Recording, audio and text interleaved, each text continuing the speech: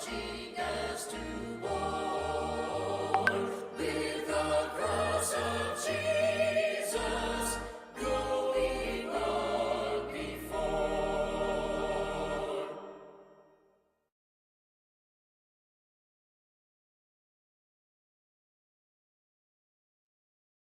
Thank you so very much, Doc, for displaying that song for us.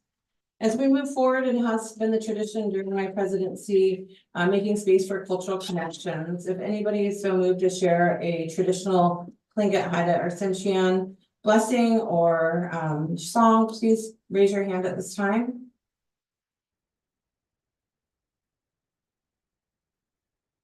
Not seeing any, I want to make space here for us to have the DOTS team prepare the next video. This video is our cultural connection for today, which is October 9th, 2024. This is a really special cultural connection. This is brought to us through Tlingit and Haida Media through the Gumboot Go series. Our past president, Marcelo Quinto of the AMB, did a wonderful video for our younger generations to connect to the history of our organizations. If the DOTS team could please play that video now as we're looking at our cultural connections. Thank you.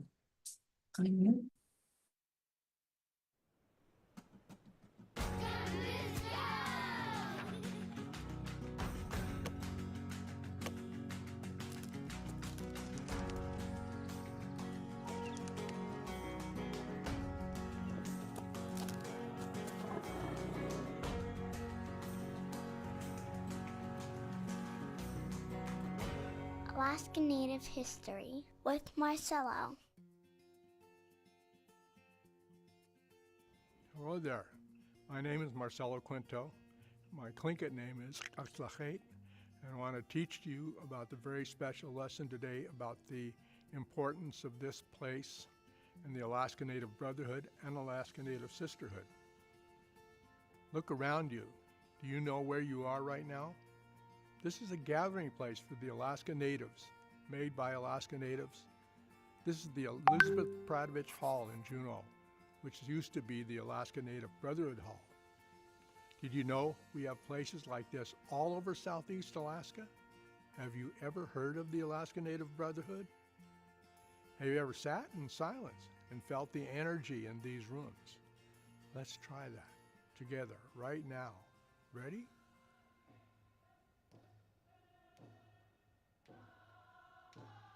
How do you feel? Can you feel our ancestors who have danced, celebrated, and walked these halls with us right now? Places like these are so special and important because they are living, breathing like us. The collective spirit of our ancestors helped shape these places through their energy, and even if they pass on, a part of them still lives here today, helping this place breathe and be part of our community.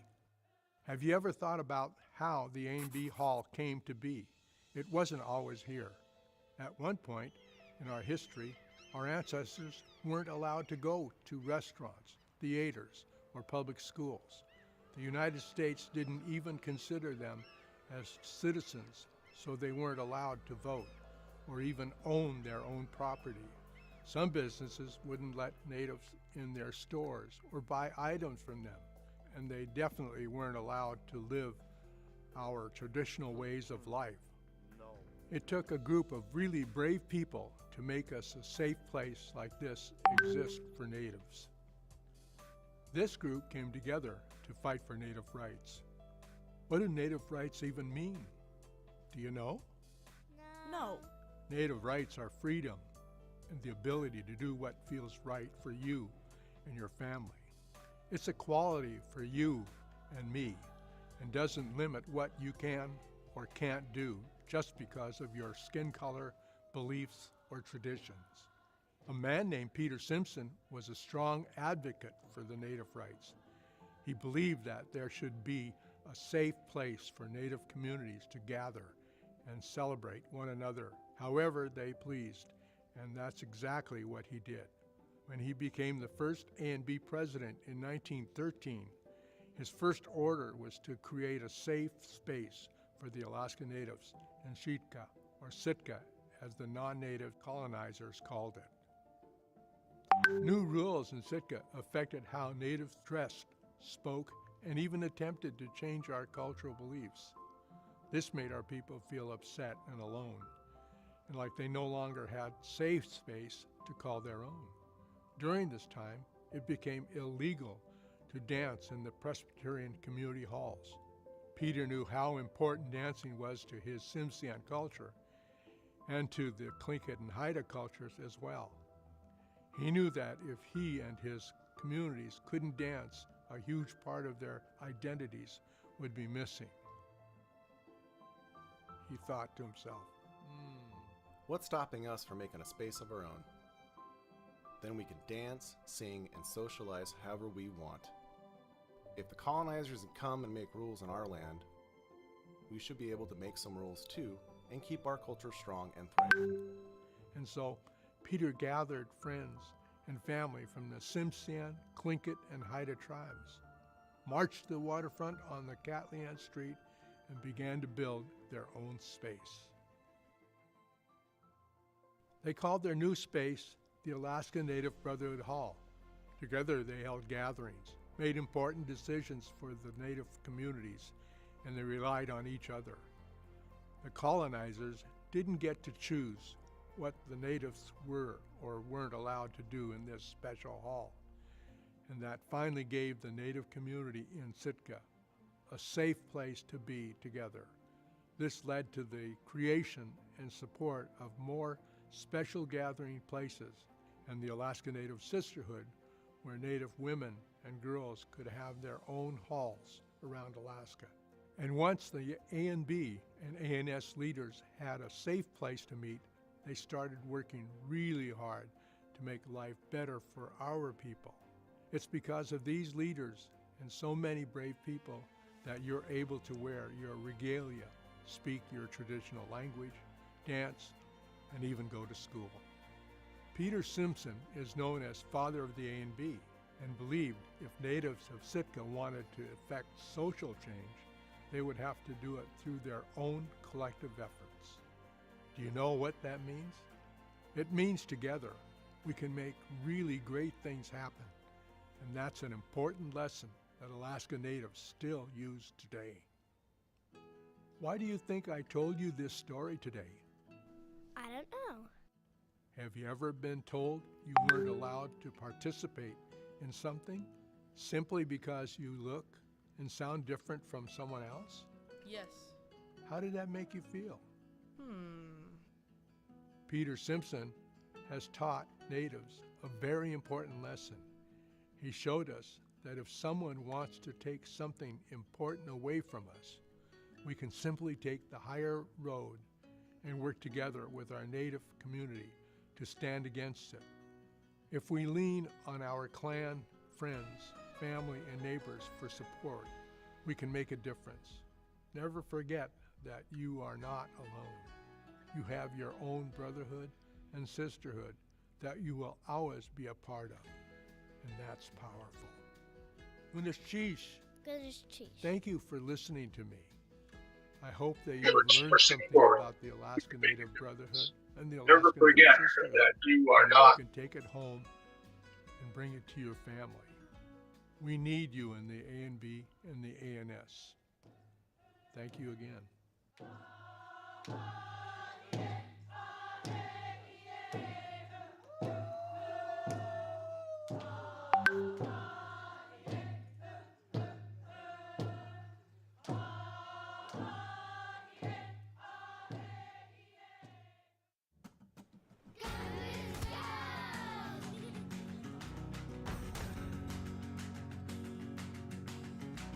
I do again want to say Atnang Ganaltish to Tlingit and Haida for the Gunboot Goes series.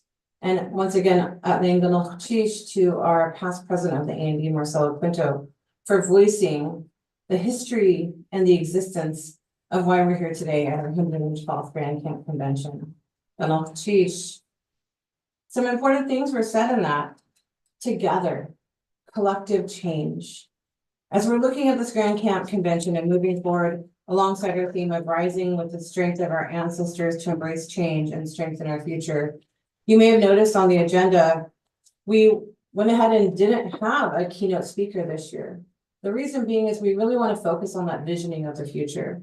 Who are we as an organization and where are we going? But more importantly, where have we been and how can we use that to fuel us forward? So we'll be working on a lot of workshopping this year around the strategic planning, which we started last year. And then throughout the year, we had a session and a survey that went out to all of your camps. We're going to continue that work together, and hopefully the next presidency will continue that on as a wish of the body. Hopefully what will happen is that we'll end up with a strategic plan at the next Grand Camp Convention, so we can continue moving forward into the future. So outlaying gonna sheesh again to Tlingit and Haida for the Gumboot Go series. Also, as a note for the films that we've shared, there is a link in your agenda if you want to revisit these. There's a great many films available there. And also we'll be looking at some Sea Alaska Heritage film, I believe tomorrow, which the whole series is also linked in your agenda. Thank you. So I'd like to hand it over to Dots at this time for the technology overview. Awesome. Thank you very much, Heather. My name is Michael. I'm joined here by Brandon, Matt, and Ilana. And we're here to help you get through all the meeting management as well as the voting in your conference. So just a few notes, please remain muted unless you're called upon to speak. And please raise your virtual hand to get in the queue, so to speak, if you have a question or a comment. If you're experiencing slow internet, you can stop your video to increase your bandwidth. And when you're speaking, please ensure you have no background noise, such as a TV or a radio in the background. That makes it a little bit harder to hear. If there's multiple people watching from the same household, please use headphones, because if you have more than one laptop going, it can cause an echo. Next slide, please. So we're asking for identification purposes that you change your screen name to be your full name and your local camp number. You'll see an example there. And we're going to go through a couple slides just to show you how that works. So you're just going to find the participants tab and find your name in that tab. Click rename, and then you can enter in your display name. On a mobile device, it looks a little different, but the concept is still the same. You're just looking for the participants tab at the bottom. You'll see the list of names. Typically, your name is at the top. So click your name and click on the rename option. Again, for participating in discussion, we're asking that people raise their hands. That will kind of act as a lining up of the microphone, so to speak. Once the chair calls on you, please unmute yourself and begin speaking. If you need to move or second a motion, you can also use the raise hand feature. And to raise a point of order or privilege, please use the chat function so that we're able to interrupt the proceedings. And once again, just if you're using a mobile device, similar to this, you may need to click the More button, but there will be a raise hand option for you there. If you are dialing in on a phone, you just need to dial *9 to raise your hand, and then it will be *6 to unmute yourself. At lunchtime, there will be some breakout rooms open. We haven't decided yet if we're going to be assigning people randomly or if it will be a choice, but if it is a choice, then to join those breakout rooms, you're just going to click the breakout room icon at the bottom of the screen. Again, this may be located under the More button if you've resized your screen accordingly. But just click Join once you see the dialog box pop up, and you will join a separate room that will be a break-off discussion over lunchtime. And just a quick note, there is also a period in the late afternoon where those will be used as well for a strategic blueprint workshop. So please keep that in mind when that time comes as well. Again, just a quick screenshot on how the breakout room option appears on a mobile device. Next slide. And then using the chat function, again, you just click the chat button at the bottom of the screen. And you can type your message once the chat dialog box pops up. You can direct your message to one person, or you can direct it to everyone using the drop-down menu. And once again, this is just some screenshots of how it looks on your iPhone or mobile device. And then, so just a quick note, we have opened a quorum vote. This will act as both establishing quorum and act as a test vote for everyone. So please go ahead while we're going through these slides, please access the voting software and enter your ID and password, and then please enter your vote in for the quorum vote. It will say vote now, quorum Wednesday AM. If you are already logged into the platform, you just need to click next vote to refresh the page. So going through, you will see something like this to enter your ID and password. Use those credentials that you received from the email to log in. You will see a screen similar to this. When there are no ballots active, there will not be a link available. But when a vote is called, click the next vote button, and you will see a link that says vote now. Screen like this will pop up. If you do wish to abstain, just click no option and you can go forward that way. But otherwise, you do need to confirm your vote. Once you've confirmed your vote, you will see a green success message such as this. And at this point, you can navigate back to the Zoom to hear the proceedings and wait for the next question to be called. And that's it. So once again, just a reminder, we have opened up the quorum vote. We are going to leave that open for a few minutes. If you're having any issues, please reach out to Dots in the chat. You can also email us at credentials@dataonthespot.com. That is also the email address where you have received your invite from, so you can just reply to that. We have put that information in the chat box. So if you're looking for that, just open up the chat and you can see the last message is from us. It has a bit of support in there, as well as the link to the voting website if you're looking for that. And just a final reminder, keep your ID and password handy. If you need, you can write it down, or you can keep your email address, email account open, just so that you have that handy in case you get logged out or need quick access to that. And once again, if you have any issues at all, please reach out to Dots in the chat. We've got a few folks online here to help you out. And we're more than happy to help. So we'll leave that quorum vote open again for a few minutes. And maybe what we'll do is we'll throw it back to you, Heather. You can continue the agenda and we'll just leave quorum open just to make sure that everyone gets a chance to vote on that and address any technical issues they may have. So thank you very much, everyone. Once again, my name's Michael, and you can reach out to Dots at any time if you're having any issues.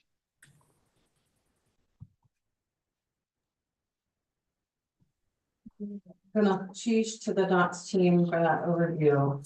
So the important reminders are there. We do have capacity to mute you if needed. So, but as with previous virtual conventions, we've left it open. We do have important times that you may need to unmute, and we recognize that is your right to do so. The times we will mute you is if there's a lot of background noise and we deem that you're having challenges muting, we may mute you. As well as we may turn off your camera. So if we see anything that's like feet or the ceiling, it could be distracting. And also we want to respect your privacy if you don't realize that you have your camera on at that time. Of course, you can always turn it back on your own. So currently we have the quorum vote is happening. If you are having challenges, please reach out to Dots. Let them know you're having challenges. I believe they put that information in the chat as they have in previous years. The contact information and a way to reach out. This is an important way that we establish quorum, so it is important that you do this. And if you have delegates that are not yet here, please reach out to them and let them know this is the time that they need to make sure they're here so they can be credentialed for the day and established as part of the quorum. So we're going to go ahead and just take a few minute recess. I would say not recess, but we're gonna take a pause until 9:15 Alaska time. That's about 3 minutes. I'll check in with Dots at that time and see where we are with regard to the quorum, but it will be going off camera and onto mute. One last thing I want to mention is that we are a very small team here in person. We don't have capacity for each one of us to monitor the chat. So I just wanted to mention to everybody that we will not be responding directly to chat at all times. If we have capacity, we will.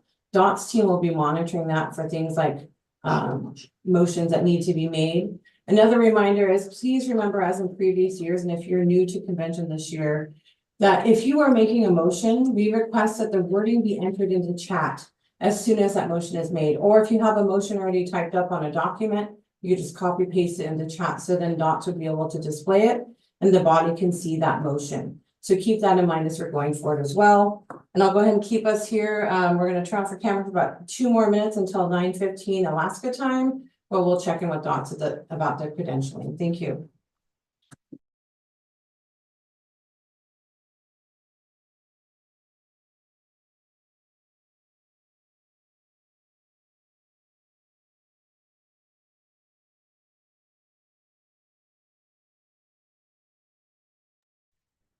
Just a reminder from Dots, please remember to log in, cast your vote for quorum. It's really important that we get everyone accounted for, and please cast your vote for quorum so that we can establish quorum and move forward. Again, if you have any issues, please reach out to Dots in the chat or at the email address credentials@dataonthespot.com.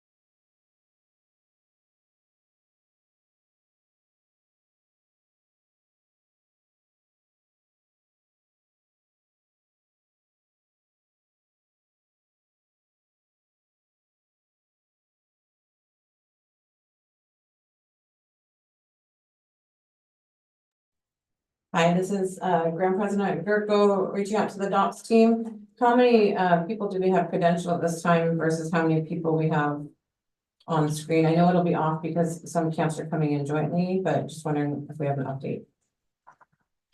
Yeah, we're up to 19 folks. Just a reminder to everyone, a couple reminders. One, just make sure if you can't find your credentials, you can always check your spam or your junk folder. And again, just one other reminder, there's actually 2 votes open in your account. One is called credentials test. That is a ballot that we use when we send out the email. And that is just so that you can test out your account before the meeting. But please make sure that you also vote in the quorum vote. So it will say vote now, quorum Wednesday AM. So if I could get everyone to just log back into their account, hit that next vote button. And again, you're looking for vote now, quorum Wednesday AM. It'll just be a 1-option ballot that says I am present. So please go ahead and click that link and cast your vote for quorum specifically. We need everyone who's present in the meeting today to go ahead and register themselves for the quorum. Thank you very much.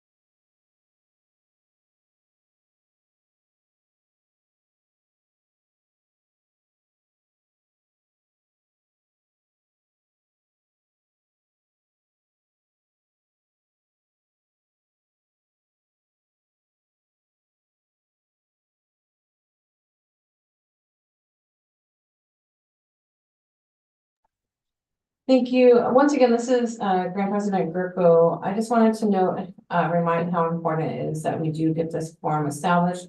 We cannot approve our agenda until we do have a quorum. So please reach out to Docs if you're having any challenges. And we can hopefully move forward with the day. We'll continue to wait for that to happen, understanding this is our learning opportunity with technology. But we are here and hopefully we'll be able to move forward in just a few minutes. I would like to ask our ANS Grand President Emeritus Smelly Schoonover, as well as our A&D First Vice President Paul Johnson to stand by. We need to move forward to the welcome. Since we can't do the approval of the agenda until we have a quorum established. But so please stand by Grand President Emeritus and First Vice President Paul Johnson. Thank you.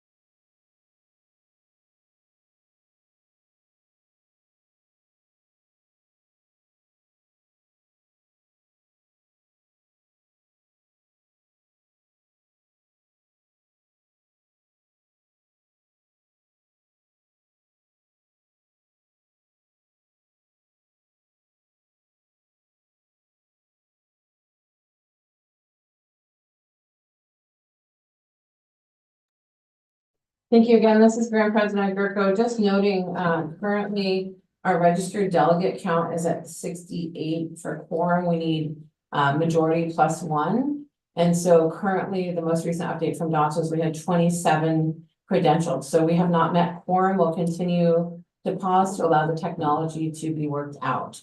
We still are here. We're just waiting for you all to either reach out to DOTS if you're having challenges. If you are a camp that is joined in one room, you each individually need to do the test vote credentialing. So it's not just one for the camp. So make sure that if you are multiple people in one room, that you are individually voting through the test vote. Thank you.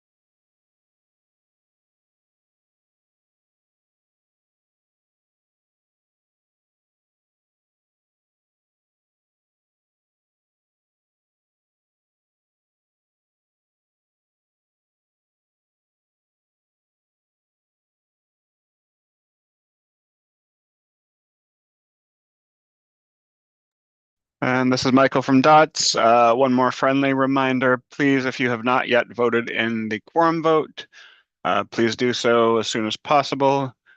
And if you're having any issues, please reach out to DOTS.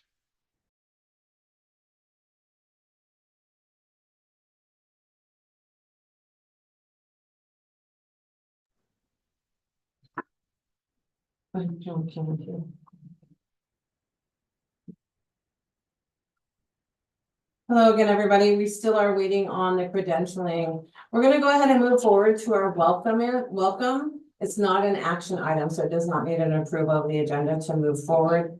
So we'll go ahead and ask our ANS Grand President Emeritus, Millie Schoonover, if you could please provide your Grand Camp welcome. And then we will move to ANB First Vice President Paul Johnson. And then we'll move to the ANS Grand President Daphne Albee and myself with the Grand Camp response. Thank you.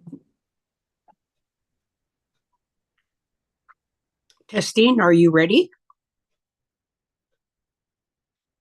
Okay, assuming you're ready. Good morning, everyone out there on Zoom and virtual. Good morning to our ANB Grand President Emeritus, Richard Jackson, ANB Grand President Heather Gerkel, ANS Grand and ANB Grand Officers, ANS Grand President Daphne Albee, and Grand Officers. A special good morning to all of you delegates that are joining us today. As we are rising with the strength of our ancestors to embrace challenges and strengthening our future. This says a lot to me.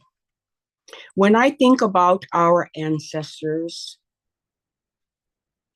I think about all of the past ANB and ANS Grand Presidents and Grand Officers,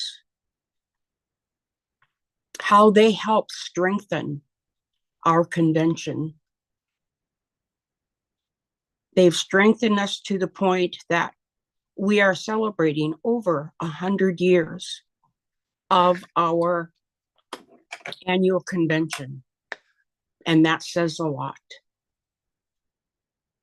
So as we look to the future for the changes and the challenges that we face, not only in our organization, but our daily lives, let us stop and think about what our ancestors went through years and years ago, before technology, before phones, before typewriters. I mean, I can't imagine being without the technology that we have today. The fact that we could have our virtual Zoom meetings, we're still able to see one another, we can hear one another. To me, that is a blessing. I pray that throughout this convention, that we don't have very many challenges. The challenges I will have at my end here on Prince of Wales is the internet. So if I disappear, it's because the internet is in a glitch. So brothers and sisters, I'm wishing you all a very, very successful convention this year. What an honor it is for me to be the very first to welcome you to this convention.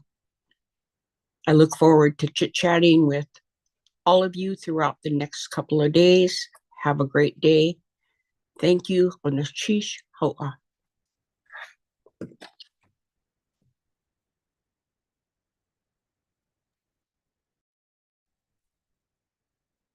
All right, good morning, everybody. I'd like to acknowledge that I'm standing in for ANB Grand President Emeritus Richard Jackson, who is being and supporting his family in time of need at the moment. We are sending our well wishes. I'd like to, on behalf of ANB Grand Camp, like to acknowledge that we are actually producing this virtual convention from the Dina Aina Ani people, the land of the Dina Aina people. And much thanks to the Rural Cap organization for allowing us to host. Rural Cap has been a strong supporter of A&B Grand Camp as well as many smaller individual camps. On behalf of A&B Grand Camp, I'd like to also acknowledge and thank all the many camps that are dialing in, as well as some new camps that have been reformed. And we'd like to take this opportunity to show that the fact that we're still presenting online through past pandemics and through challenges with broadband and work schedules, that we are a resilient organization, that we are here and we are facing the challenges of today with the foundations we've learned from those before us from the past. With this opportunity again to welcome all camps participating in the 112th A&B ANS Grand Camp Convention. Goodness Chish, Awa, Wixin.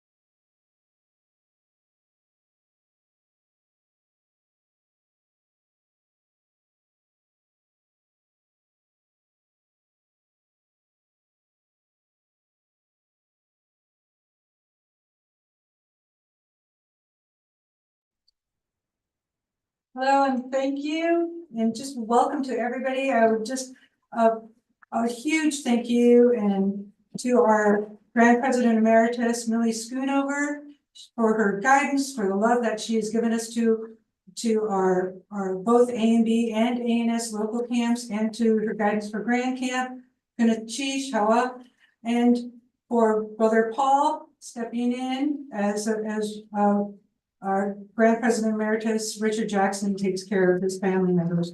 So welcome to all our local camps. We are so thankful that you are joining us today, and we appreciate your patience as we work through all these kinks that we have as normal for the first day. We appreciate you being here. We appreciate just all the love and the care that you've taken care of for your local camps, and we look forward just to working together and moving forward together. You're the chiefs.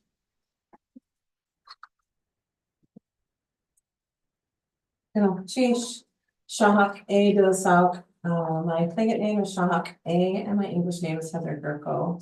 I'm so honored to be standing here representing you all as the A&B Grand President. Thank you, Chief, again for taking time out of your busy schedules and away from your jobs and your families and your community to continue this important work of our organization. To our A&B and our ANS Grand President, Daphne Albee, to our ANS Grand President Emeritus, Millie Schoonover, to our A&B Grand President Emeritus, Richard Jackson, to our A&B Grand Officers, to our ANS Grand Officers, to our A&B past presidents, and to our ANS past presidents, to each of our A&B and ANS delegates, honored veterans, honored elders, honored community members. It is a humbling experience to be standing here welcoming you all, because all of us long for that brotherhood and sisterhood community feeling that we have lacked in these last few years, based on technology and the pandemic and the distance that we've all experienced over the past few years. Nothing can compare to our times together when we're able to laugh and have a good time and grow our community. But I'm grateful, as our Grand President Emeritus of the ANS said, that we have this technology opportunity to still see each other and still hear each other.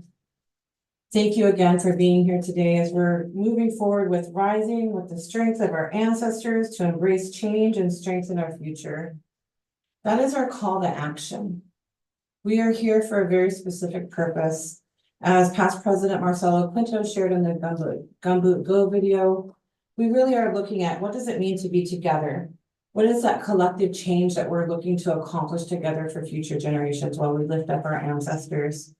I hope that you continue to think of these thoughts and this theme as we move forward into the workshopping, into the important work of Grand Camp. I want to also thank Rural Camp for stepping forward. We have the amazing support of their staff, Chloe, and then the IT support of Dennis and of Joe at Lane Chief for coming together within the last week to help us pivot and shift to be able to come to you. Our hands are raised to you. Also, we want to thank everybody who is just a part of this. Camp 87 has our Civil Rights Convention conference happening this weekend. We're grateful to be able to have a voice at that convention and to be able to lift up the important work of the AMB and ANS that we've accomplished over the last 112 years and into the future with this annual convention. And the gratitude, we know the technology didn't work out as we had hoped to be at the hotel where we're staying at, but we understand that we pivot, we're adaptable, and we support each other through everything, no matter what. We come together as brothers and sisters under the umbrella of Grand Camp now. So we truly are in unison. And I encourage you to speak from your heart, consider the words that do come out and make sure that they have a purpose for serving your local camp who you've been elected to serve, as well as serving the entire body of the Grand Camp. Our hands are raised to you. At this time, we're going to go ahead and move forward. We'll ask Dots to stand by. And we will go ahead and share who our Grand President appointments are. We apologize for the delay in this appointment due to the fact that we know that technology was a challenge. In the last 48 hours, 75% of our delegates have registered. So please be patient and understand that our Grand Secretary and our acting Grand Secretary are doing work at an intense rate and making sure that we have everybody here at convention. But again, 75% of our delegates registered in the last 2 days. So there's a lot that we had to push forward to Dots. And so that also comes to our committees. We haven't been able to establish the committee chairs prior to this because we didn't know who was registered for convention.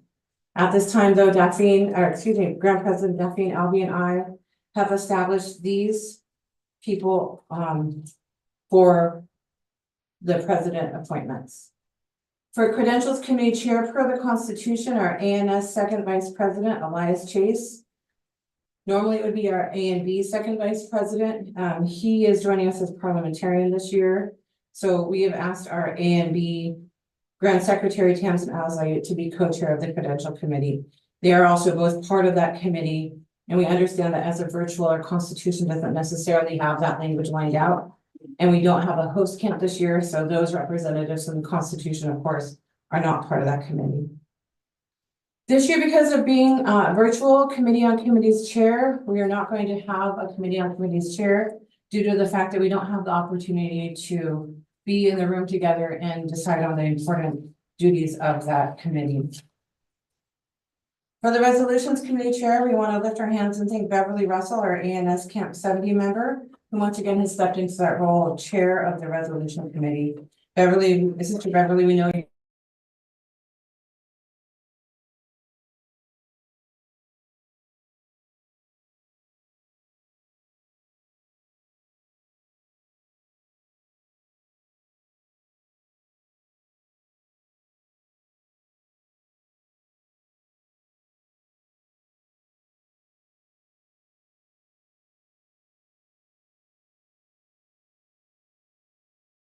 You'll have to repeat the whole thing. No,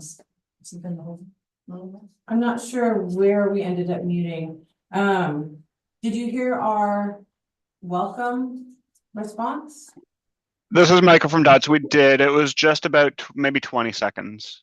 Okay, so I'll start again then at the top of the Grand President appointments. So Credentials Committee Chair will be our Second Vice President of the ANS, Elias Chase. And for the Constitution would also be our Second Vice President of the ANB. But we are asking our ANB Secretary, Tamsin Al-Zayed, to be co-chair of the Credentials Chair. And then I'll just, yeah, and then I'll just sign in when I get to. Sure, Butler, could you please mute? Thank you. Committee on Committees, we're foregoing that committee this year due to being virtual. We want to thank Sister Beverly Russell for standing up and offering to be the Resolution Committee Chair again this year. Thank you for your continued service. Within the Resolution Committees, we are asking that our Executive Committee woman of the ANS, Paulette Marino, be the Chair of the Fisheries, Wildlife, and Subsistence Committee. We're asking our ANS Grand President Emeritus, Millie Schoonover, to be the Health and Education Committee Chair. This year, for our Elections Committee Chair, Grand President Albie and I have decided that she and I will be the co-chairs of the election committee. Neither of us is running for re-election, and so giving space for others to take that on as a call, we felt that we will co-chair the elections committee this year. With regard to the Veterans Committee, we are asking Brother Marcelo Quinto, our past president, as well as ANS Camp 36, Selena Conklin, to be those committee co-chairs. We are requesting that past president of the AMB, Sasha Sobolov, be the state and federal committee chair. And we have assigned Jacob Wog as the parliamentarian for this grand camp. Also, we are requesting that our past president of the AMB, Sasha Sobolov, and past president of the ANS, Janice Jackson, serve as our AMB and ANS chaplains. We do not have a youth representative at this time. We encourage you as local camps to send a message to our ANS Grand Secretaries if you'd like to nominate one of your youth members as our Grand Camp Youth Representatives. With regard to the Audit Committee, because we do not have our Grand Treasurers present, Grand President Albie and I are assigning that committee and will meet to report to Grand Camp executives with the audit results no later than November 15th with a written response to all delegates and local camps. At this time, I'd like to go ahead and ask Dots if we have any updates with regard to credentialing. So we are still sitting at 31 participated in quorum. So once again, I'm just going to make one more ask to everyone. If you have not submitted your vote for quorum, please make sure to go ahead and log into your voting platform.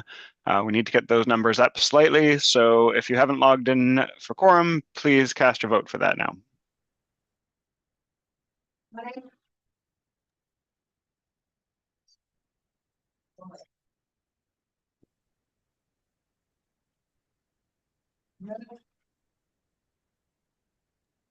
Thank you. And just a note, we have 68 registered. Of that, we need to have a majority, which would be 35, so half plus one. So we have not met quorum. I do see AMB past president Sasha Sobolov, you have your hand raised. Yes, thank you, Madam Chairman. Would you be so kind as to get Dot or someone to put in the chat the appointments that you just announced? We could hear some of them, but it got cut off, and you know how the technology goes, but that would be helpful. Thank you very much. Thank you. I'll go ahead and do that as soon as I sit down here in a moment, and I'll make sure that's in the chat as well. Thank you for that reminder. So currently Dots is here that we're at 31. We are 4 under quorum. At this time, I'm going to call a 5-minute recess. So Dots can work with anybody on the back channel to make sure we have a quorum. So I'll ask our secretary to go ahead and mute and stop video, and we will have a 5-minute recess. Thank you.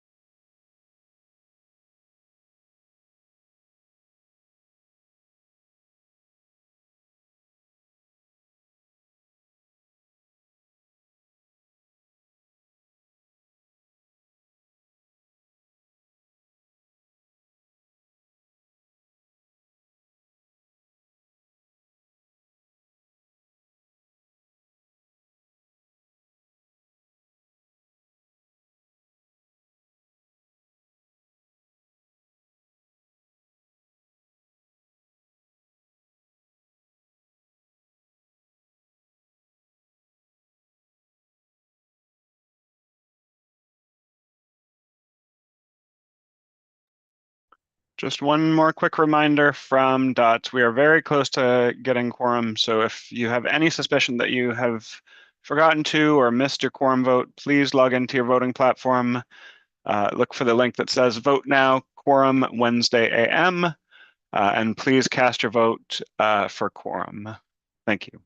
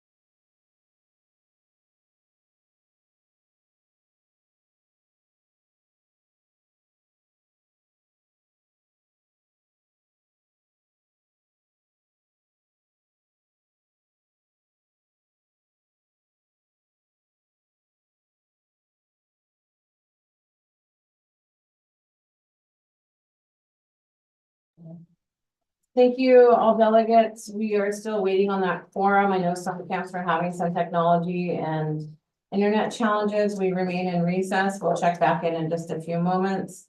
In another 4 minutes. Thank you.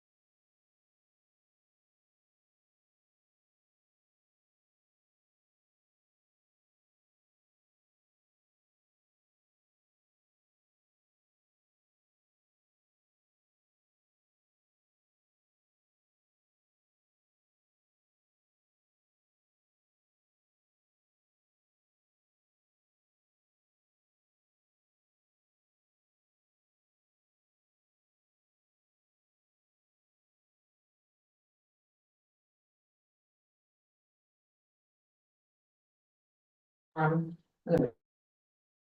you. I'm good. Hi, this is Heather, Ground President Heather Gerko. I do want to recognize that the Tlingit and Haida President Richard Peterson has joined. President Peterson, just so you know, we are under a recess as we're establishing quorum. Thank you for joining. We do still have you on the agenda.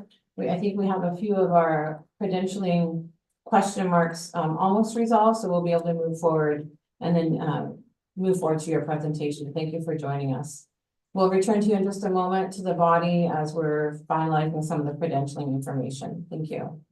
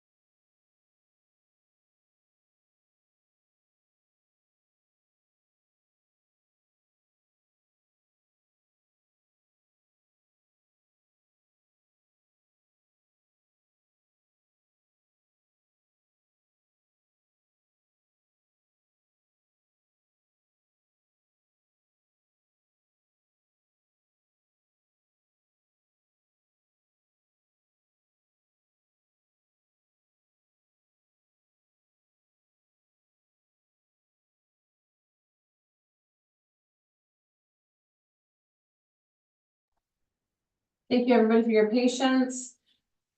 We do have a question for the camps who are joining together in one room. Specifically, I'm going to say Sitka. Have each of your delegates individually done the test vote to establish quorum? If you could please put that in chat. We need each of you to individually test vote to establish a quorum. You won't be able to vote as a whole conference room. We want to make sure each of your votes is heard. One note as we're getting that information into the chat is that we have gone through the list of A and B and ANS executives. Originally, all A and B and ANS executives were considered as part of the registered. We've clarified to Grand President Albie and myself, there were 9 that we removed from the registered list because they have not been active in the last 5 years. So they would not normally be a part of the registration process. And so the quorum then at that charge then shows us that we have 53 are our registered people, delegates, thank you. And then our quorum would be a majority plus 1, which would be 27. As per the last update from DOTS, we have 35. A quorum has been met.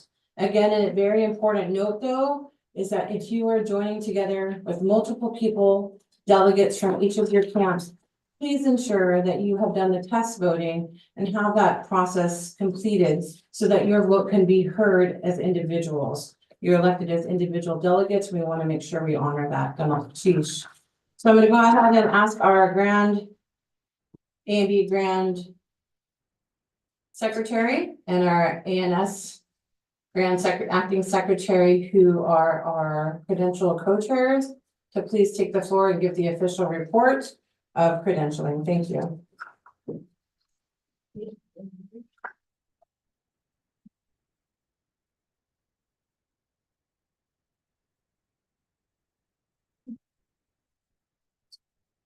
Good morning, A&B Grand Officers, Executive Committee, and ANS Grand Officers and Executive Committee, and delegates and alternates. At this time, we have 36 in attendance total, and we have made the quorum, Madam Chair. So at this time, we are ready to begin. Thank you.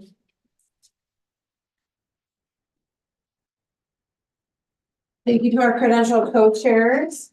We are ready to move forward. There's one action item before we welcome our guests, which is approval of the Grand Camp 2024 agenda. I do note here that the agenda does say 2023 with the, approval of the agenda as an action item. We also have approval of the October 7, 2023 Grand Camp Convention minutes. We may have to defer that after our speaker.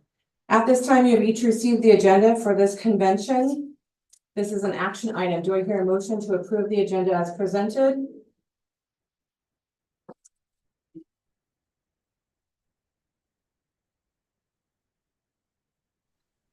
I do recognize Sister Beverly Russell. Okay. Unfortunately, I can't hear you, Sister Beverly. I make a motion to approve the agenda as recommended. Thank you. The motion has been made to approve the agenda as recommended. Is there a second? And that was by Beverly Russell Camp, ANS Camp 70. Second, Paulette Marino, ANS Executive. Thank you. Second by ANS Executive Woman Paulette Marino. Under discussion. Question. Question? Question has been called. At this time, I'd like to ask for unanimous consent without objection. Without objection, motion carries. Thank you. Oh, I do see we do have a hand right as I was saying that. Sister Stephanie, is it with regard? Not to the agenda, it's to the minutes. Oh, thank you. So Sister Stephanie, is this with regard to the agenda or with regard to the minutes? Thank you, Madam Chairman. That would be to the.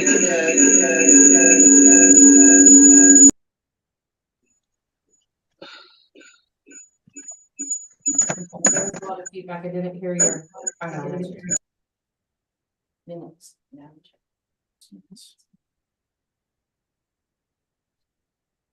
Thank you. I've heard through the Grand Secretary is with regard to the minutes. We do not have a motion yet on the floor with regard to the minutes. We do have our guest here, who is our Tlingit and Haida President Richard Peterson. President Peterson, we do have an important item, which is approving the October 7, 2023 minutes. If you're prepared, though, to address the body, we'd like to welcome you now. And then we can continue on with our business after your address. What would your wish be? I'm at your disposal, Madam Chair. Thank you. Thank you, President Peterson. You have the floor. You have up to about 10 minutes with a 5-minute Q&A. If that works for you, the floor is yours. Wonderful. Well, Gunung Hawa, and welcome, brothers and sisters, to the 112th Grand Camp Convention. It's an honor to be present before you today as president of the Central Council of the Tlingit and Haida Indian Tribes of Alaska, and to acknowledge the incredible legacy of the Alaska Native Brotherhood and Alaska Native Sisterhood. Your organization's unwavering commitment to justice and equality has been a beacon of hope for our people for over a century. We at Tlingit and Haida owe a deep debt of gratitude to the ANB and ANS. Your tireless advocacy paved the way for our own federal recognition, a milestone that has allowed us to exercise our inherent sovereignty and self-determination. As the oldest civil rights organization in the nation, you have blazed a trail for all Indigenous peoples, demonstrating the power and unity and collective action. Your theme this year, Rising with the Strength of Our Ancestors to Embrace the Change and Strengthen Our Future, resonates deeply with the challenges and opportunities we face today. We stand on the shoulders of giants, drawing strength from their resilience and wisdom as we navigate a rapidly changing world. Yet, it's my belief that the work of the ANB and ANS is far from over. We still face systemic inequities that threaten our way of life, and we must continue and fight for full protection of our voting rights to ensure every Native voice is heard loud and clear in the halls of power.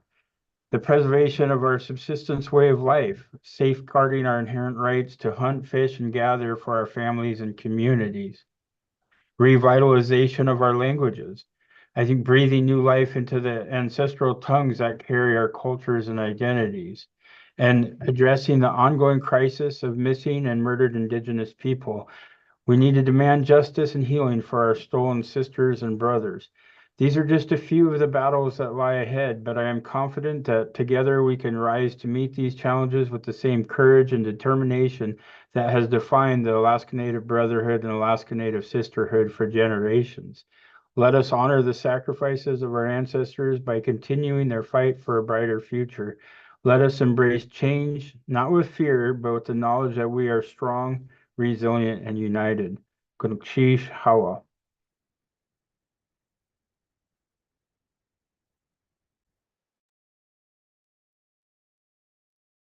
Langdon Chief, President Peterson, thank you. I'd like to have our ANS Grand President make a statement. President Peterson, thank you so much for being with us here today. We appreciate you just taking the time, and we appreciate everything that you've done to support the A&B and ANS Grand Camp and our local camps, Machish Hawa. And we know that originally we had planned to be in Juneau, and that you graciously provided space for us. So we thank you for that. For allowing us to do that. And we look forward to doing it in the future, for being there in the future. So thank you. Are there any questions for President Peterson?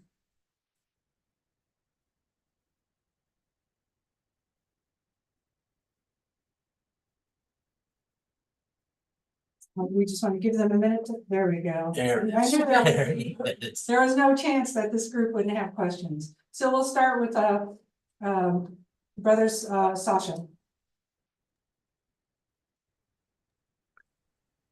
Good morning, President Peterson. I, on behalf of Teneke Springs Camp 76, I want to thank you for all the solid work that you and your vice presidents and what General Assembly has done for all of our concerns that we have that are wrapped up here in southeastern Alaska. And my support for you needs to be stated clearly that you've not dodged one item that affects us and how we do our life.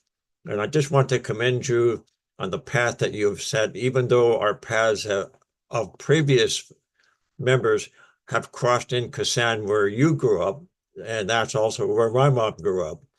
And so as a brother, keep on. We're backing you, and if there's anything we can do, you just let us know. Goodness cheese. At Klingbenik Chahawa, your words really lift me, Brother Sasha. I thank you for those. And as I said, I think the work, there's plenty of work for us ahead.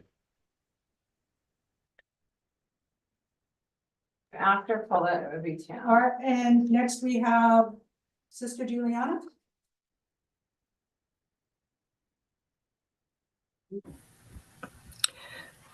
Ganesh Jace, excuse me, my apologies. Ganesh Jace, President Peterson, for keeping us informed with the fights that we have today. It is not just only our civil rights, but it is also the rights as a sovereign nation to be able to continue our way of life. So each time that you come forward and let us know what the concerns are on a tribal level, as well as with the ANS and A&B sisters, as well as and brothers, and as well as on a corporate level, so that we are all in unity. I just want to thank you so much. I applaud your hard work. Appreciate it. Ganesh Jace.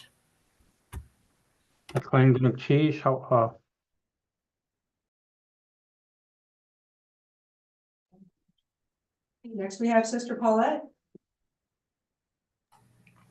Thank you so much, Madam Chair. President Peterson, thank you for joining us this afternoon. I have just two comments.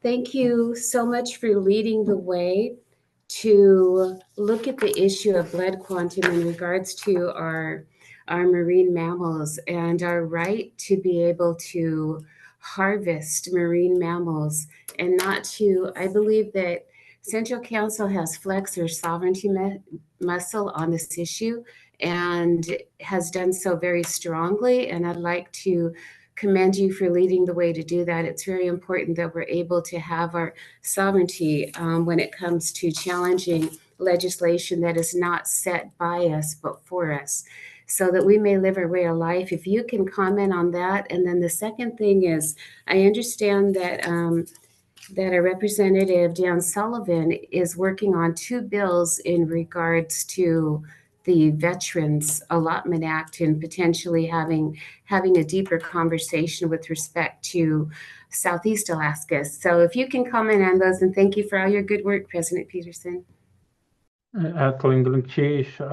Jahawa, Sister Marino.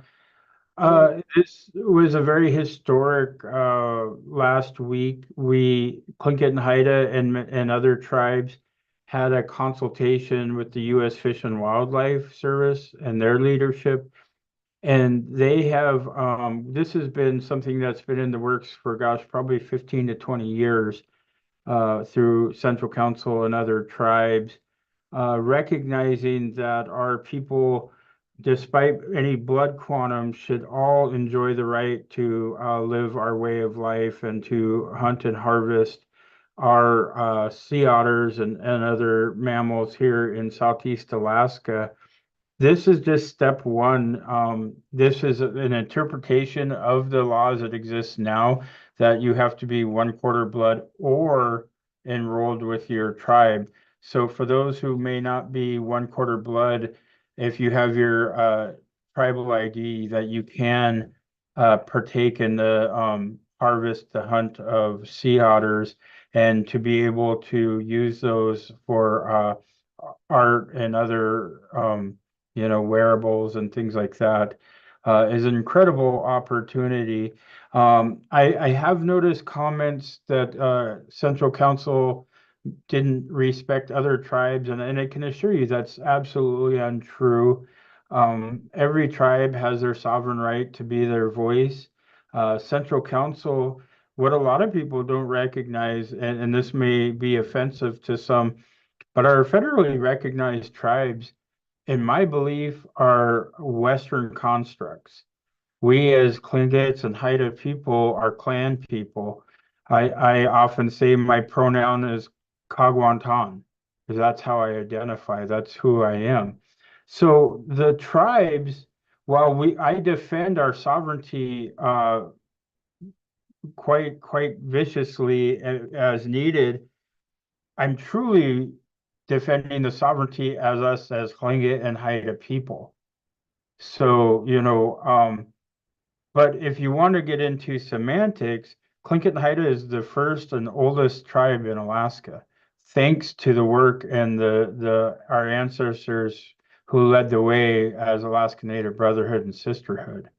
So we are not treading on any other sovereignty. In fact, we've worked well with other tribes in this. I would say the majority of tribes support this. There are a few people who have taken issue with it, and they bring up issues of polar bears and other things. But this isn't about polar bears. This was a regional issue. This is a exercise in sovereignty. And when are we going to stop asking if our people are native enough? You're either Tlingit or you're Haida or you're not, in my book. And so, and maybe that ruffles some feathers, but I will tell you, for the rights of our future generations, I'm happy to ruffle those feathers. Your second question on the veterans, we have been working in lockstep with Senator Sullivan, and we support our veterans 100%. One of the things is a few years ago, they finally had the Veterans Allotment Act that allowed our veterans to select their allotments. The problem was that special interest groups in the lower 48 did not want our veterans selecting in the Tongass. And to me, that's just treachery. That's the most vile thing. We are the people of these lands. We watch the trees in the Tongass grow. And our veterans have made the ultimate sacrifices and deserve their due justice in getting their allotments. So we're working with Senator Sullivan to change the law to extend the timeline so that our veterans can select those allotments in their own homelands. And many of our veterans have not selected any because they feel like it's an offense to them. But even more so, I've heard that it's an offense to the other peoples of those homelands where they're able to select. So that's where we stand on those two issues, Sister Marino. Guneshish. Thank you, President Peterson. Thank you. The next question that we have is from A&B Brand President Heather Grissom. Thank you, Madam Chair. Thank you, President Peterson, again for being here. My question is not wearing this Pugana, which I didn't take off, I apologize, but as a tribal citizen, I'm so incredibly grateful to report to this body that in April of 2023, many of the tribal citizens in the lower 48 came together and we were successful in bringing forward a resolution to Tribal Assembly to recognize Portland Community Council. So for all the hands, Brother Tamsin, myself, another community member in Portland, Renee Perry, as well as the support from Seattle Community Council, worked diligently for years alongside your office. And we're just so incredibly grateful that we will now have representation in the Portland area for our community councils. My question is with regard to our way of life and the blood quantum. We understand that many of our tribal citizens live outside of Alaska. My question is with regard to the laws that are in place. If a tribal citizen lives outside of Alaska but meets the blood quantum requirement, are we able to come up here and be a part of our way of life? Or is that a state to our government relationship, or is it a federal to our government relationship? There's a question that all of us around the table can answer. So if you have that answer, we would really appreciate that. Well, if your question is the blood quantum, if you met the blood quantum, well, then you always had the right. The issue now is that blood quantum isn't the only recognition being an enrolled tribal citizen is. So the short answer is yes, but I don't mean to be a blockhead, but the question's important. And your question was if you met the blood quantum requirements, which that hasn't changed. But you always had that right. You have to come home to exercise that right. But yeah, it's a federal law, not a state law.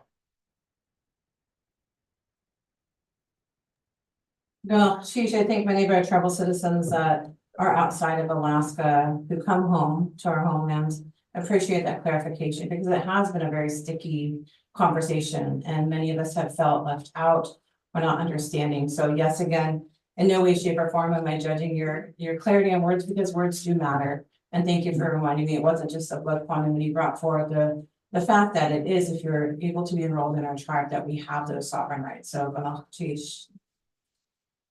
Thank you. All right, we have two questions left. The next one will be from Brother Tam, and then the final will be from ANS Sister Melissa. Good morning, everyone, and Mr. President. Good morning, Mr. President. I have a couple questions real quick because we're a very active camp of the Alaska Native Brotherhood and Sisterhood, even though we're in Oregon, and I would like to. I ask you, we have a family from out of Angoon that have tribal enrolled citizens that live in Riyadh, Saudi Arabia.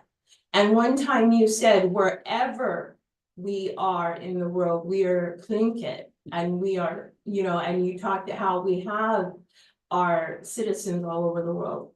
So my question is, even though we are not in the state of Alaska, that whatever happens in Alaska does affect all of us in or out in the ripple effect. Could I get your comment on that? Thank you. I'm not sure I was able to discern a question in that. The question is that with those of us in community councils or local camps that do not live in the state of Alaska, and as we are establishing a Portland Community Council, we still are going to be concerned and affected by, in a ripple down, what happens to our citizens here. My question is, how can we continue to advocate as a local camp, but also in tandem with Central Council for all citizens, no matter where we reside, and support and uphold one of another. Thank you.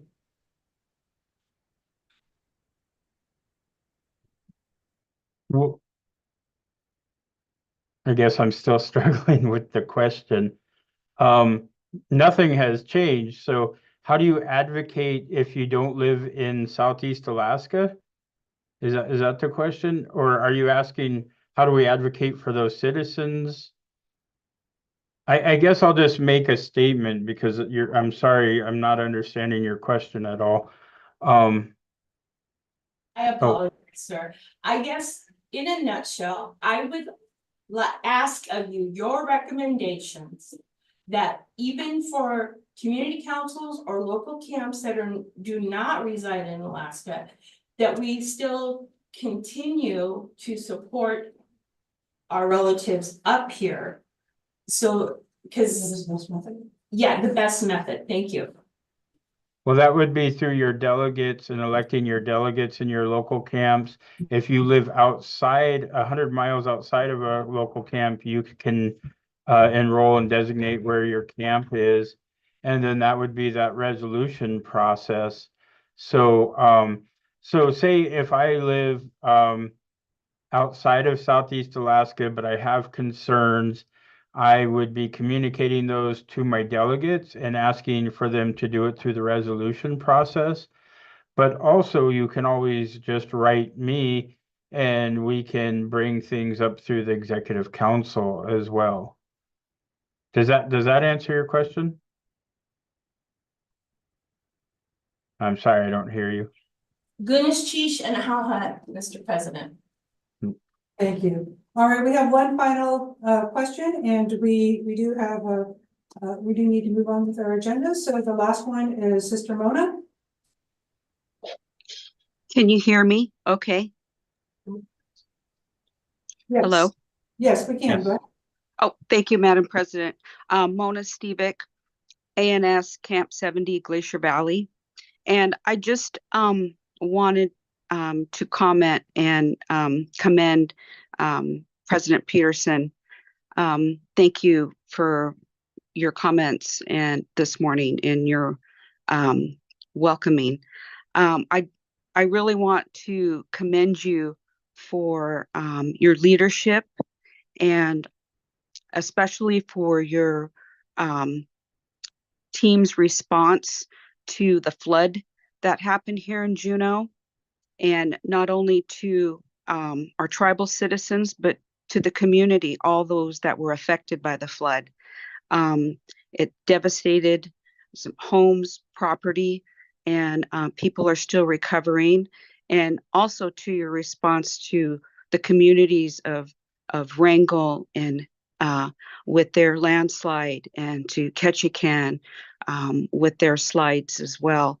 And I really appreciate your team. Their gave a wonderful response and continuing to help everybody and guide people to the right funding and direction. So I've been monitoring that. I wasn't directly affected by the flood, but I was near it, and I've been following it online. And I just wanted to let you know that our ANS Camp 70 approved a motion to donate $500 to the emergency flood response to Tlingit and Haida. So I just really want to commend you for your response to this emergency disasters. Also, I got my fish this past weekend, and thank you very much. Ganesh Chish. Ganesh, for your comments. You know, one of the worst things that happens is these emergencies, but I am completely honored and proud of our team who has, you know, they're uncomparable. Right now, we're fortunate to have, you know, state and federal folks recognize that the expertise at Central Council right now in our emergency response and their ability to not only stand up an emergency response center in those disasters, but help our local communities. And it's been very gratifying to know that we were able to step up in a meaningful role. And then, and also on the fish distribution, I hope everybody's gotten their fish. We do have about 7 more communities to do, I believe. And we had to take a pause on it because our team is going to be going up for the Elders and Youth Conference next week, and they'll resume and finish out those fish distributions. And we appreciate all of our local community councils who have been stepping up and helping with those distributions. I think there's been a lot of lessons learned, but you know, for every mistake we make, there's just so many people who have been so appreciative of getting our foods and I volunteered and helped at the one here in Juneau this weekend, and so many people made comments to me about how much better this was than turkeys or hams. And I think we're all grateful when they get turkeys and hams, but it just shows that our own foods mean so much more to us all. So it's been a wonderful program. One, I hope that we can continue to get grant funded. And one last comment on that. One of the problems that we run into is we always hear the term service area. And oftentimes we get the majority of our funding is specifically for service area. And we've been working diligently to meet our citizens where they're at in the best way we can. With 38,000 tribal citizens all across the world now, we can't necessarily get to everybody, but we're doing our darndest to make sure that we get as far reaching as we can. And I know whether you live in Juneau or you live in Seattle, you know, getting our food is so important to each and every one of us as Tlingit and Haida people. And so we're going to continue to do that and continue to work the best we can to make sure that there's as much equity as possible. But we still are limited by funding sources and those things. And I don't say that to make an excuse. I just want people to understand just what it takes to try to meet those needs. So thank you for your comments, Mona. And while you may not have been directly affected, we keep our community and our other communities in prayer because we know that there's more potential for flooding here in Juneau. And, you know, as we see across the country, it seems to be more and more natural disasters affecting our communities across, you know, the globe. So, Madam President, Gunukshish, how for this opportunity to address you all, and I'm sure I'll see several of you at the civil rights discussion later in the week. President Peterson, thank you so much. We appreciate your leadership, and we all benefit from working together. And we thank you for your time. Ms. Chish. Gunukshish, thank you. Oh, geez. Thank you. At this time, we do recognize that we have Senator Dan Sullivan waiting to address the body.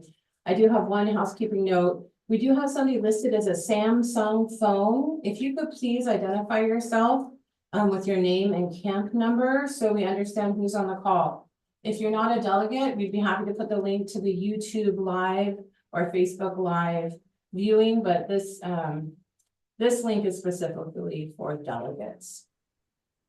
So at this time, I'd like to offer our hand of brotherhood and sisterhood to Senator Dan Sullivan on behalf of myself, ANB Grand President Heather Gurko, and on behalf of ANS Grand President Daphne Albee and all of Grand Camp. Senator Sullivan, thank you for taking the time. You have the floor. Thank you. Thank you, Madam Chair. Can you hear me? Great. Well, thank you, everybody. And I want to begin by thanking the Grand Presidents, Heather Gurko, Daphne Albee, the Grand Officers, the entire Alaska Native Brotherhood and Sisterhood for inviting me here today. Hopefully, you know, I'm a huge fan of this organization, of your organizations, for a whole host of reasons.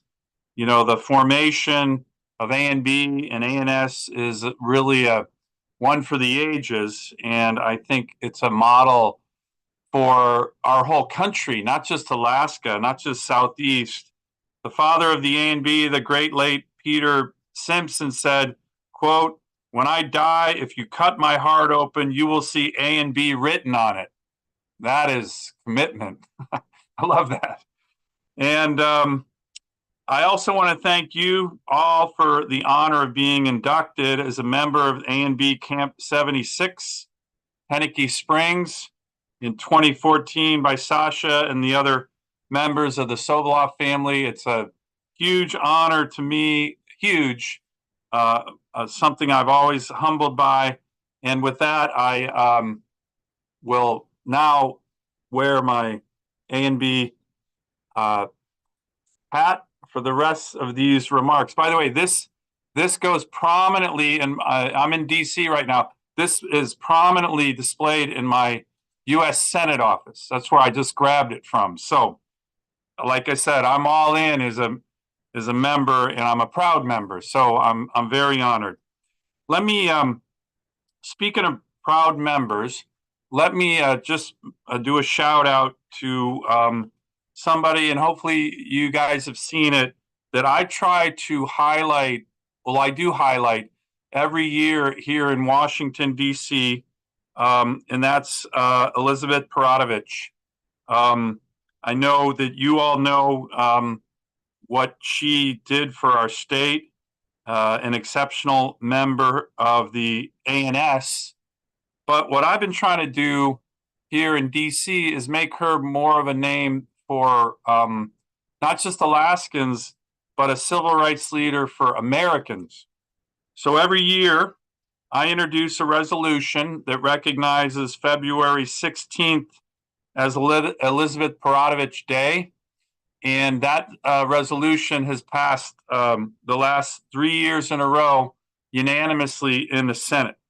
So I look forward to working with all of you to try to make that a bigger deal, where we try to educate not just Alaskans, but Americans on this great civil rights leader. And she really was a great civil rights leader. You know, I always like to remind my Senate colleagues here, Alaska's Anti-Discrimination Act of 1945 passed almost 20 years before the Federal Civil Rights Act of 1964 passed, in large part because of her leadership. So I welcome to work with the A&B and ANS on ways in which we can together highlight what a great leader she was. Some of you may have seen in my annual speech to the Alaska legislature this past year, I spent a lot of time talking about Elizabeth Peradovich as well, but I think we can do that more broadly. So that's one thing I wanted to mention, Madam Chair. The next one is a really big deal. I know it matters so much to you guys. It matters so much to me. And that is my Alaska Natives Vietnam Veterans Allotment Act. Now, I don't have to remind all the patriotic members of the A&B and ANS about our incredible history of service and heritage that our Alaska Native people have, particularly serving at higher rates than any other ethnic group in the country, in the United States military. Year after year, generation after generation, serving their country, even when they were facing major discrimination back home. But I think the Vietnam vets really, got hit hard in a lot of different ways. They were serving their country in a time when a lot of Americans weren't wanting to serve. They came home, and because they were Vietnam vets, they weren't treated well. Because they're Alaska Natives, they weren't treated well. And by the way, a lot of the Alaska Natives were told when they got home, oh, by the way, your Native allotment that you were entitled to under the 1906 Alaska Native Allotment Act, you don't get that either. That's like the triple whammy of injustice. So I worked very hard on this bill, my bill, to get Alaska Native Vietnam vets their allotment. And if they had passed away, their kids, their heirs could be entitled to that. We got that done. We got that done in legislation in, I think it was 2018. And we worked with a lot of you guys on it. It wasn't perfect legislation. And one of the biggest areas where it faltered, in my view, was we were not able to get land near veterans in places like Southeast. So Southeast has so many Alaska Native Vietnam vets, and yet the bill didn't have the ability for those veterans, A&B and ANS members, to have land near their where they were born and raised. So we're trying to fix that. Unfortunately, the implementation of this bill has not been good. I'm just going to be a little bit angry here. Secretary Holland, when she came into office, this was the #1 issue, #1 during her confirmation hearing, and I voted for her.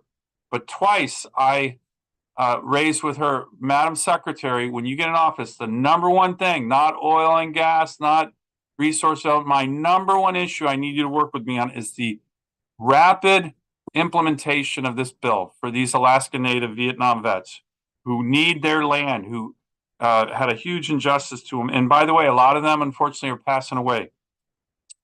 She has not kept that commitment to me. We've only had less than 30 in almost 4 years who have gotten their allotment out of over 2,000 eligible. I don't even want to get into that. I get so mad about it. But anyways, the program ends. It was a 5-year program. So my bill that I've already introduced with Senator Murkowski would extend the program for 5 more years and require the Forest Service to identify lands in the Tongass National Forest. So that would be great for Southeast Alaska Native vets, Vietnam vets. That's a huge deal. So as we try to move this bill forward, I would be honored to receive the help from A&B and ANS, because I know you support it. This is really important for our Alaska Native Vietnam vets, particularly in Southeast. It would extend the program and try to get land near the homes of your people. So maybe, Madam Chair, after this, we can look at ways to coordinate, because A&B and ANS advocacy on my bill, which again, I know you guys are going to be supportive of, could make the difference. So we're going to push really hard. We can't let this program sunset. 30 Vietnam vets, when we had over 2,000 eligible, 30, that's all that's gotten their allotments. That's a disgrace. So we need to extend it for 5 more years and get lands to people where they live, especially in Southeast, where we have such a high number of Vietnam vets who are Alaska Native. So I wanted to really highlight that issue. Next, a couple issues relating to fisheries and salmon, but Alaska fisheries in general. We've had this really challenging period where certain salmon runs in our state, think Bristol Bay, have done really well with the sockeye salmon returns. And then other parts of our state have not done well. Yukon, I think some of you know my wife Julie's, her family heritage is from Rampart on the Yukon, Middle River Yukon. There has not been subsistence fishing for kings for 5 years there, and the Canadian and U.S. governments through the state have announced it's going to be 7 more years of a shutdown of subsistence on the Yukon. Just horrendous for heritage, for food security, for native culture. So we have things where it's going well. Southeast, the salmon runs have been good, but they've been somewhat weak, particularly the king runs. So my bill, the Alaska Salmon Research Task Force Act, which passed a 1.5 years ago, has the goal of bringing the best minds in Alaska, state, federal, indigenous, tribal, to say what is going on here. What is the areas of research that we need to make sure we all get to the goals that we want, which is abundance, is sustainable and healthy fisheries. So that task force just completed its work. I welcome the opportunity to share it with all of you, but we all want the same thing, and that is healthy, strong, sustainable salmon fisheries everywhere in our state. Not just in certain areas that are doing well, and I'm glad certain areas are doing well, but we want it everywhere. Southeast, the Kuskokwim, the Yukon. We want it everywhere. So we're going to continue to work on that. And then one other area that I think also unifies Alaskans that I worked hard on and we finally had some success on. It involves Russian unfair fishery practices. Some of you might know the Russians, after in 2014, over 10 years ago, banned the importation of any seafood from Russia, from Alaska into Russia, from America into Russia. That was completely unfair. I've worked to make sure our government retaliates against the Russians and they don't dump salmon and crab to crush our industry. The Russian oligarch seafood owners are saying they know they're in a war with Alaska's seafood community and Alaskan fishermen, and we need to fight back. So we're finally fighting back against the Russian unfair practices, their trawlers that are doing damage. Between them and the Chinese, we have some real big battles in terms of fisheries, and I'm trying to lead the effort that we go after them the way they've been going after us. That is an issue in terms of fisheries that can be divisive in our state. That issue unifies everybody, right? Unfair practices for fisheries, non-sustainable fisheries from Russia and China that are hurting our fishermen and coastal communities. We have to fight back. Right now, we put a ban on all Russian seafood into America. That has helped. And I've been going around to world leaders, Japan, Korea, Canada, the European Union, saying you should join us, ban Russian seafood as well. We're getting some good responses on that, and that'll help our fishermen throughout the state, actually throughout the country. So stay tuned on that. We've actually made some good progress on that one. Let me just end with a couple more that I know are very important to you. I know we've talked about the landless legislation. Recently, I've spoke to some of you on this issue just last month, and I think we are making good progress on that. Senator Murkowski, Representative Peltola, and I have introduced legislation to amend ANCSA, and it's currently being marked up. We have a good opportunity. I met with some of the leaders on that from Southeast just recently, and boy, the people who have been working with us on this have done a great job to really get stakeholder alignment on that, which I think is really, really important. We've had some good success on infrastructure.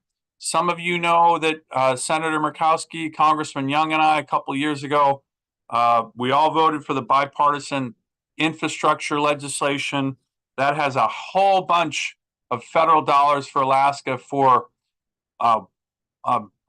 ports, bridges, harbors, traditional infrastructure, but also really importantly, broadband, which is 21st century infrastructure. And for Southeast, a great influx of new federal dollars for the Alaska Marine Highway System, the ferry system. I was just on that, but last month when I was traveling throughout our state, that's really important. Senator Murkowski did a good job on getting federal dollars into both the capital and maintenance budget for our Alaska Marine Highway System. So we're building up infrastructure. Some of you have seen, I was able to get the Coast Guard to finally commit to home porting an icebreaker in Alaska. They chose Juneau. So that's another big issue for Southeast. It's going to be great for our state, great for Southeast, great for America to finally have an icebreaker where the ice is. No offense. For too long, we've had icebreakers, you know, down in Seattle. That's like 3,000 miles away from the ice. We need them in Alaska. So that's finally starting to happen. That's going to be good for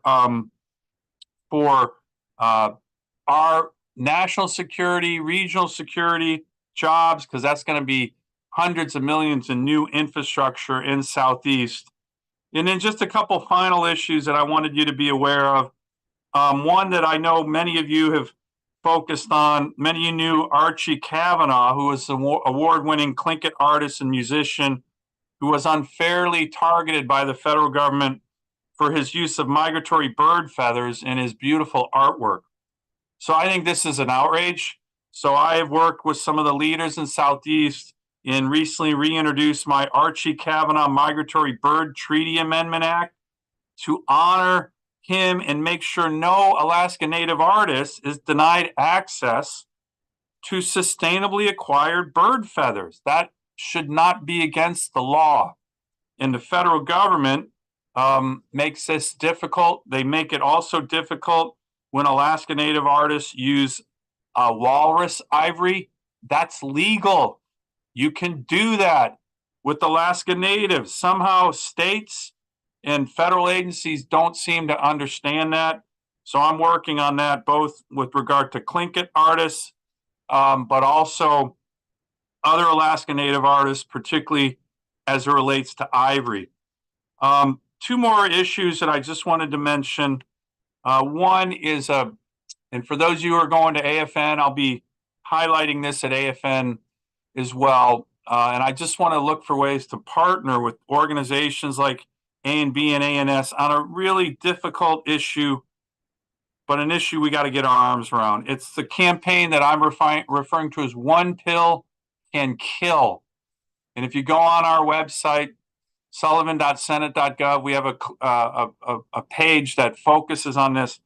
This is the shocking numbers. And then, by the way, the new numbers from 2023 just came out on the number of overdose deaths, particularly as it relates to young people from fentanyl. It's shocking. Alaska is number one by far. Our numbers were up like 45% from last year, and we were the number one state in the country last year. We're the number one state by far now, and it's taking our youth. By the way, over 30% of those overdose are Alaska Natives. That's just horrible. So we have this campaign called One Pill Can Kill. I'm going to the schools. We're trying to get as many groups involved as possible. We would love your partnership on this. Telling our young people, say, hey, look, if you're trying a pill and you don't know what's in it, or you didn't get it from a pharmacy, or you're smoking a joint and you just think that's marijuana, so much of this stuff is now laced with fentanyl. And you might not even know it, but if you try it just once, you can die.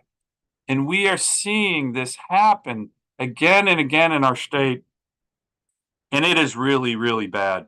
So I would love to be able to partner with all of you on the One Pill Can Kill campaign. I'm going to talk about it a lot at AFN. And then finally, this is a kind of a sad issue, but an issue that I got motivated on a couple years ago, and we're finally getting some justice. Some of you, I'm sure, heard about the meaningful ceremony in Cake that took place in September, and it was the Navy's ceremony for the historic wrongs committed against Cake, and then there'll be another one in Angoon here soon. I will be attending that, and I was made aware of this by Dr. Rosita Whirl.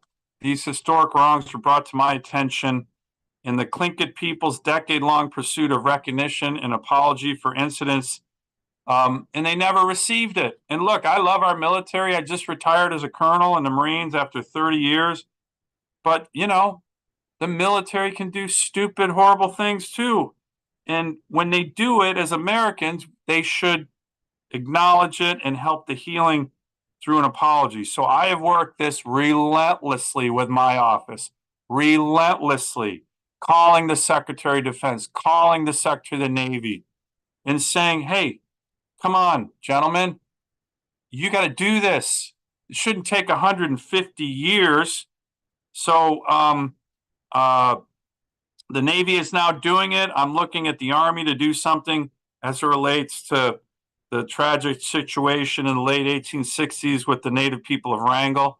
But we're going to keep pressing this. And I know that patriotic organizations like A&B and ANS really appreciate and respect our military. But when the military makes mistakes, it's okay for them to come back and say, hey, we screwed up. We're sorry. Shouldn't take 150 years. But like I said, I talked to several leaders in Southeast saying, I promise you, my team and I will not rest until we finally get this done. It should not have taken 150 years. So for some of you who will be in Angoon, I will see you there. And I think it's appropriate and it's important for healing. And I think it's the right thing to do. So with that, Madam Chair, all the other leaders, thank you again. I'll probably see some of you in Southeast. I'm going to be down there a fair amount. The Marine Corps and Navy League are being stood up in Juneau. That'll be a nice event. I think November 10th. That's the Marine Corps birthday. That's really in honor of this new icebreaker coming. We want to have a strong military, Navy, Marine Corps, Coast Guard organizations to support a really big deployment of Coast Guard. I plan on being at the Veterans Day ceremony in Ketchikan, and I hope to see many or all of you at these events and Angoon in a couple weeks on the Navy apology. But thanks again for all the great work you do, for the honor, you know, the great heritage of A&B and ANS. You're such really fantastic organizations, and I am proud to be a member. Thank you very much. Chief. Kanashish. Thank you for your words. Do you have time for 3 questions? Sure. Yeah, sure. Yes, I do want to mention though, if you could please have your team forward us the Alaska Salmon Resource Act findings from your task force. We can distribute that to our delegates, and I encourage all delegates to go to the Senator's website to look at those important acts and information that he shared. Our resolution deadline is noon today to all of our delegates. If your camp is so moved to put forward a resolution to this Grand Camp Convention, please do so. But also note that you can submit resolutions after Grand Camp. It would just go to the executive committee. So those are very important issues that we as Indigenous people here in Alaska and everywhere face. So our hands are up to you, Senator. I'll go ahead and recognize 3 delegates. We do have first up our ANS member Juliana, and then we'll go to our executive committee woman of the ANS, Paulette Marino, and then to our AMB first vice president, Paul Johnson. Sister Juliana, you have the floor. Please keep your comment brief. We know the Senator's time is short and we have other agenda items. Thank you. Ganesh Jish. Thank you, Dan Sullivan, for letting us know that you are an American member, but I am a Tlingit. And I understand your concerns, your disputes with the Russians and China, and I don't understand why we don't have our land back. I don't understand why it's taking so. Do not interrupt. I know you have things to say, but you're speaking to a Tlingit, okay? I don't understand why it took so long to apologize. We're not even the people that it affected. Actually, we're descendants of those people that it affected. So I appreciate all your concerns, Dan Sullivan, but I would like for to do more than what you are representing as an American. You are in amongst Alaska Native Sisterhoods, Alaska Native Brotherhoods that are Tlingit and Haida. You listen to our Central Council that President Peterson is working diligently for our tribe, not as members, but for our tribe. And I hope you hear me. And if there are any Russians or Chinese on this line listening, we don't have a problem with them. We are on our land. We want our fish. We want our way of life. We're not all over America want things for Alaskans. We want the things that we had when we were here.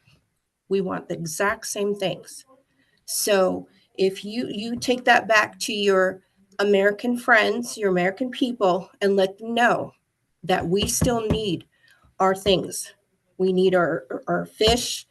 We need our rights. We need everything that we had before you came here, before the Americans arrived. Ganesh Jish. Thank you. Thank you. Thank you, Sister Juliana. And we'll move forward to ANS Executive Paulette Marino. If you have a question, thank you. Yes, thank you. Thank you, Chair. Senator Sullivan, thank you so much for your presentation and your good works that you do on behalf of us as Alaskans, and thank you for your service. I really appreciate the update on the Veterans Allotment. It was an honor to be able to work with you and with the Native Southeast Veterans Committee, your Grand President Emeritus Richard Jackson, and also Willard Jackson is an executive committee member. We had meetings, Senator Sullivan, during that time with you in regards to the bill, and it sounds like with these two new bills coming out, asking for our partnership or support, would your staff please be able to put the title and the number of those two bills in the chat for us so we can consider that support? And then thank you so much. And the Alaska Salmon Research Bill, that's wonderful, but I would like to also speak and encourage you to do whatever you could to maybe include within that bill or a separate bill the protection of the herring.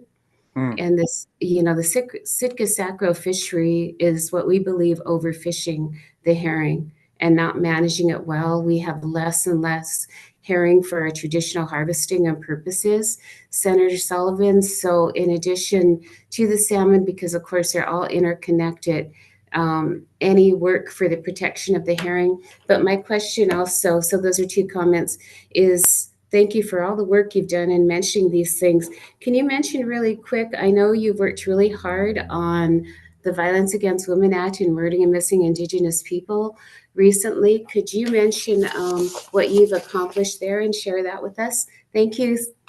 Thank you, Senator Sullivan. It's good to see you again. Yeah, you too, Paulette. Thank you very much. And by the way, you're right. You guys did great work, Richard Jackson and others, on the original bill on the Vietnam Veterans Native Allotment Act. So thank you on that. And I feel, kind of sheepish having to come back to you guys to ask again, but we need round two, right? For the help on that bill. And it won't be easy. There's a lot of groups, as you guys know, that don't want Alaska Native people to have any more access to land. A lot of the lower 48, in my view, kind of radical environmental groups, they do not like this bill. They tried to stop the last bill because they didn't want anyone getting land. Well, I'm like, that's their land first. So, and the injustice when you were serving in Vietnam and ANCSA happened, which was great, but ANCSA happened when a lot of these guys were serving, and as you know, ANCSA extinguished the native allotment program. So that's why when they came home, they were like, wait a minute, I can't apply for my native allotment. I was serving my country in a war that a lot of people were avoiding service on. So we just need to go round two on this, and we're going to need your help again. So thank you for helping on round one. Do you guys have the Senate bill number? Yes, it's 3790. It's Senate Bill 3790, but we can. Alaska Native Vietnam era veterans land allotment exception. And yeah, I don't think the handicraft has a bill number yet. Yeah, will when it. But we'll have the handicraft legislation. We'll send you the full bill of the extension on the Vietnam Veterans Native Allotment Act and our One Pill Can Kill handout too, if you guys are interested. I appreciate the comment on herring. I know that's really, really important, and let us look into that as well. And then, Paulette, I appreciated your comment on the Alaskan, just the Violence Against Women Act and the issues of sexual assault and domestic violence.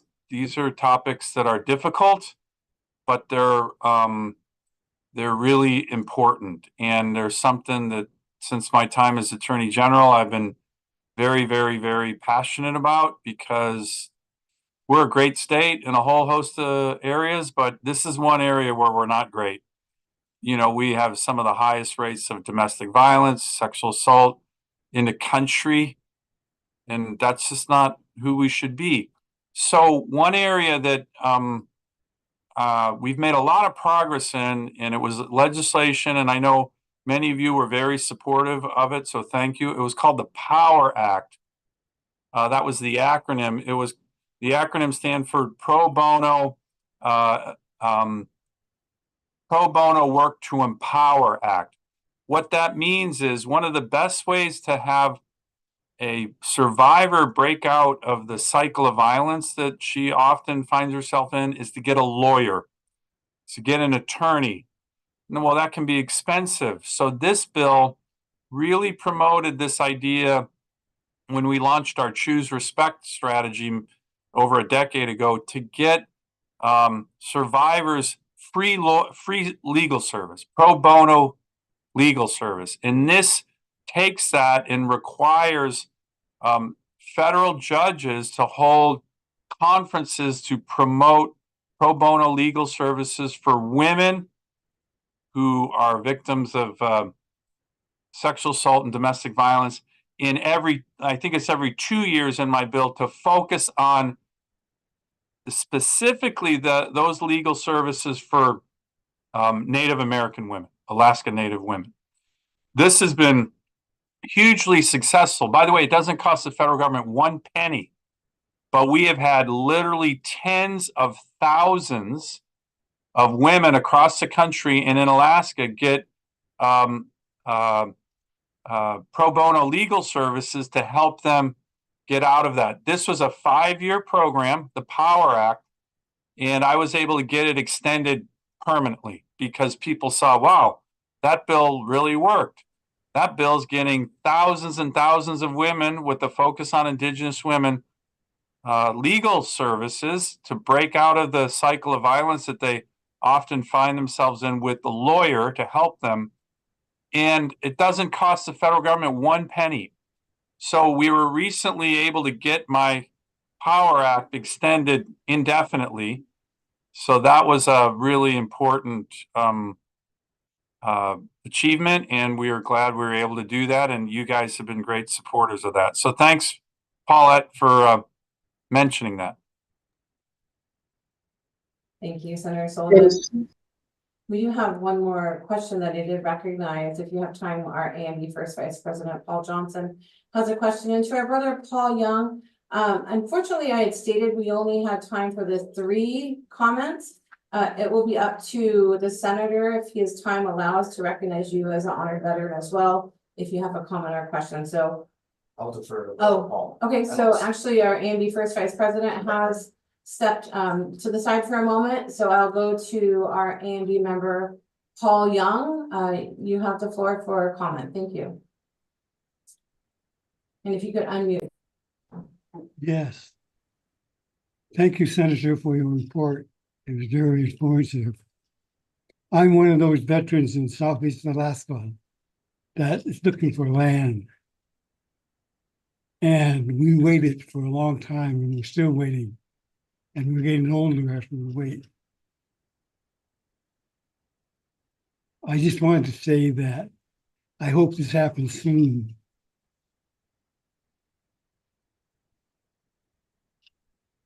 That's all I have to say.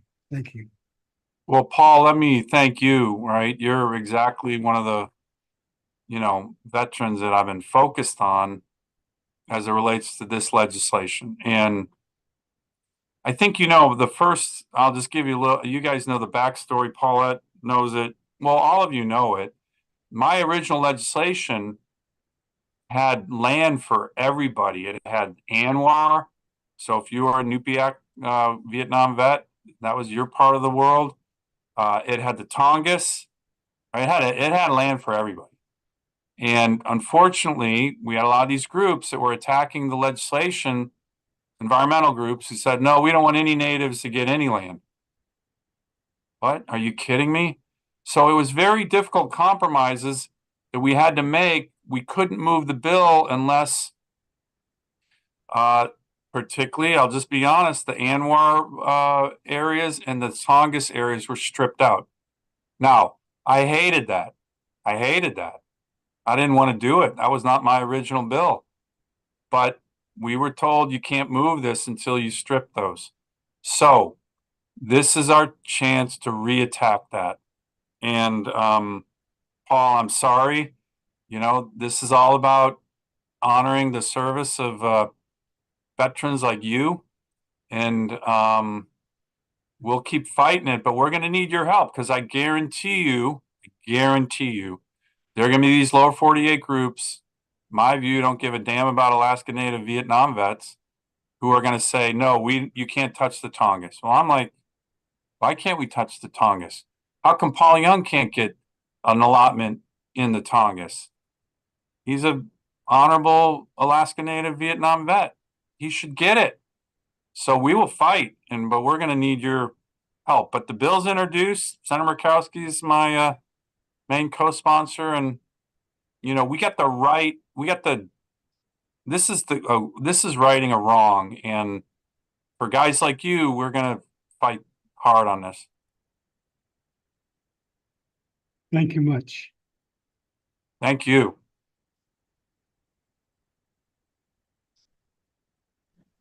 Thank you so very much. We do have one more comment. Unfortunately, I will not be able to recognize Brother Eric's comment because I have extended through one already. I do want to note, Grand President Albee of the ANS and myself will be assigning a special committee of the AMB and the ANS to partner alongside the legislation and advocate. Of course, we can't say whether we're for or against at this time without the body's consent, assuming that we would be for. But so we'll have a special committee of our veterans that can work with the AMB in the next for our next AMB and ANS presidents to be able to work with and with us as executives guiding that. So Chief, I will recognize our AMB First Vice President Paul Johnson with a quick comment. Senator, if you don't mind, just one more moment and then we No, it's fine. Okay, thank you. Paul, you have the floor. Senator Sullivan, thank you for your time and thank you for extending for the opportunity to make a comment and a quick question. Before that, I would be remiss to not appreciate that you've acknowledged the small but mighty camp of 76 that you're a member of. Thank you for wearing your cap in our honor. I did have a quick comment and then a quick question, and it could be responded to in writing by your office later. I'm glad to hear that you're putting together a salmon resource task list. As you were aware, China is Alaska's largest trading partner, majority of that seafood. And so our communities all along the coast and interiors are impacted by the salmon dumping that you mentioned.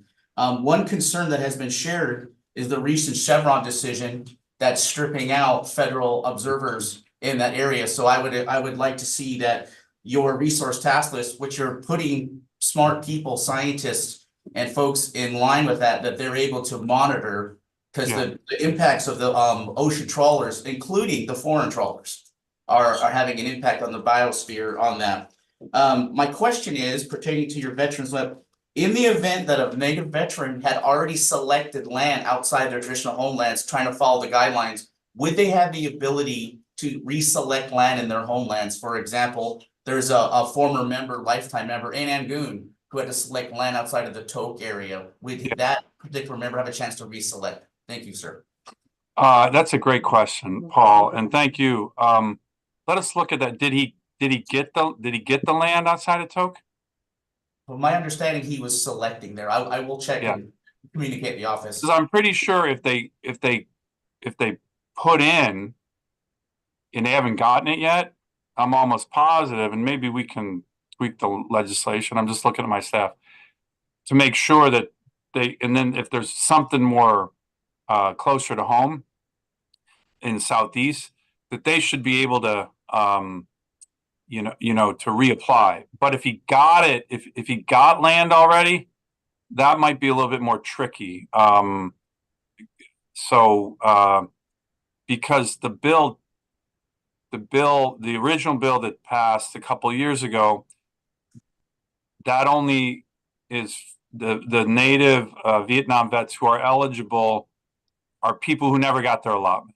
So now the one good thing that we did get in that bill, and you kind of don't want to say it because you want the Vietnam vets to be alive when they get the bill, but unfortunately we've been losing our Vietnam veterans, right?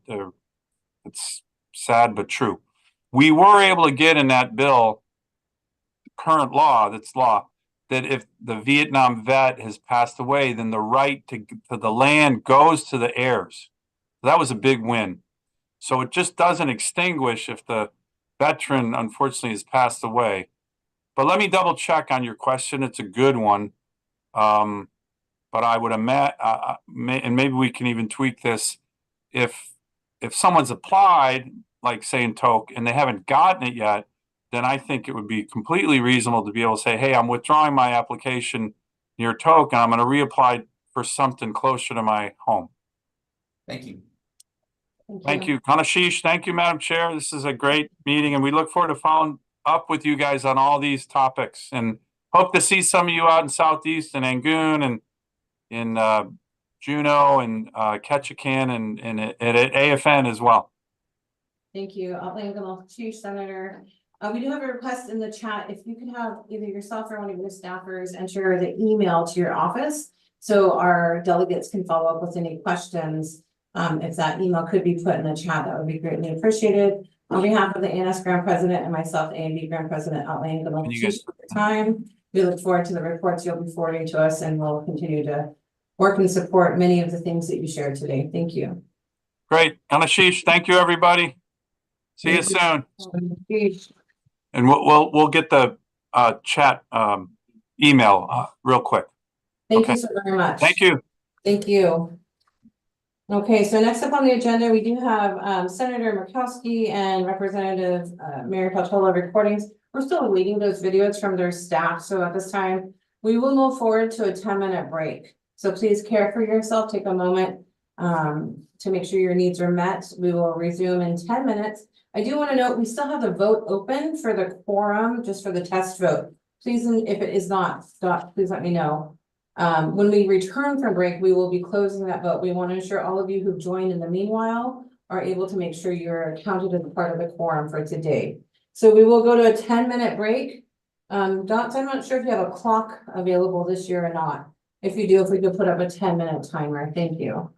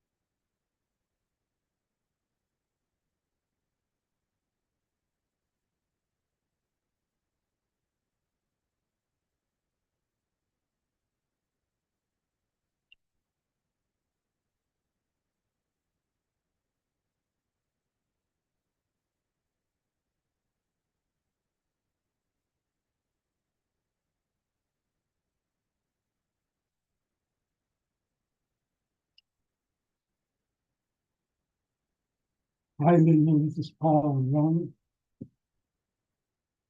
And I need to pick up on my meds.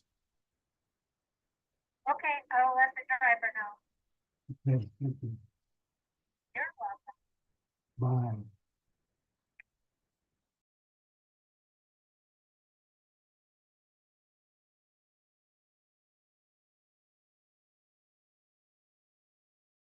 Thank you. Okay, we're gonna go ahead and call back to order. Thank you for taking time to care for yourself. Excuse me. At this time, I'll ask for our Andy First Vice President to come and chair this portion. We are looking at the minutes from October 7, 2023. This is an action item and will require a vote. So we'll go ahead and do that. Then after that, we will move forward to starting our strategic blueprinting session. We do have lunch scheduled at 12 p.m. That's also the resolution deadline. Keep that in mind, delegates, if there are any resolutions that are still forthcoming. I'm also going to ask the Grand President of the ANS, will there be an ANS meeting at lunch today? No, tomorrow or Friday. There will not be an ANS meeting at lunch, so we may extend actually into that lunchtime. That hour and a half was given to allow that, so we will have time to do our full workshop. So right now, excuse me, lunch will be considered at 12:30 p.m. Alaska time. So right now, Brother Paul, you have the floor with regard to the minutes of the 2023 Grand Camp Convention. Thank you. Thank you, Madam Chair. Brothers and sisters online, you should have received a copy of the 111th Grand Camp Convention meeting minutes. Received last evening. We're going to assume that you had a chance to review them and read them and are prepared to, the chair will entertain a motion to accept the minutes from the 111th ANS Grand Camp Convention.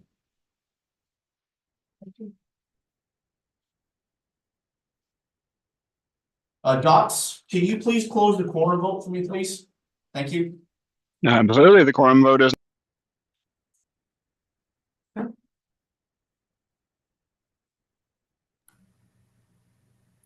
Okay, thank you. So move Paulette Marino, ANS Executive. Yes, Sister Marina, or Sister Paulette. Have the floor. You made a motion. She made a motion? Okay. Motion been. Is there a second?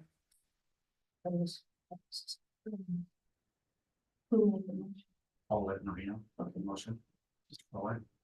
Is there a second to the motion?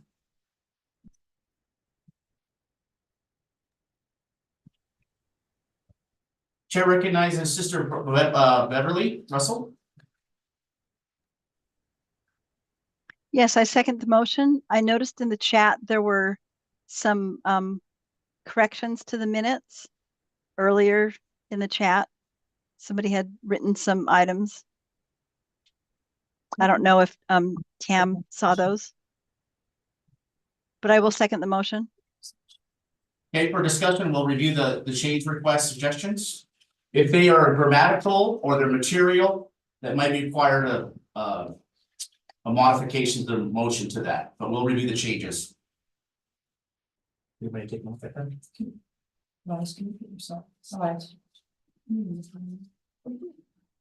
Yes.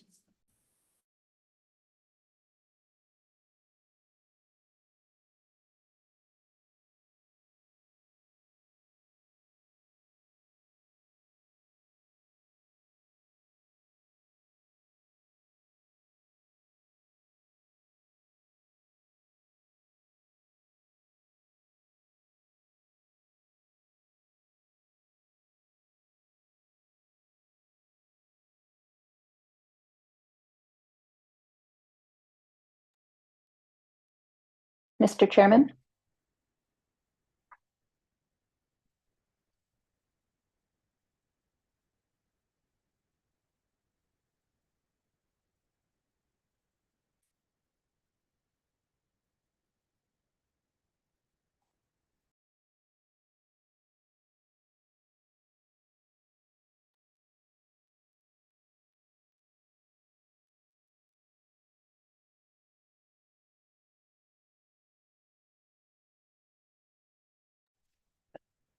Sister Stephanie Waddell, I believe that you're the one that suggested the modification or change of the meeting minutes.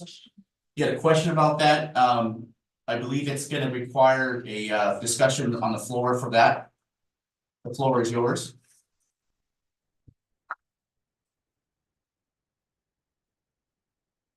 While we wait for that comment, the chair recognizes Sister Rhonda Butler, ANS Camp 2. Floor is yours. Thank you. Can you hear me, Mr. Chairman? Yes, we can. Thank you, Mr. Chairman. This is in Can you hear regards. me? I'm This is sorry. in regards to. Can you hear me Go okay? ahead. I'm sorry, sister. If you are not acknowledged by the chair, can you please mute yourself from the background? I think it's Sister Stephanie. We'll get back to you right after. I'm sorry, Sister Rhonda, please continue. You have the floor. Thank you, Mr. Chairman. Yes, this is regarding the statement that was placed in by Sister Stephanie Wendell from ANS Camp 4, where it states on the October 7th, 2023. It reads definitely unclear in regards to the agenda adjustments that was being discussed. Was this adjustments is a term that is not commonly used that I see in minutes. Usually if there's an amendment to the agenda. So I would like some clarification in regards to exactly what this was pertaining to, because currently the way it's written, it is unclear. And then of course the fact that whether that agenda quote, quote, adjustments or amendments was actually carried. So I would greatly appreciate that information. Thank you. Thank you for your comments, Sister Rhonda. The chair recognizes Sister Stephanie Waddell, ANS Camp 4. It's actually a question directed to you, sister. Could you clarify your comment that was in the chat pertaining to the meeting minutes? Can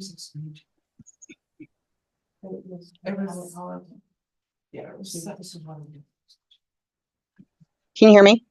Yes, if we can, you have the floor, Sister Stephanie. Okay, my question or my input there was that this was not clearly stated on the minutes. This was a hours-long discussion last year, that the adjustment to the minutes, to clarify, was the singing of Onward Christian Soldiers.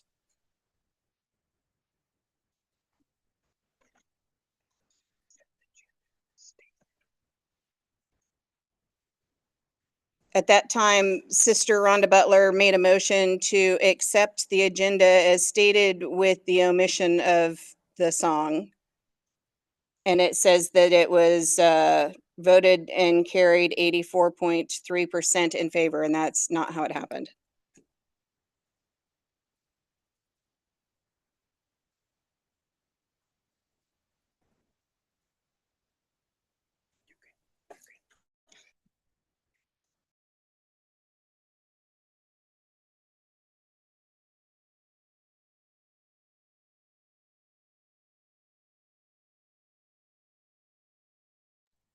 After discussion here, to the body, we would accept the agenda as amended to strike adjustments and put amendments. I think it might have just been a typo or misallocation of that word.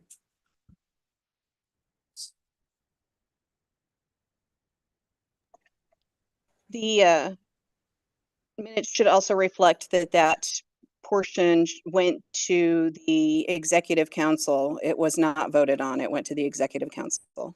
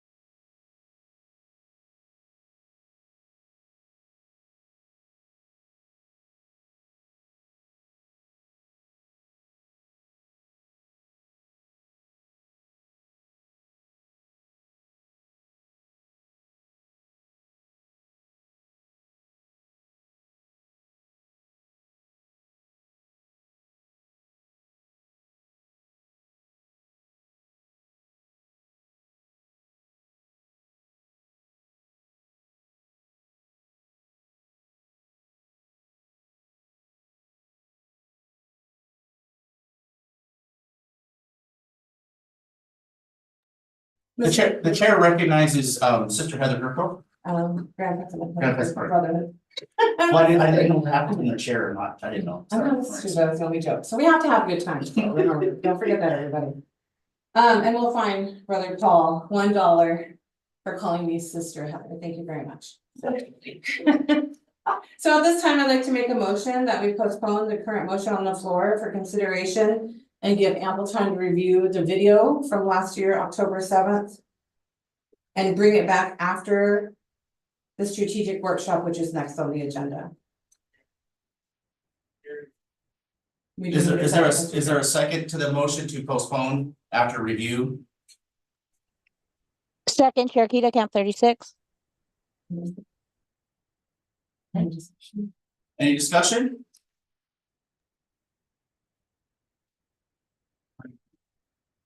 Okay, the chair will entertain to vote, and all those in favor, say aye. Aye.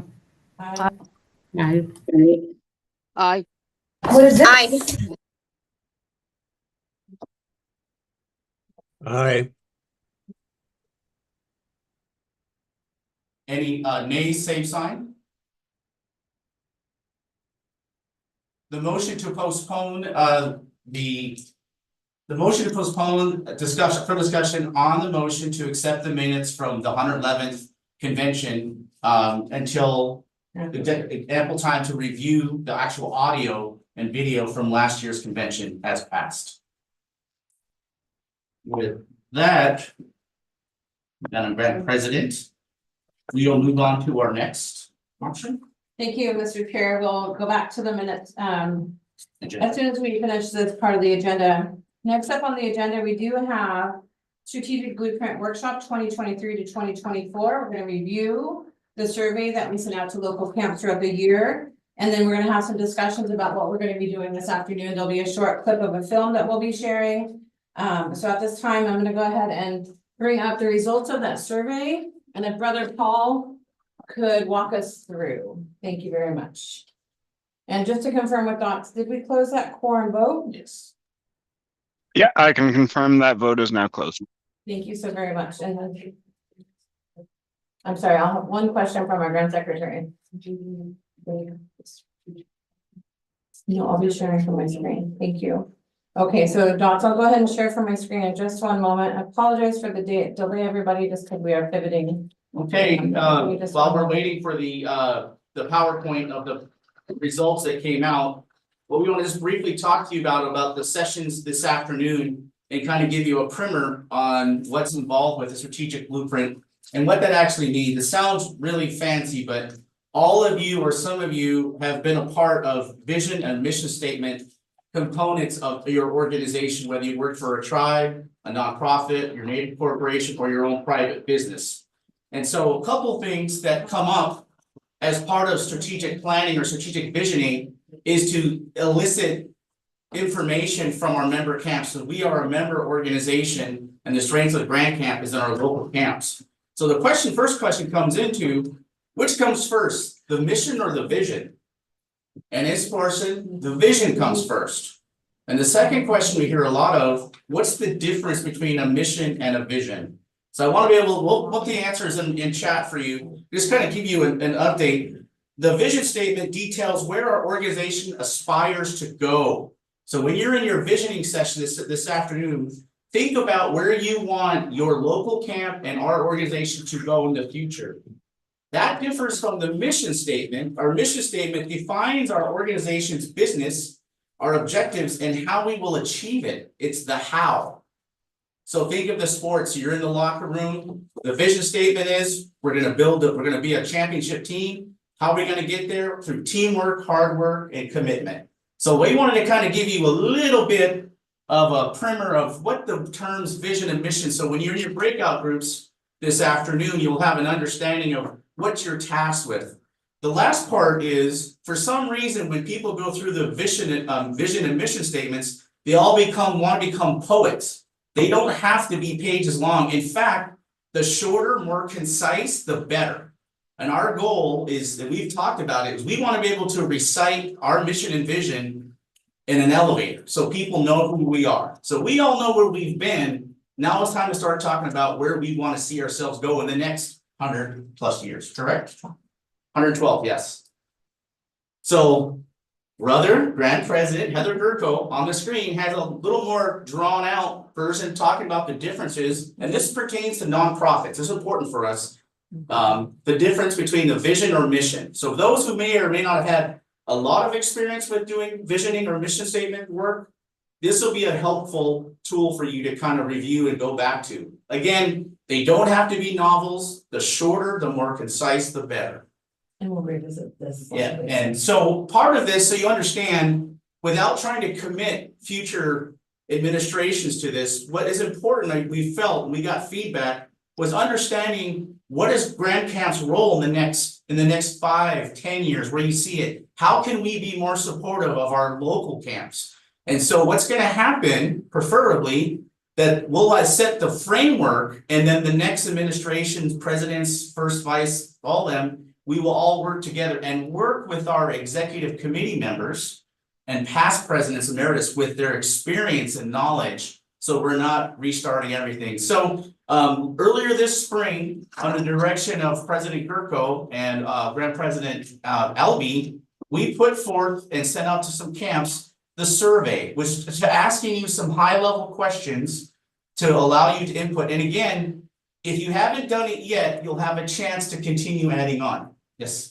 I wanted to state, as you're doing the presentation from the survey, it wasn't just some camps. We sent it out to all of the camps that we had active communication or updated information for. So we weren't selective. It was everybody that we had contact information at that time. Thank you. I apologize. Some camps responded. Yes. So we're hoping that every camp that's represented in this convention, 112th convention, will respond to this survey on that portion. Okay, so we had a total of 8 responses, and it went out to everyone we had information from. So 1.2, it's critically important that you keep your credentials updated with the secretaries, so we do not send out surveys like this into the ether and no one finds them, which we do think that's probably a possibility. Next slide. Okay, so I'm gonna walk up a little closer because my eyes aren't as good as they used to be. Oh, yes, right. You can see. Yes, yes. So question number 1 that we had, or question number 4, what are some of the ways that we can measure our success as an organization? Mark all that you feel apply to both Grand Camp and your local camp. Would you also appreciate others? We also would appreciate other suggested measures or metrics. Really consultant speak, I apologize. But the number 1 thing that you looked at, we can measure our success is number of active members. And that's a good metric or measure for us. That's how we should look at the growth of our organization. How many active camps? Look within your camps. Do you have just the minimum 5 officers, or do you have more? And that's where we want to find out. Number of camps reactivated. Can we get that comment drawn from there? Sorry. So close tie for 3 of them was tracking new membership, tracking member activities, and executive officer mentorship. Was this tied for second from the responses we got. And again, the sample size is small, but we're going to take it as leading direction, that making sure that we follow up. And then the tie for third, number of camps reactivated, and ANS AMB Grand Camp budget, which is a constitutional requirement that Grand Camp presents you and approves the budget. So that's important feedback for us to understand. Next slide, please. Brother Paul, Sorry. I just want to note for everybody that if you did not receive the survey, we sent it to every camp that we had updated credentials for. This is not the of last year. So this was in March that this went out. This is not the end of the conversation. I just want to remind you of that. This is part of an ongoing visioning process. I recognize that change takes time and it's incremental, and having as many voices as possible in that dialogue is incredibly important. So whatever we do here will then once again go out to the camps, hopefully with the new presidency and leadership. You'll have Grand President Albee and myself as executive committee women who will continue this forward and really push for this, to have a continued conversation. Hopefully at the next Grand Camp, we would have a more thoroughly pulled together idea of what the body wishes, so we can present a strategic blueprint possibly or a strategic plan if we get that far. It is gonna take incremental changes to look at the future, so that's what this is. So this current survey is closed. Brother Paul, does have the ability where we can have the Grand Secretary send it out to you all. It can be, inspirational in your conversations in your local camps, so you have your meetings throughout the year, and then we'll welcome feedback. So unfortunately, at this time, we can't gather more data during this presentation, but we will have more workshopping over the next 2.5 days together. Thank you, Brother Paul. Okay, and I could reopen it as soon as whenever too. Yeah, we'll have to talk about that this Okay. afternoon for sure. Thank you. All right, so the number of active members, and this is just the, you see the percentages. So you see all 8 respondents, so the number of active members, you know, measuring that, the steady growth, and that's just the numeric version of the bar chart. The next slide, please. Thank you. Okay, this is this is a long question, so we'll try to read it out for you. Below are several goals and objectives, and this was a little harder to answer, but we took, I believe, the entire list of subjective potential goals and objectives that was put forth by the newly elected officers after this convention. 111th, right? This is actually from the past Grand Camp where we did the workshopping with the delegates, and this was the information we received from them. 110. Last year's, 2023. Okay, So we did a virtual workshop with you all, many of you Okay. who were here, Okay. and these are the results from that. Okay, so these are the results, I guess, of workshopping with the last delegates from the last convention. There are a lot, we did acknowledge that we probably should focus, and what we wanted to do, given that no member, no officer can guarantee more than a 1-year term. So we wanted to limit it down to 1 to 3 priorities that we see within with a year that a camp could put on there. So as you look at it, they all kind of came out the same on the bar chart. Clear financial policies that Grand Camp utilizes. No more virtual conventions. Look for more financial diversity for Grand Camp and local camps. Measurably grow engagement, membership, and I'm not sure what the last part of that question was. And strengthen the link between Grand Camp resolutions and follow through, I believe.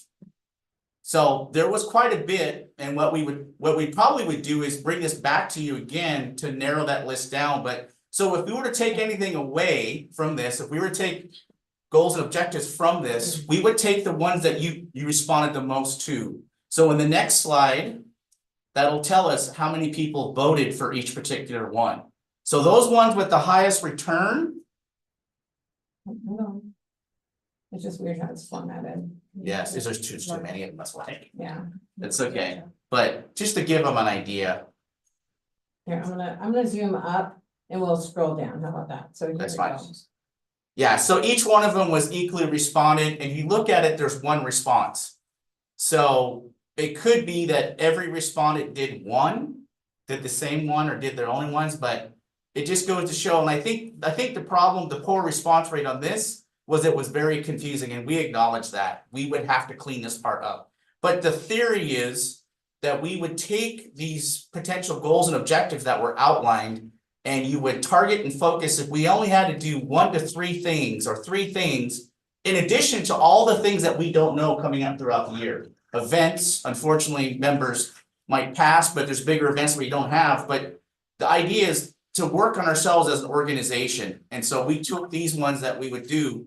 Again, I think we would narrow that list down or organize it better, but this kind of shows you, and this, again, the return rates on this has more to do probably with it being confusing. But if you read through some of the elements that we were forwarded and discussed with members, this is kind of the feedback area that we're at. I think that's the last slide, right? Yeah, and Brother Paul, I think that this here shows us our top 5. I know we asked for the top 3, but this shows us our top 5, which the top 5 are clear financial policies that the Grand Camp utilizes. That's been a discussion within the Finance Committee. No more virtual conventions. We recognize that that's challenging, but here we are. And then looking at more financial diversity for Grand Camp and local camps. That's, taking that revenue mix and shifting it, not just being the endowment. Yeah. What else could we do? It also looks at measurability of growth, engagement, and membership and participation from our youth, lifting up our future. That's part of our theme, right?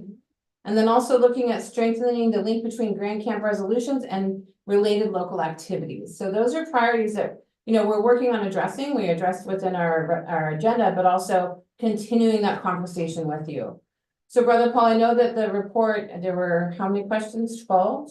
Mm-hmm. And so these are a representation of 4. The other ones were building up to each question, I believe, and then we were able to pull them together. But Brother Paul, if you could pull together a full report that we can send to the delegates, that would be wonderful. Thank you. So at this time, we're not planning on workshopping these specifically. We want to get you the information in your hands as we move forward in the future workshops throughout today and tomorrow, and making sure that we have an opportunity for that. So thank you to Brother Paul for working with us in creating the survey and presenting it to you. So was there anything else that you wanted to address before I move into the next section? I know your notes are here. I want to Did you want to discuss how you plan to bring people into groups? and we'll do that this afternoon. Yeah, thank you. Okay. I'm gonna sit down, I've no disrespect to you all, but I'm kind of navigating the screen too. So what I'm gonna do at this time, actually, I'm not. I'm gonna ask, what I'm gonna prompt is for docs to have the film ready. It's a film excerpt from Tlingit and Haida, our tribal millennium. It's on the website of the Tlingit and Haida tribe. The strength of our past is the foundation of our future. I'm gonna ask us to start the film at 8 minutes and 40 seconds and end at 19:30. As we're watching this film, I'd like you to all think about what we talked about already to this point, and think about that vision and mission. So later we're gonna have that deeper dive into the vision and mission. And what are we thinking about from our past that would be important for us to workshop together? And what are we thinking about for our future? And again, mentioning that incremental changes. Over the last 5 years, I've definitely been planting those seeds of strategic planning into our conversations through my terms as president, and alongside Grand President Albee, and also at the time, Grand President Marino, making these shifts and these changes. Again, it's gonna take time. It's gonna take every single one of you, every single one of your camps, because this isn't about one person or one executive committee. It's about the body. That's everything that drives us as Grand Camp. So we'll look at this film. The full link is in the chat, in the agenda for you, if you want to review it on your own, if you haven't seen it, but specifically highlighting our historical part of establishing a tribe and the Alaska Native Claims Settlement Act, and the role that the ANB and ANS played in that. Thank you. We'll be back after the film. In 1867, Russia sold Alaska to the United States for $7.2 million. This obscene bargain unified our tribal leaders, who asserted our ownership of Southeast Alaska and vigorously objected that Alaska had been sold without their consent. Russia could not sell what it did not own. Some of our more warlike chiefs urged aggressive measures to drive the Americans out of Southeast Alaska, but others urging peace prevailed. At first, white miners and fishermen paid us on demand for what they had taken. But that did not last, and soon our fishing and hunting and timberlands were being violated on a massive scale. From 1869 to 1912, efforts to stop the theft of our land fell largely on deaf ears in Washington, D.C. and Juneau. We were promised congressional action, but the timing was vague and no true commitment was made. Americans built canneries right on some of our tribal salmon streams, and miners forced us off land we had known since birth. The injustice was never more eloquently stated than by Chief Johnson of the Taku. We find our country, Alaska, overrun by white men who have crowded or driven the Indians from the fishing grounds, hunting grounds, and places where their fathers and grandfathers have lived and been buried. In 1912, a group of our people came together to form the Alaska Native Brotherhood. In the first years of ANB, discrimination and prejudice were main issues. Richard Stitt, Self-Governance Director for the Central Council and former ANB Grand President. In Juneau, they decided to boycott the theater because there was a practice of establishing two sides of the building, one for whites, one for natives, and they decided to boycott and not take their business away from them, and that changed immediately. And they begin to develop a political power that the rest of the state was beginning to notice. This growing political power helped AMB to bring an end to the two-school system and to abolish fish traps. It also led to the recognition of our right to vote, and probably the most well-known accomplishment, the land claim settlement. ANB's first president, Peter Simpson, was a strong voice for land claims. He had experienced the loss of land on a very personal basis. Peter Simpson was a Simpsian who, as I understand it, originated in Canada. In John Hope's history, he says that Mr. Simpson was deprived of land. He couldn't own his home there, so he felt that wasn't good for Indians, so he migrated to Metlakatla. And I guess the same thing happened there. And then eventually he goes over to Ketchikan and puts in a boat shop there on some island close to Ketchikan. And then he has the same problem. He's unable to get the title to his possessions. Many ANB members were initially hesitant to move forward on land claims. I guess it was conflicting with being a citizen, and there was a little uneasiness about engaging in that practice, because then you're not an American citizen if you're engaging in a land claim or claiming land. So the idea probably didn't catch on immediately, but I am assuming that the more they thought about it, they begin to realize maybe there was merit to the idea. But in 1929, at an ANB convention in Haines, it was resolved that the Tlingit and Haida Indians should seek compensation for the loss of Aboriginal title to the land. William Paul was one of the many members who made a major contribution to the Brotherhood's success. And as you read history, Bill Paul is tremendously involved, starting newspapers, trying to create the Union, going back to Washington, being available to draft letters, and he was the spark plug or the catalyst that gave the organization its reputation, being a powerful entity.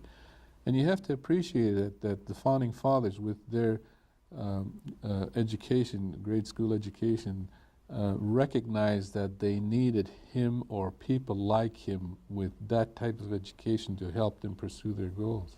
The Alaska Native Brotherhood established the Central Council to pursue the Tlingit and Haida lawsuit. John Borbridge, former president of Central Council and See Alaska. The Central Council was established by the Alaska Native Brotherhood for the purpose of dealing with all of the matters that came before the ANB as a consequence of the Tlingit and Haida lawsuit. The ANB established the practice of either adjourning or recessing, and they would then constitute themselves as a central organization, at which time they would take care of all the matters that would come before it. In 1968, after years of political and legal struggles, we were awarded $7.5 million as recovery of compensations for land wrongfully lost. The commissioner set a sum of $15 million. He said, and he recommended that this be the settlement that the Tlingit Haidas were entitled to. The full bench of the Court of Claims decided that Tlingit Haidas should be entitled to a settlement of $7.5 million. This amounted to shattering the dreams that the people who had supported that effort all these years now were asked to forget about 80 million, forget about 57 million, and accept $7.5 million. There was anger, there was frustration, there was a feeling of deep resentment and passionate resistance to any suggestion that we accept that settlement. After intensive debate, a special convention of the Central Council voted not to appeal the award. The reasons that I advanced to the Executive Committee as President of the Central Council, and which we subsequently advanced to the convention, was this. Number one, many of the elders who had, during their lifetime, supported the Klingenheide effort, which was in fact funded by the contributions of the people. Many of these elders were passing on without ever realizing any benefits from the Klingenheide Judgment Award. Two, the statewide land claims was looming on the horizon. And in personal vein, I'd always had a dream of land for the Klingenheides. But under the existing law, there was no way in the world that we could realize that dream of land for the Klingenheides except through a statewide land claims. And so the thought was that by accepting the award now, we would have the use of the money now to strengthen our infrastructure and to enable the Central Council to function as an active lobbying entity in Juneau and Washington, D.C. in representing the well-being of the Klingenheides. After accepting the $7.5 million judgment, the Central Council immediately pursued unsettled land claims by joining the Alaska Federation of Natives. The Alaska Federation of Natives had requested that a bill be filed on behalf of the Alaska Natives seeking a Alaska Native Claims Settlement Act. This required lobbying through the Congress of the United States. The Klingenheides, realizing that we had unsettled land claims that had not been addressed by the Court of Claims, also realized that in order to have that resolved, our best bet would be to join the statewide effort, the Alaska Federation of Natives, and seek one comprehensive and complete settlement by the Congress of the United States. They went on to accomplishing one of the most active lobbying efforts Washington, D.C. has ever seen.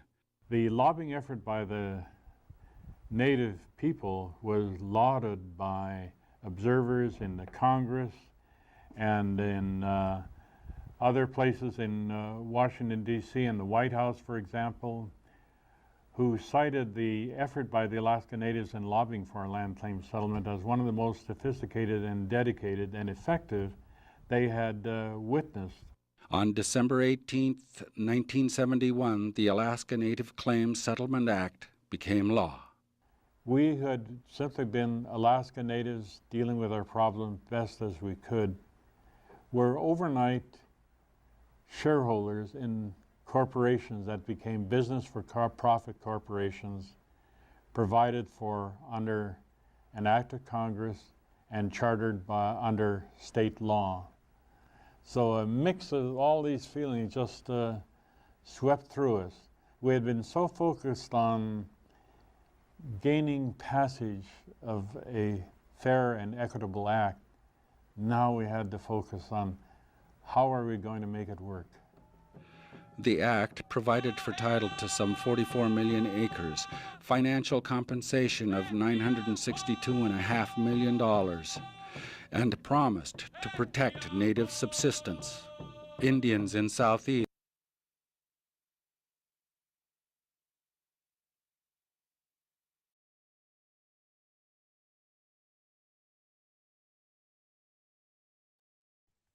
Thank you so very much, everybody. It's an amazing but very long film, which we're gonna watch all here together today. Again, the link is in your agenda, so you have it if you so choose to watch it. Also in the chat, I placed 3 slides. It's a Google Doc. You can go there and find out that language that I shared earlier, the visioning and the mission. It's available to you to look at before we do our strategic plan workshop. But also when we're in that workshop, you'll be able to pull up those slides independently as you're having your discussions around what is a mission and what is a vision. At this time, we really wanted to introduce these topics and share them with you. Hopefully giving you some inspiration to think through with your camp as we go into that session this afternoon. So we do have 2 items. We have the minutes from October 7, 2023. Our grant secretaries are working diligently to review the film as well as the draft What is the status at this time, Grand Secretaries? We're still working on it. Okay. They're still working on the video and reviewing. I know that Sister Elias is diving pretty deep into that video at this time, and we're also getting assistance from the ANS Grand Secretary Maloney to get that information.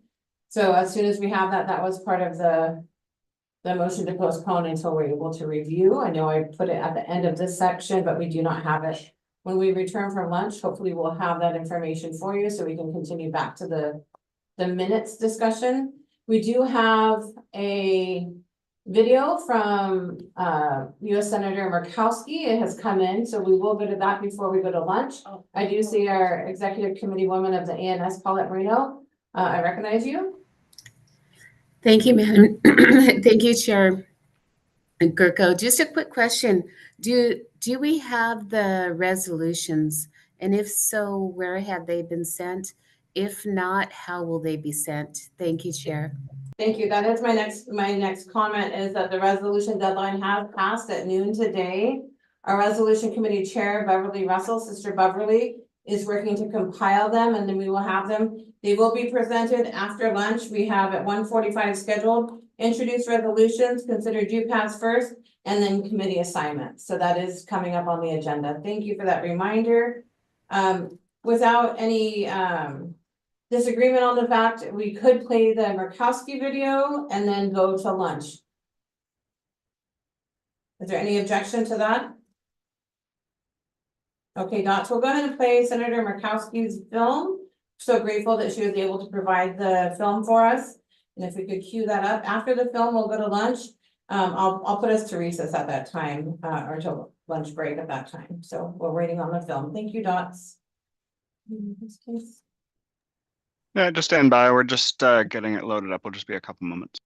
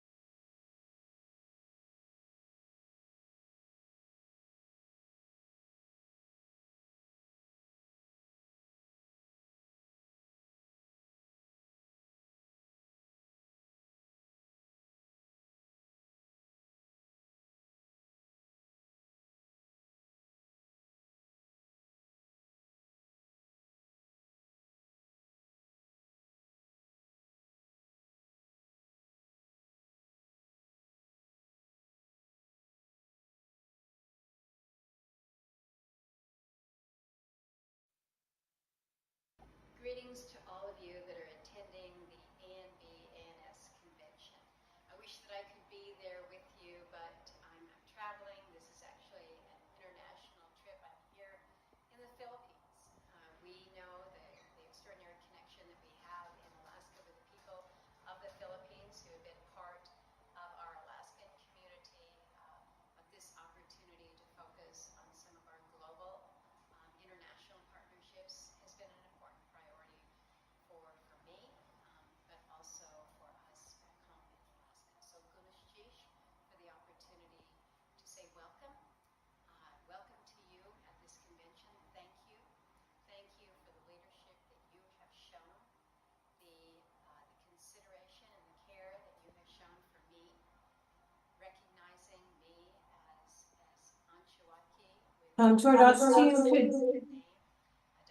Could you please pause the video? Our delegates are unable to hear at all. I know that we're having a challenge, and I know that you have it on max.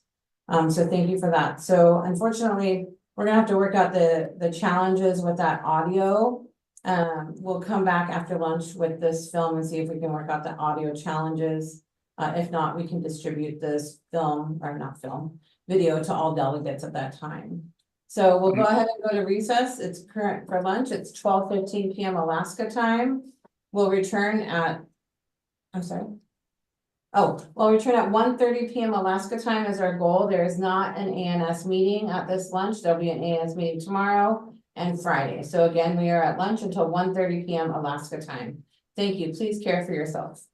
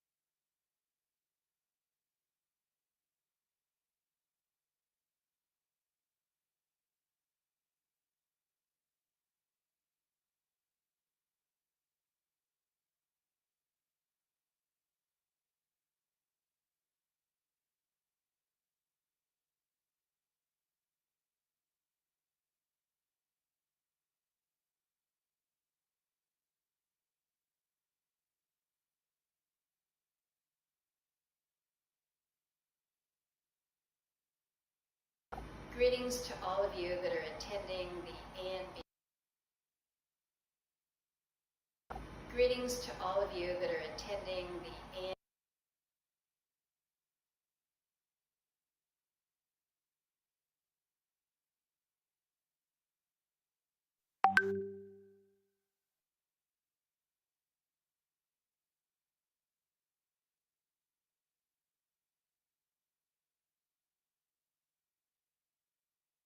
Greetings to all of you that are attending the ANB.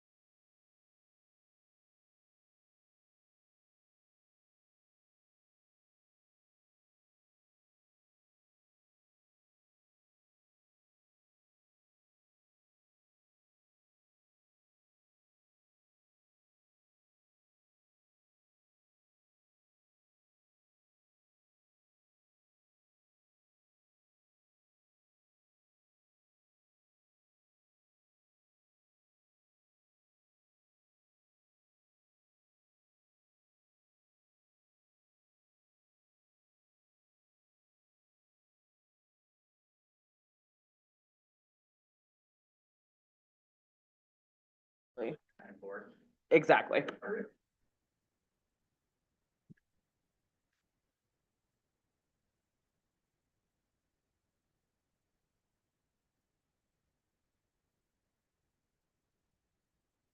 Whenever you are ready, Amber. Okay to do it?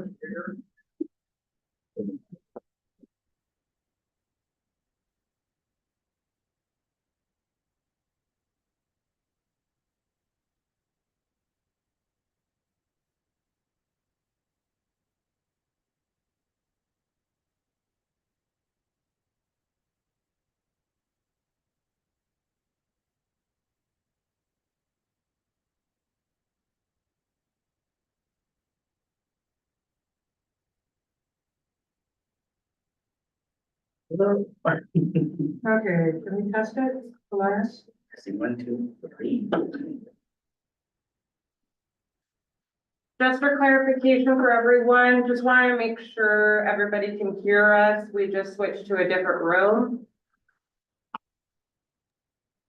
Yeah, we can hear you all right there. Thank you, Michael.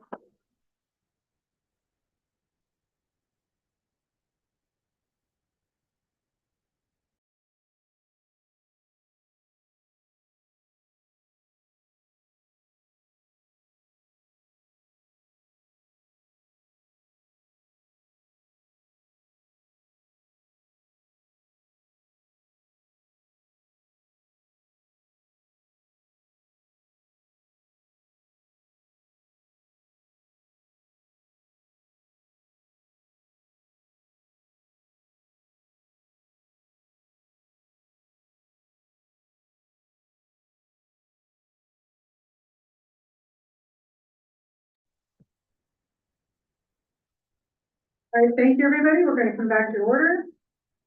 Thank you for being patient with us as we work with the resolutions committee to get everything prepared for you.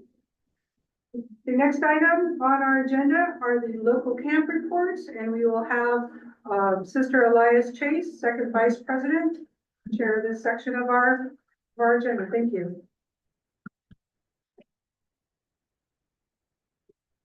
All right. Thank you, Madam Grand President. At this time, is there any local camps that would like to present a local camp report? And if so, if you could please make sure you raise your hand and I will call upon you in the order that they are received. Correct. And Brother Sasha, you have the floor.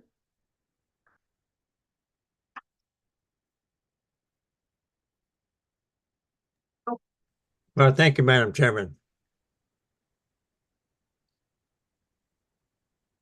Camp 76 has the following submittals for their camp report for the year that was years 23-24. Teneke Springs Camp 76, at the time of the convention last year, had 10 ANS members and 14 A and B members. This year, we have 12 ANS members, an increase of 2, and 15 A and B members, which is an increase of 1. Our donations are specifically designated to help Teneke Springs city programs to help and assist every community member. We also made our donation decisions up and recognize residents who are outstanding in helping our community. By having them select a city project they believed most worthy of the financial assistance, we recognize their contributions and help the community to keep on going. During the past year, we donated at least $400 to help the Bathhouse Committee and the Historical Society Committee and the Recycle Committee and the Community Garden.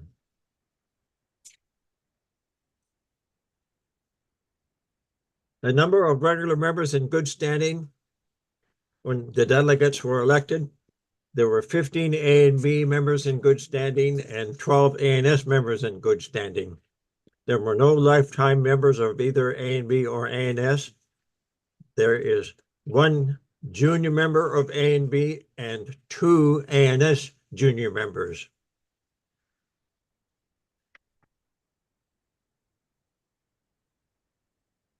Unfortunately, the concerns shared last year regarding Camp 76 officers receiving a few communications from our leadership, our camp, which meets basically every Sunday to decide how our activities are going. The camp wishes to go on record that there needs to be an improvement in terms of local contact from A&B ANS Camp 76 and the elected Grand Camp presidents and officers.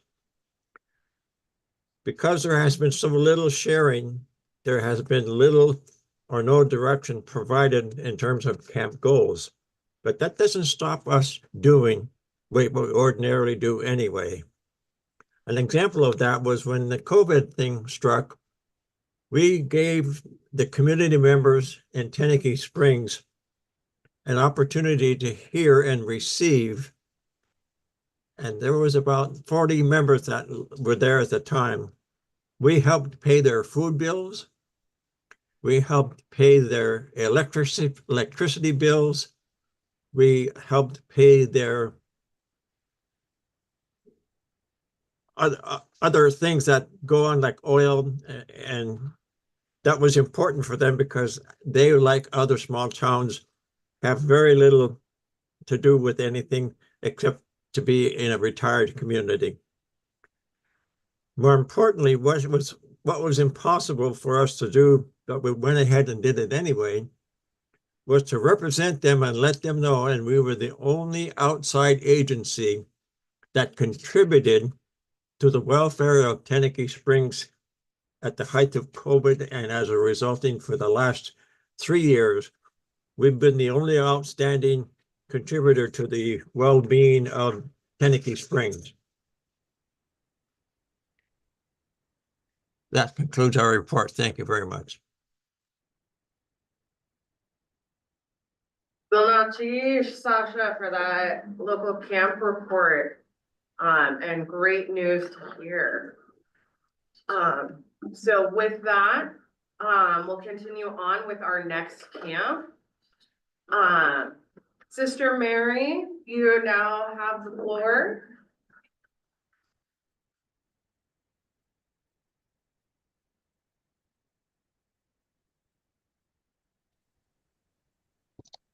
Hello, this is Mary Marino Suits. Can anyone hear me, or is my video on?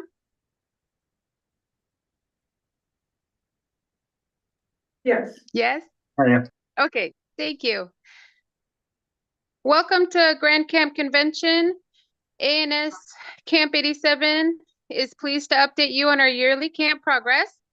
This year, our focus has been junior ANS and building members. Our junior members have excelled in many areas, including school, sports, leadership, and we are so proud of them. We are focusing on growing our ANS membership as well, outreach, and community service. Last October, ANS members are also our dance group members and performing at this year's AFN Youth and Elders and volunteering. This October is our second annual Civil Rights Conference here in Anchorage at the Sheraton Hotel. We are inviting everyone. It is free and open to all. Our ANS members are committee members, and we are actively working to make this event a success. October, we held a junior ANS tea party last week and taught ANS A&B history, did a winter hat giveaway, and held our installation of officers. And last week held our elections. October, we had fundraisers are planned and strategic planning committees were placed. September, ANS members taught A&B and A&S history, Elizabeth Pradovich history. We are teaching beading classes and Orange Shirt Day awareness. Also in August, A&S member co-hosted a national convention for equal rights and assisted the guest speaker to teach A&S and A&B history, the Alaska challenges, and current strategies. 5 guest speakers at our local A&S meetings, and we want to thank our guest speakers for those. They were very powerful. In June, we did outreach to children groups this summers at summer camps, taught crafts, beading, and Tlingit language at also local high schools. And information. A lot of our members are dance group performances, and this celebration was our first time performing at Celebration for this new dance group on Chichquan. Also in May, a lot of our members attended MMIW events. April, we did a lot of A&S crafts and did Mother's Day earrings for our A&S families. An A&S member was reelected to the Anchorage Fish and Wildlife Advisory. March, A&S Camp 87 received the Mayor's Proclamation of Civil Rights and honoring Elizabeth Pradovich Day. December, A&S Camp 87 did Christmas crafts and family night. We also had 30 A&S members and guests that made over 100 craft poppers that were given to Alaska Native Medical Center, the ER staff, and they appreciated those gifts very much. October last year, A&S members volunteered for Alaska Native Heritage Center in the boarding school survivors totem pole raising, did beading classes in Orange Shirt Day awareness, and made more A&S poppers. Last September at the Alaska Native Heritage Center, did cedar chips bagging, volunteered for the totem pole raising and preparation with the cedar chips and poppers and crafts. And I myself, I had the honor and privilege of serving as the Equal Rights Commissioner for the city of Anchorage. And I might have been the first as a direct descendant of one of the founding fathers of A&B to do so. And it was a very, very awesome experience to be able to be the Equal Rights Commissioner. Sharing the civil rights mission and legacy of Elizabeth Pradovich and that of the A&B founding fathers and so many, many others. To carry forward our message of hope is a beautiful celebration of who we are together and for our future generations. Thank you for listening and hearing our update. Blessings to you and your camps and communities. Gunachish from A&S Camp 87.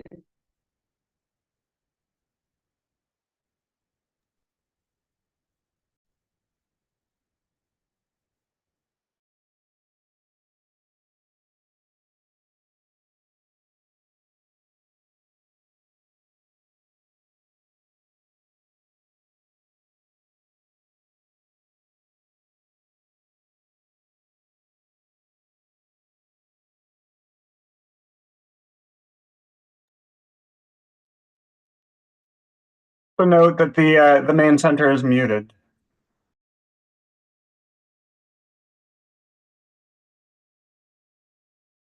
You just call. Okay.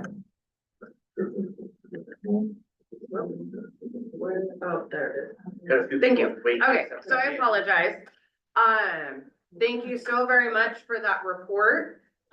Just as a friendly reminder, due to the time constraints, we're gonna take we'll take up to If it's all right, we'll go ahead into Mona next. And then as long as we can try to keep it semi-short, then we can move on to Cynthia. And then if it's all right, we'll then switch to our next order of business from there. So Mona, now Yes. have the floor. Can you hear me? Yes, we can hear you. Oh, fantastic. Thank you, Second Vice President Elias Chase, and good afternoon, delegates, grand officers. I'm Mona Stevick, current secretary of Alaska Native Sisterhood, Camp 70, Glacier Valley. And I would like to share our 2023-2024 camp report dated September 4th, 2024. As of September 4th, 2024, we've had 42 regular members in good standing. We have 10 lifetime members and 6 junior members. So this past year, I'll briefly go over some of the activities that our camp has done, and some of it is in conjunction with our brothers, A and B Camp 70, but doesn't include everything from them. So as of October 2023, our camp supported the Mga Cuento exhibit, podcast, and public event. And the Mga Cuento was the documentation of Filipino history in Juneau. In December 2023, A&B ANS, we had a membership drive and recruited some new members to both A&B and ANS Camp 70. In December 2023, we did Christmas caroling at our Juneau Pioneer Home. And also in December, both of our camps assembled and filled and delivered 50 elders Christmas bags, which is always a big hit. And our elders are always appreciative of those Christmas bags. In January 2024, we supported secure gun storage legislation. In February, Camp 70, in participation with the Juneau Douglas City Museum and the Juneau School District, celebrated Elizabeth Pradovich Day at the Juneau Douglas City Museum, which included children grades K through 8 that participated in an art contest and an interactive scavenger hunt learning about civil rights and Elizabeth Pradovich. And the contest winners received awards that were donated by Camp 70. In February 24, A&B ANS Camp 70 was presented with a citation honoring Elizabeth Pradovich Day from the state legislature and Governor Mike Dunleavy. Also in February, A&B ANS 70 catered a luncheon for the Alaska Native Women's Resource Center Lunch and Learn program at the state capitol building. In March of 2024, we wrote and sent a letter opposing Senate Bill 173 to authorize handguns in school employees and volunteers. In March 2024, members attended, some A&B and ANS members attended a government class at our local school district to share A&B and ANS history. In April of 24, we wrote and sent a letter of support for House Bill 193, Internet for Schools, and SB 140, an act relating to funding for internet services for school districts. And I believe that passed. At least some of it did. We catered a breakfast and lunch event for our Native Youth Olympics, and we served 250 Olympians breakfast and lunch over the course of 3 days. In July 2024, we attended a UAA comprehensive Forensic Training Academy by Dr. Angelia Trujillo, and the presentation was to create awareness of improved care for victims of violence. Improved care for victims of violence that for children, adults, and elders. And then in August of 2024, ANS Camp 70 donated funds for the flood relief in Juneau to a Central Council, Tlingit and Haida Tribes of Alaska. Thank you, and that concludes our annual report. Ganesh Chish.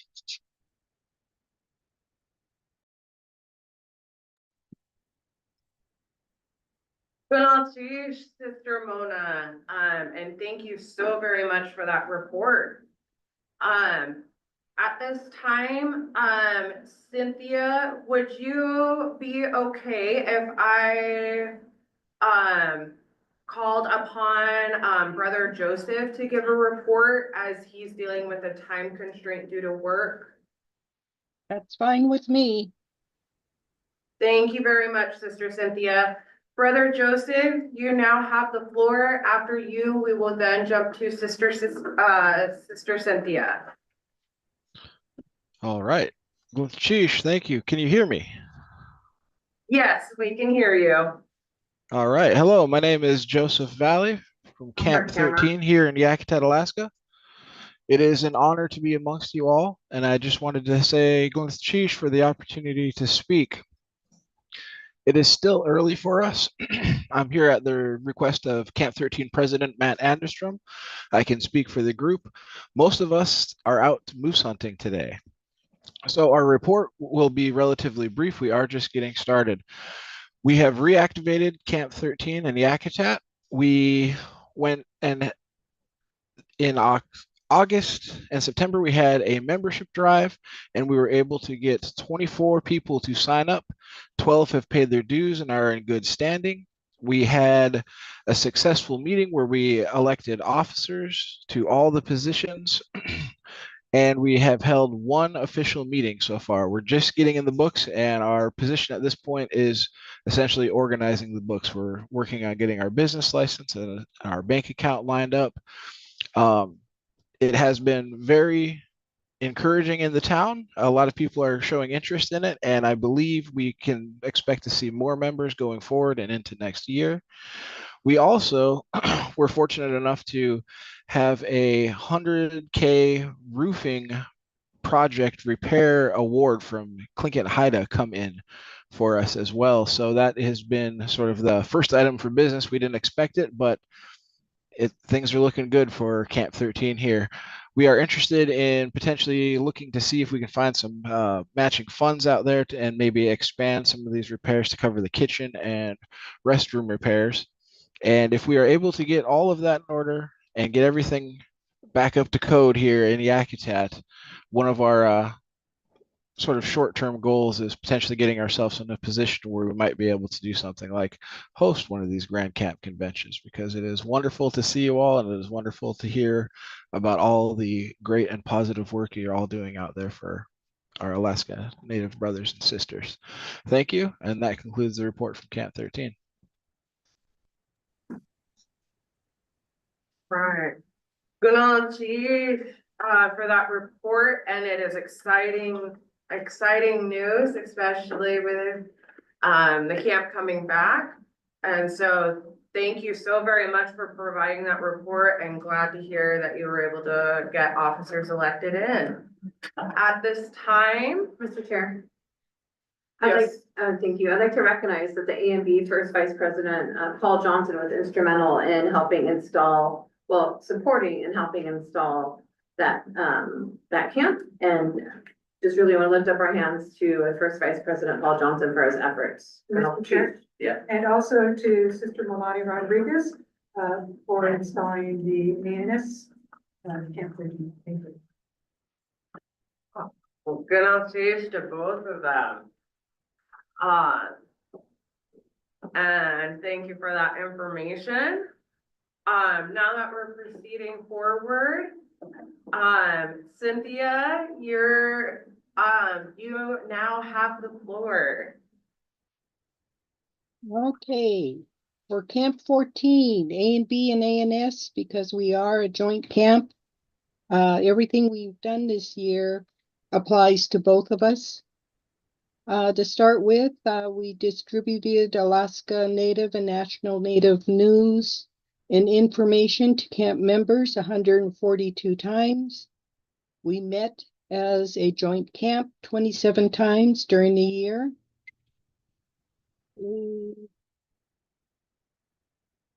Let's see, phone rang, sorry. We had 11 committee meetings during the year. We formed a official relationship with Bountiful Ketchikan Org, the farm, and we met jointly 18 times with them. We focused on food security and recycling material and composting. I got made a lifetime member this year.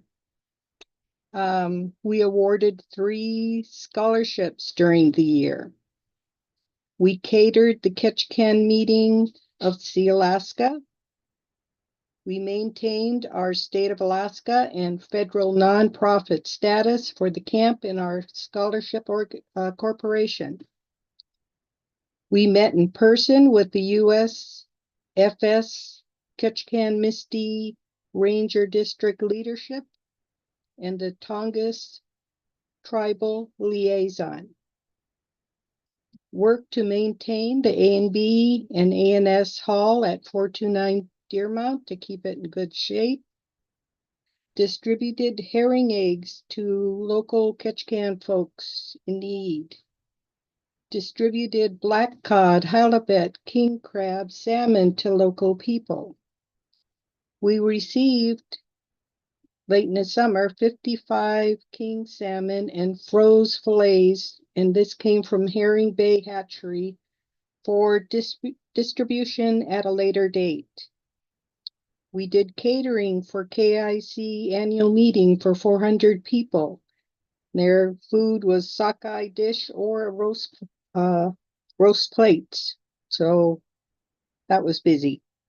Made it possible for Camp 14 members to be on the USFS Tongass SSE Resource Advisory Council. We have 2 people on it.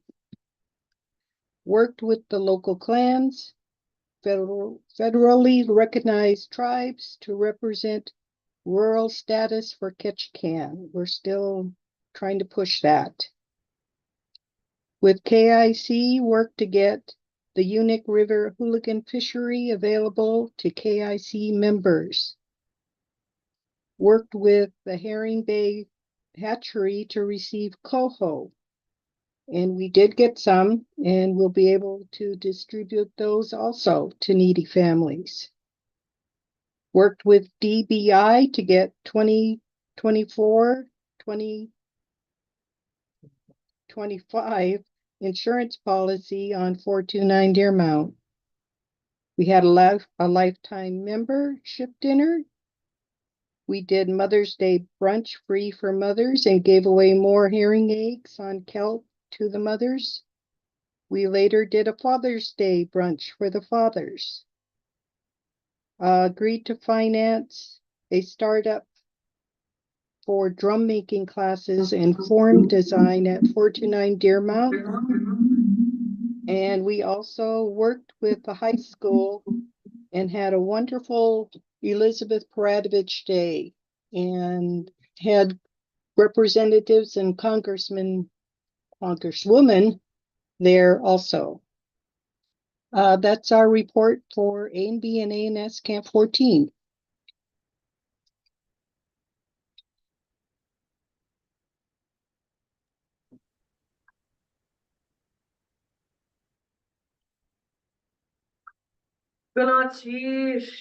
Sister Cynthia for that local camp report. And it is all exciting news to hear about the amazing work that our local camps are doing throughout the year. I just want to throw out there as a friendly reminder to everyone, regardless of being at convention, there's always time to inform and have communication with Grand Camp about activities throughout the year as well. Just wanted to toss out that friendly reminder. At this time, we are gonna move on, and so I will be passing the chair back to our AMB Grand President, Heather Gergo. But at this time, is it with regard to the camp reports or the orders of the day? Sister Rhonda, I see that your hand is up real quick. Is that in regards to local camp reports or in regards to orders of the day? It was in regards to local camp reports, and that's okay. We submitted our update with our registration and packet. Our Camp 2 was really small. Sorry, I was not able to raise my hand in regards to being able to give our small camp report for ANS Camp 2 Juneau. So I'm okay. I love the orders of the day, so thank you. Please disregard. Thank you for that clarification, Sister Rhonda. And then at this time, we'll go ahead and continue moving forward. And then I will pass the chair off to our AMB Grand President, Heather Gergo. Thank you, Sister Elias, for chairing that portion of the meeting. To all of the local camps who are doing such amazing work. We do recognize that other local camps may want to share their reports, and we will make sure to add time within the agenda to do so. If you do want to do a share out with everybody, can you please message our grand secretaries and let them know so we can have a running list? And then if we do have time that's downtime of any sort, we could add it at that time, or we can make sure we build it in at the end. Thank you again, to all the local camps for the hard work you're doing. We do have the orders of the day. We still have a motion that was postponed with regard to the minutes from October 7th, 2023. That will be next on the agenda. And then we'll be moving on to the resolution committee recommendations and committee referrals. Then to the resolution committee meetings, which on the agenda it's 1 hour, but I'm asking the body to allow for it to be 30 minutes. We don't have a lot of resolutions at this time. It'll really depend on the wish of the body after the resolution committee makes their recommendations of how many we have left. And then at 3:10, we do have a guest. The Alaskans for a Better Election discussion is on the agenda. They have about 10 minutes on our agenda. And then we have the vision and missioning workshop and then recess. Those are currently the orders of the day. Are there any objections? Okay, we'll move forward then. I'll hand the chair off to our AMB First Vice President, Paul Johnson, to continue with regard to the open motion we have on the floor with regard to approving the minutes of October 7, 2023. The floor is yours. Thank you, Madam Chair. As you recall, we did have a live motion on the floor regarding an element of the meeting minutes from convention of October 7th, 2023. We had a motion that was approved to postpone any action on that motion so we could do research. At that time, both AMB ANS Grand Secretaries did the research, listened to the audio, and we'd like to go, we have a determination of the output. I'd like to acknowledge and recognize Sister Elias Chase, who will be able to present on the findings in that order. For sure. Thank you, Mr. Chair. After going through and reviewing based off of that original motion, what it was founded is based off of what was put on the minutes. After listening to almost an hour of conversation in regards to it, at that time, Sister Rhonda Butler put forth the motion to accept the agenda as presented. Sister Andrea Caesar seconded the motion, and due to that motion and the fact that we had approved the agenda at the beginning of the convention, it required a 2/3 majority vote at that time. With that being said, the votes back then, back at that time, there was a total of 43 votes that were in favor of it, which averaged out to that 84.3%, with 8 votes that were against it. So therefore, that agenda item that was originally called into question was valid at the time to further clarify what was being discussed in regards to things being sent to the executive committee at that time, and where the confusion may have lied is what was deferred to the executive committee or to be submitted to the to the delegates after convention or to the local camps from there was deferred to after convention, where the grand president reports, the A&B finance and audit report, which included the A&B budget that may have been needed to be modified due to the MOA at the time. So that was the information that I was to gather, but with the conversations at that time, I could see where the confusion may lie, but wanted to offer that information for clarity. Okay, thank you, Sister Elias. So in summary, is the agenda item as presented on the notes, the meeting minutes of October 7th, correct? At this time, they are. The one thing that just may need to be modified would just be the verbiage, Mr. Chair. Okay. Thank you, Sister Elias. Okay, so with that determination, the actionable items on the agenda or the meeting minutes, excuse me, from October 7th are as correct. However, we do acknowledge that there might be some verbiage language of modifying adjustments to amendments. And if the maker of the original motion, Madam Secretary, can you please let me know who was the former of that original motion? It was Sister Rhonda Butler, seconded by Sister Andrea Caesar. Okay, Sister Rhonda, would you be amenable to accepting the modification to the agenda item on the notes, meeting minutes on October 7th, changing the word from adjustments to amendments, corrected?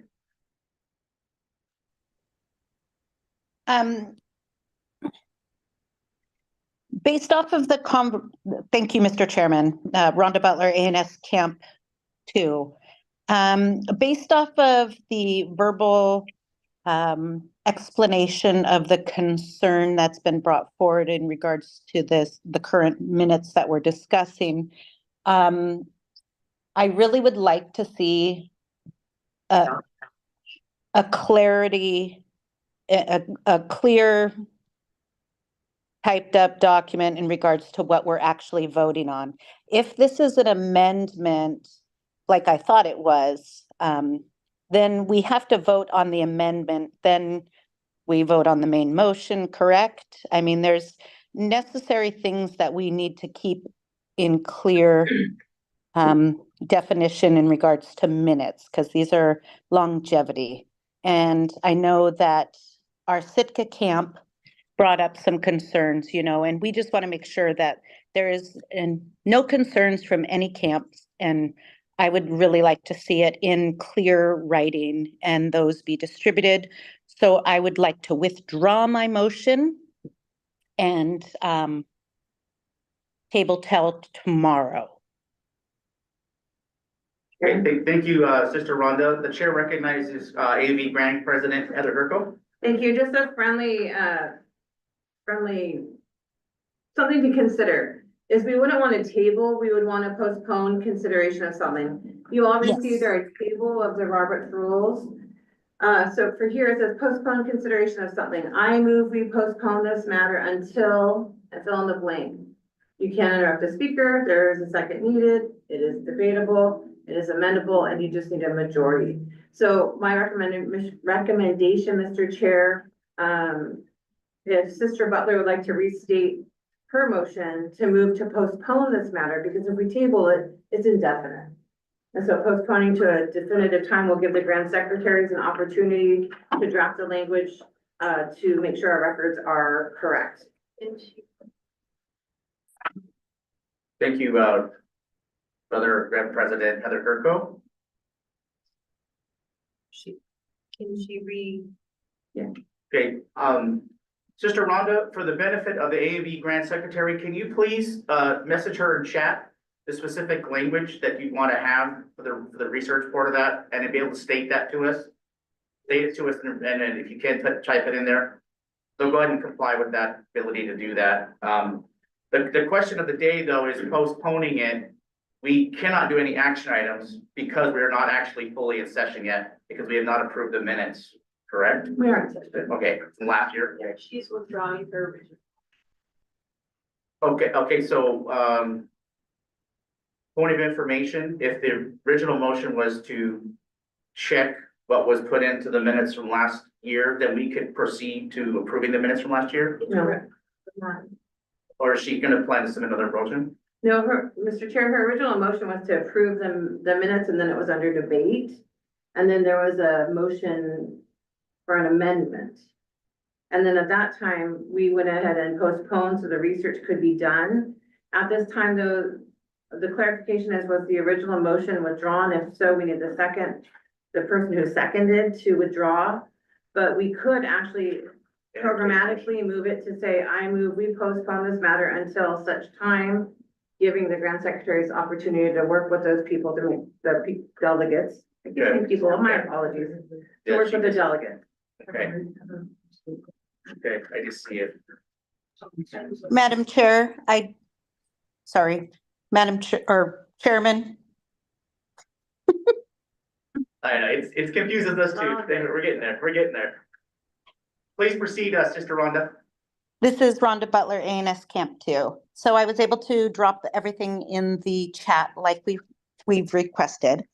So I'm withdrawing my original motion, and that's what we're originally discussing, the concerns for the edits in regards to the minutes from last year. And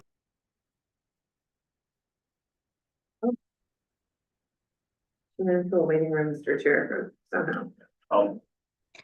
And my motion is to postpone until we receive those corrected edits from our secretaries. Thank you, Mr. Chairman. Thank you. The chair And that has- is in the chat. Okay, there's a motion on the floor to postpone the minutes until we receive new edited corrected minutes from the grant secretaries. Is there a second? Second, A&B Grant President. Brother A&B Grant President Heather Durko seconded. Mr. Chair, oh, go ahead. Question's been called by ANS Grand President Daphne LB. Okay, all those in favor, please by signify by saying aye. Aye. Any opposed, same sign. Aye. Okay, let the record show the motion passes. There is one vote dissension. A&B Grant Secretary Pam Elzuk. Okay, now we are back. I believe that now Chair recognizes A&B Grant Secretary Pam Elzuk. Mr. Chair, I want the question, and maybe we need to refer to one of the parliamentarians, but this is a grammatical error. And so we need to bring it back to be corrected and voted upon again, because this was a point of discussion earlier this morning on grammar versus the actual, and that's why we had to do all this research. Okay. Point of order. It's been postponed and it'll be on the agenda tomorrow. Point for you to you can include in part of your write-up. But it is not simply a grammatical. They did mention there was something specific in there. In fact, they wanted a summary written down, the report that Sister Elias Chase gave on the flow of the decision path. That's what they're asking for. Chair recognizes Grant Secretary Tam. So does that mean we're going back to Robert's rules for the minutes, or are we back to taking notes as we had passed in historical? Mr. Chair, point of order. Well, The clarification is specific to the details of what the motion was. And they're simply asking, Mr. Chair, for those details to be here, not just adjustment. We need to know for our records what those adjustments were, if these are official Robert's Rules of Order minutes. Yes. So that is simply what we need to do is the research that Sister Elias had done we could insert that, provide the language, and then provide it, and then move forward, Mr. Chair. So I think that we should be able to move on, Mr. Chair, at this time. Yes, yes. And in closing, Sister Rhonda Butler is asking for a summary that was given listed clearly in the edited minutes. That's what they're asking. Is there any other discussion on this item, although it is closed? We're giving a little bit of latitude here. Thank you for the point of orders. We do have to continue on, and I believe if we're back into resolutions, the chair recognizes ANS Grant Secretary Delby Numpy. ANS Grant President. You are fine. Okay, Madam Chair, I'd like to issue multiple fines. No fine. For redundancy. Thank you very much. And thank you everybody for working through that. It will benefit us all. Now we move on to the resolutions. Anything to consider due pass. And I call upon Sister Beverly Russell, the resolutions chair. Yes, good afternoon. Can you hear me okay? Yes, we can. Okay. I emailed a link to Tam, our grant secretary, regarding all the resolutions and the summary page. I'm not sure if that's been sent out yet. What I could do at this time, though, is go over the resolutions that we recommended do pass. And if Dots would give me sharing ability, I can put them on the screen. Does that sound agreeable by all? Yes, are we on you? Yes.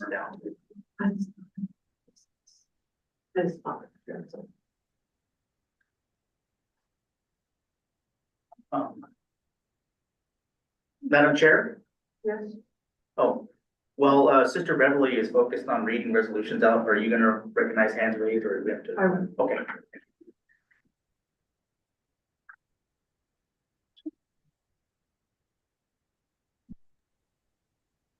And just a note from Dots Beverly, you should be able to share your screen whenever you need. Thank you. Okay. Madam Chair? One moment while we have a confirmation on this end. Have those resolutions been emailed out to all the delegates? I'm trying to get the link copied so it can be sent, so yes. Madam Chair, she can just put it in the chat with all of that practice. Yes, please put that link in the chat as well as email it out to everyone. But for now, the resolutions that we are considering is shared on the screen. The first resolution is Resolution 2402, requesting Alaska Legislature fund more personnel for Marine Highway. This was also introduced last year. And I can read the whereas. Therefore it be resolved that the Alaska Native Brotherhood, Alaska Native Sisterhood, and Grand Camp assembled in October 2024 will advocate that the Alaska Legislature increase funding for Alaska Marine Highway, specifically for personnel. Would anybody like me to read the full resolution, or can you see that on the screen? Sister Beverly, if you would read the full resolution while they're waiting to get their link. Thank you. Okay. Is it in the chat? Perfect. Okay. Whereas the Alaska Marine Highway System, AMHS, provides reliable basic transportation for individuals and freight transportation unsusceptible to weather conditions for necessary supplies to communities not connected to a road system.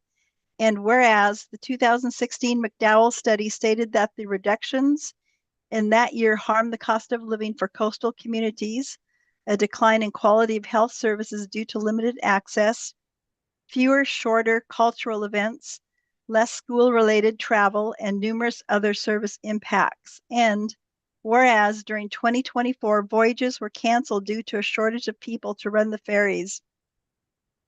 Therefore, it be resolved that the Alaska Native Brotherhood, Alaska Native Sisterhood, and Grand Camp assembled October 2024 will advocate that the Alaska Legislature increase funding for the Alaska Marine Highway, specifically for personnel.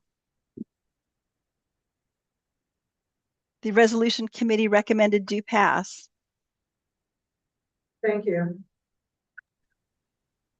So does everybody understand the resolution? Are there any questions regarding being able to read the resolution? I know that you just received your links, but we are also sharing it online. The Resolutions Committee has recommended do pass for this resolution. Madam Chair, Madam- point of clarification. Yeah. One moment, Madam, one moment, please. So I call upon A&B Grant President Heather Gurko. Thank you, Madam Chair. I just want to notate the process is where we are currently on the agenda is we are receiving the resolution committee recommendations. And what happens in that is we'll go back to 01 to hear the recommendation also of this committee. It could be recommend do pass or recommend go to state and federal or go to fill in which committee it would go to. It's up to the body to make the decision if they want to do pass or not. And then we could move it forward to a committee. If it is say one that nobody has any challenge with and we want to pass now, we have that ability. So that's why the committee can make these recommendations. But ultimately it's up to you, the body, to decide. Okay, we have a disagreement here. Hold on one moment. So I disagree. I think we should move along with any recommendations that the Resolutions Committee has for due pass. We address those first. Any that fail that would be assigned to a committee, and then we address all the committees. All the resolutions that move on to committee. Well, then we could address as a slate at that time as well. We could approve as a slate all of the ones that were recommended do pass if that's the wish of the body. So regardless of what order, I'm letting them know because there's a question in chat. We will be talking through each one. We're not making a decision for anybody. We're making the recommendations and then it'll be up to you to decide as a body what you want to do. Thank you. So what we're going to do right now, since I'm sharing this section, we are going to continue on with the recommendations, the resolutions that the committee is referring to as due pass. Thank you. If any of those fail that due pass, we'll move it back to the resolutions to go through one by one and have it assigned to a committee. Madam So, Chair, point of order. Rhonda Butler, ANS Camp 2. What is your point of order? Please state. Thank you, Rhonda Butler, ANS Camp 2. My point of order is that none of these resolutions were distributed in a timely manner for us to thoroughly be able to look through these documentations. Some of us that are attending have limited screen sizing and the inability to be able to print these off due to not receiving these in an adequate time, apologies. So this is something that has never occurred before. I've been attending Grand Camp for well over 12 to 15 years now, and we've always received our resolutions in due time. These are our marching orders for the next year. These are very important, and we shouldn't be basing just off of any recommendations. I would like it if we could review these in a timely manner. I think this is unorthodox, and it's not showing much appreciation to all of us who are attending via virtual. Thank you. Thank you, Sister Butler. So her point of order is stating that the delegates have not received the resolutions in a timely manner before we brought it forward to you. And she would like to have the delegates have a chance to review the resolutions. What is the wish of the body? Madam Chair. Sister Paulette.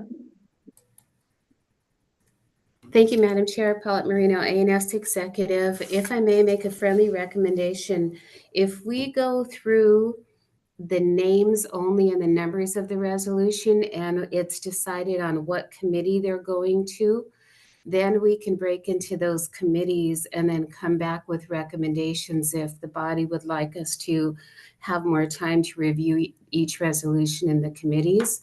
So if that's what the wish of the body is, Madam Chair, as long as we know the title and where we're referring it to as stated, that may be a respectful process so that all of our delegates can look at the resolutions in committee.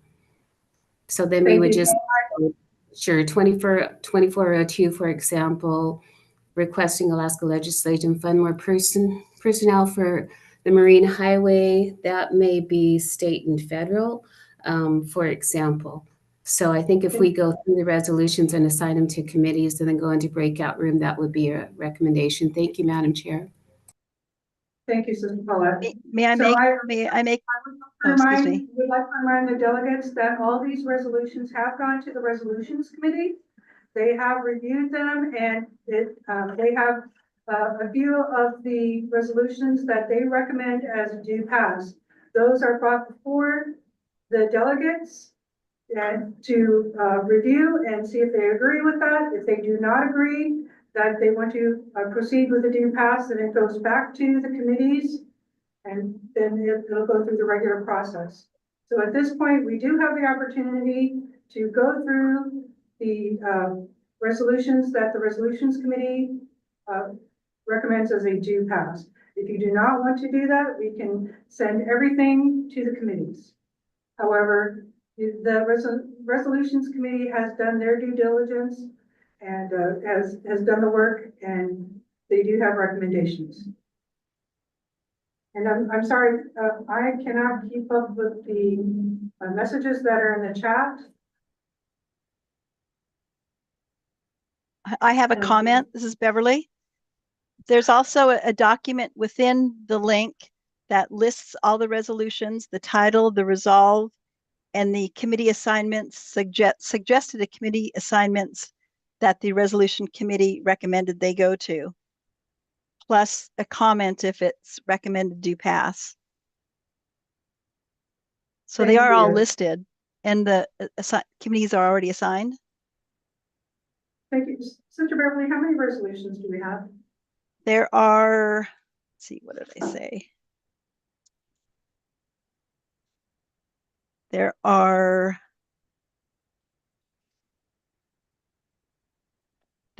12. There are 12 resolutions. And there were 5 recommended do pass. Thank you. So, Sister Rhonda, I see that you put something in the chat. I'll call upon you in just a moment. First, I'm going to call upon President Gurko, then we'll move to Sister Rhonda. And I just want to be clear that any motions listed in the chat will not be recognized.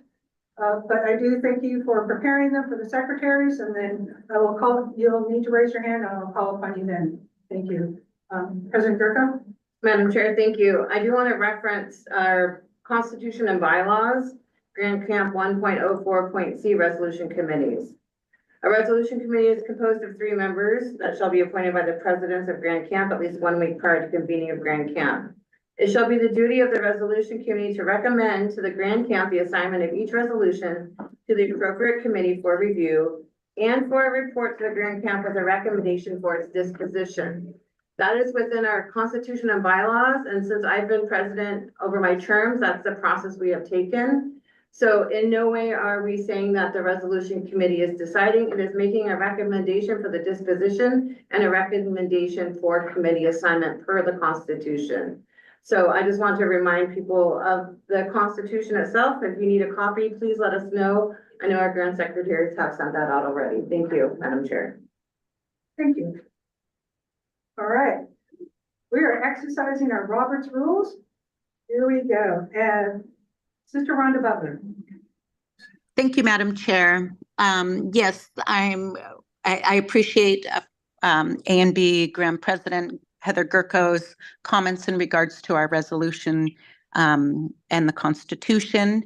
The additional item that needs to be included on that is that all of our committee meetings are open, granted visa versus the financials, to our membership. No one was able to attend those resolution committees. And this, as I stated before, this is the first time that the membership is being able to review these. I totally appreciate the resolutions recommendations and their hard work. There's many of us online that would like to participate in that hard work also. And so at this time, I would like to make a motion to have resolutions be assigned to the committees to be further reviewed for recommendations. Thank you, Madam Chair. Point of order. Take your point of order. Thank you. The purpose of this committee is exactly that. That is what's going to happen. No other committees have met except for the resolution committee, who then is making their report now. There are plenty, we stated who the committee chairs are earlier in today's meeting. I'll happily put that into the chat again. Each of you delegates you're expected to be a part of those committees. That's part of why we're here as delegates. So those committee chairs will once again be posted into the chat. You'll need to reach out to that committee chair, find out when you are meeting so you can be part of the process. Absolutely 100%. I think that maybe we're confused about where we are in the process, Madam Chair. This is the process. We still have committee meetings coming. The only meeting that happened was today with the resolution committee. And the reason it took so long is because resolutions were still coming in as of last night. The deadline was noon today. And so we weren't able to get them all out because many of them have come in very recently, with the exception of just a few. Thank you, Madam Chair. So I believe that the motion is out of order. Thank you. I'm going to call upon our parliamentarian. If we can put on mute for a moment, please.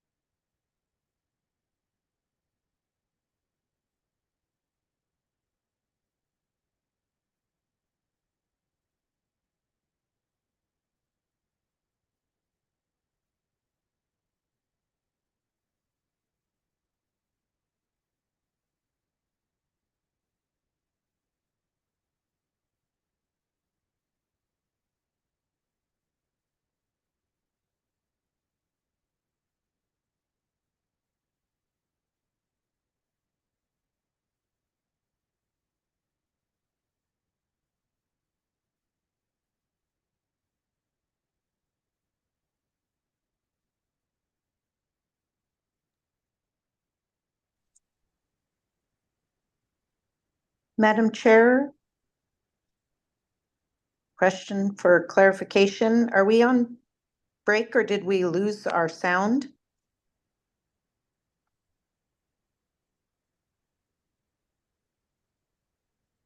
Thank you. The chairwoman is conferring with the parliamentarian at this time. We'll be back with you in a moment. During confirmation of anything to do with our parliamentarian, I believe it would be best if we remain unmuted.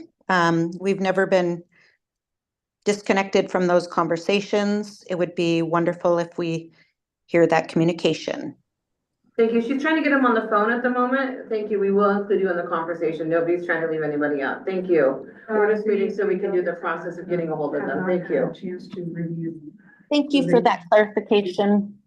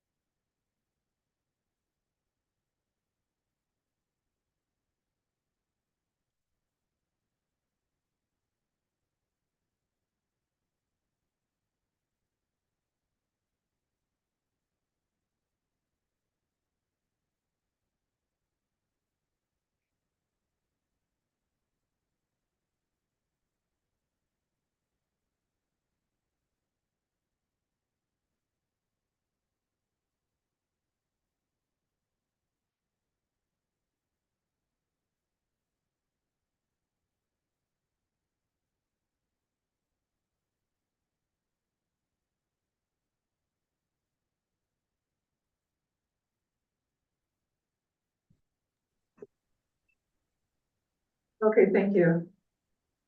Bring it back in, then she'll be able to make that comment. Are we off mute now? No, thank you. So thank you everybody for your patience during this. Since we are in the virtual world right now, I wanted to make sure that I had the correct information from our parliamentarian, which I would have to do by phone, as he was not available right by his computer. So I do have a parliamentarian online, and I will have him speak with you. And go ahead, Brother Jay. Good afternoon, officers and delegates. So, we understand, resolutions have made to the resolution committee. And correct me if I'm wrong, but is there a motion to approve the resolutions on the floor? There, the resolutions committee did a due pass, recommended a due pass. Okay, so since the resolutions went to a committee, the committee has the authority to recommend a due pass without a second. However, now that you should vote on that. And let's remember that the delegates of the body, if the delegates would like time to review the resolution before approval, then the delegates should just vote no on the motion.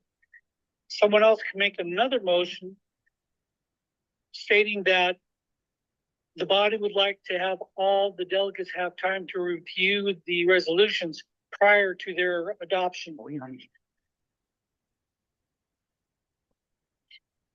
Thank you. Both motions would just need a standard majority vote to Thank pass. Thank you, Brother Jay. Madam Chair. One moment, please. So thank you. I've heard the recommendation from the parliamentarian, and I understand that there is a motion on the floor. It's been called out of order by President Berko. So I am going to, as chair, I'm going to make the decision that we are going to go to the resolution, back to the resolutions committee where they recommended a due pass. We'll vote on that. And then Matt- if you do not need to pass and you want it to go to a committee, then you vote no. If you want it to pass as recommended, then you vote yes. So that will be the process for this resolution. And if any other changes, we'll have to deal with that after this resolution because we already had the recommended do pass on the floor. So thank you very much. Thank you, everybody, for being patient while we work through this. So right now, we're going to go to the recommendation for do Madam pass Chair, point of order. for resolution 02. I've made the ruling and we are going to go ahead and move forward. And then Madam after Chair, the ruling, point of order, the ruling is against our Constitution. And that is my point of order. Thank you, Sister Butler. So with the Constitution, we do have it where we set up the resolutions committee and to do the process of their due pass. So we are following the Constitution. Madam And- Chair, I would like to reference our Constitution on page 12. The Constitution states it shall be the duty of the resolution committee to recommend to the Grand Camp the assignment of each resolution. No recommendation of due pass. This is the assignment of the resolution, page 12, GC 104C. Thank you, Madam Chair. Thank you, Sister Butler. And I caution everybody to please, let's all work together with kindness. This is an important information that we're trying to work through. So please be patient and please be kind.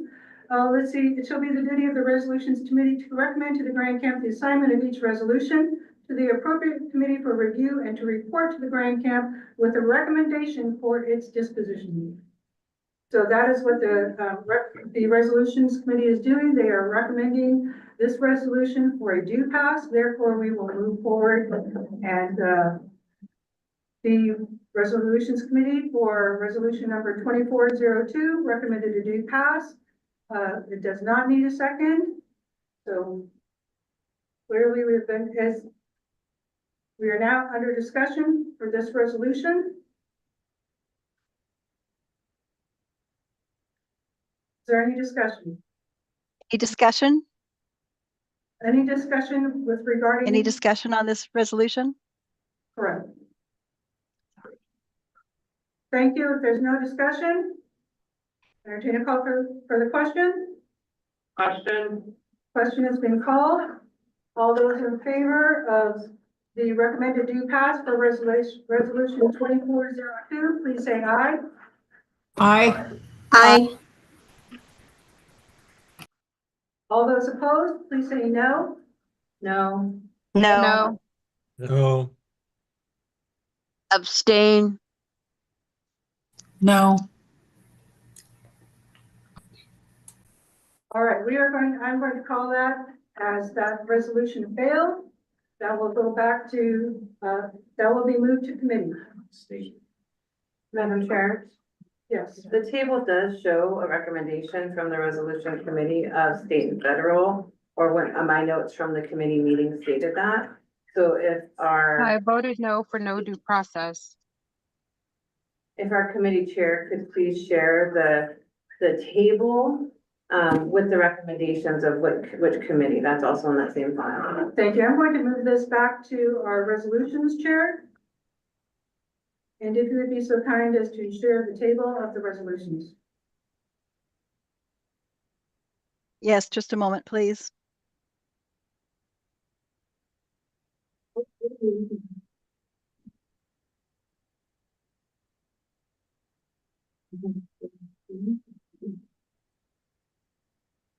Well, Sister Beverly, I think that's your screen. you're looking at. Yes, We it can is see- mine. I'm sorry. I know, I'm trying to go back to, okay, Thank so I'll pop the table back up.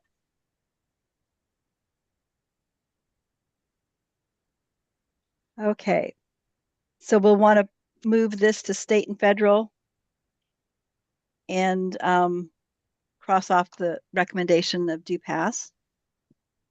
I'll edit that after. Sister Beverly, we cannot see the whole table.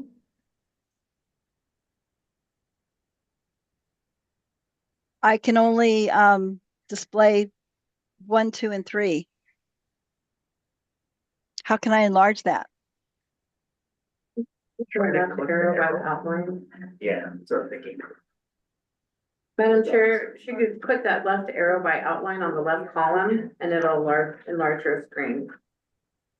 That very far left arrow over by the margin. So that says outline. Oh, okay. Outline, yeah, put that and I'll minimize. Or it should. There we go. Okay. So have do a you want me to question. read through each of the resolutions? One moment, please. We're getting some notes here that some people Yes. can't hear. Can you all hear us? Can you hear me? Sister Beverly, can you hear me? Can you please put in the chat? We're having technical issues. We're gonna pause. Yeah. You can. Sister Stephanie says that she can hear us. Thank you, Sister Stephanie. I appreciate that. All right. So Sister Beverly, go ahead and move forward. Paulette Marino. Paulette Marino had her hand raised. Mr. Paulette? Thank you. Yes, thank you, Madam Chair. Paulette? Yeah, thank you. Can you hear me? Yes, we can. Yes, we can. Yes. Thank you, Madam Chair. So I had a clarification question, if I may. The last vote that took place, has that been reported? I heard several yays, nays, and abstentions, and I didn't hear a tally of that vote. It sounds as though the body has a wish before us before we proceed. So I was just wondering what the tally of that vote was. Thank you very much. Thank you, Sister Paulette. Yes, the vote did fail, or the motion the motion to approve failed, and that resolution is going to committee, and we are moving forward with the resolutions chair presentation of the resolutions. Thank you. Would you like me to read each resolution and the recommended committee assignment? And would you like me to also put on display the ones that the others that we recommended pass? Or are we just not? Sister Beverly? What would you like me to do? Yes. Sister Beverly, go ahead and read through each resolution. Thank you. The result. Through your recommendations. Okay. Any action at this time other than your report to which committee it shall be referred to and which ones that we will address as they do pass. Thank you. Okay. Secretary Tam also emailed the link to all the resolutions in this table. So 2401, advocating for Alaska Native Brotherhood and Sisterhood. A&B Camp 70, through its experienced advocates, will serve to address the issues passed through resolutions at Grand Camp that can be addressed in Juneau through legislative leadership of the state of Alaska, legislature, and the executive arms of the state of Alaska. The committee recommends it be referred to the state and federal. The second resolution we already went through. It did not pass. I'll go ahead and edit this after we're through here. It'll be recommended to the state and federal. Number 2403, protect king salmon fishery. Ask the governor, the legislature, and the agencies of the state of Alaska for regulation, policy, and enforcement actions to resolve king salmon by preventing adverse impacts on salmon habitat, reducing pollution from careless and industry, and controlling bycatch. Request State of Alaska, North Pacific Fishery Management Council, and National Marine Fisheries Service change the definition of trawls used in the pollock industry as mobile bottom contact gear. Recommend to the state and federal also fisheries, wildlife, and subsistence. 2404, increase funding for public schools. The committee recommended do pass. I can go ahead and put this up on the screen if you'd like. call upon the Alaska State Legislature and the governor to take action necessary for the state to meet its constitutional obligation of maintaining its public schools, including consistently appropriating more money to our public schools.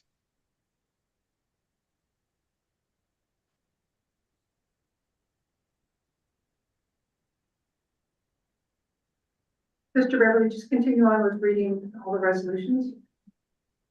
Oh, you want me to finish reading all of them? Yes, please. Okay. Let me try to get back to where I'm at.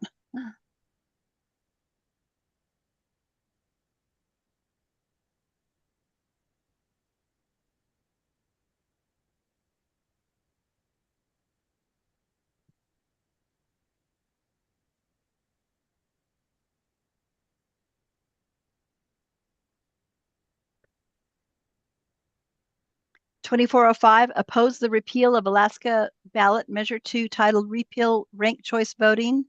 Oppose Alaska Ballot Measure 2 Repeal Ranked Choice Voting, which will appear in the November 5th, 2024 general election, and urge citizens to cast a no vote. A&B and ANS Grand Presidents appoint 2 local camp members to promote this resolution through local media or campaign organizations. The committee recommend do pass. 2406, this is a long one here, requesting respect for the individual and clan rights of Alaska Natives in the American Graves Protection and Repatriation Act. Request that tribes seek and obtain written custodial documents with clans and clan leaders for all Attu or sacred objects in their possession or custody, and failing to do so, defer custodial and processory privileges of the tribe to the clan leaders, and or clan individual rights to Attu or sacred objects. I'm mispronouncing that. I apologize.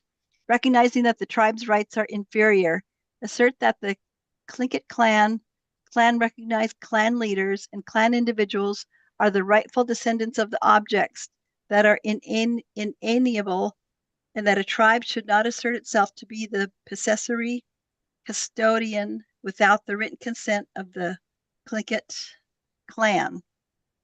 Clan recognized clan leaders and or clan individuals. Encourage all participants in the NAGPRA repatriation efforts to develop an MOU which will guide and encourage future repatriations. Recommend for state and federal, and also we will have a cultural committee, and Chad Titel is the chair of the cultural committee.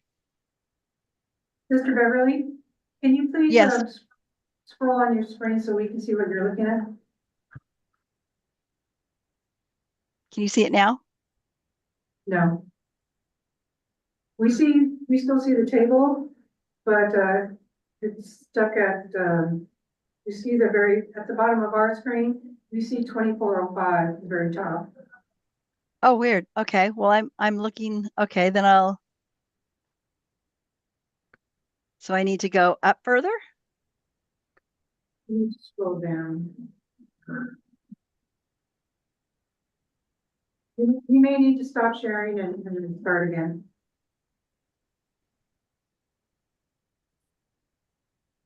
Thank you.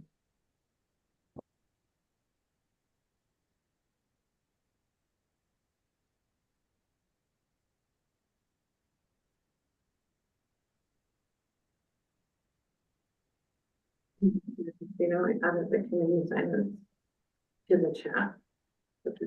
While Sister Beverly is reorganizing, President Gerko did list in the chat the committees and the committee chairs.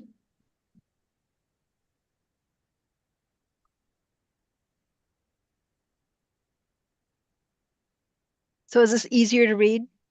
Are you able to see 2406? It actually is on 2 separate pages. Yes, we can. Thank you. We can see one of the pages. Okay, then here's the remainder of the resolve on this next page. 2407, participation requirements for all grant officers and executive committee members 2024-2025 for convention travel support. The ANB and ANS Grand Camp Finance Committees define eligibility requirements regarding travel and lodging for grand officers and executive committee to attend an in-person convention at the expense of Grand Camp. The grand officers and executive committee would be required to attend 80% of the meetings of the ANB and ANS Grand Camp unless excused of the 2024-2025 term to qualify for expenses paid for by Grand Camp. The committee recommended do pass. 2408 ANB ANS song creation. The ANB and ANS local camps will each select one representative from their camp to serve on the song creation committee and will notify the ANB and ANS grand secretaries of these appointments no later than November 30th, 2024. The grand presidents of the ANB and ANS will appoint a committee co-chairperson by November 15th and will continue previous, actually, I needed to change that. Let me tell you what it was supposed to be.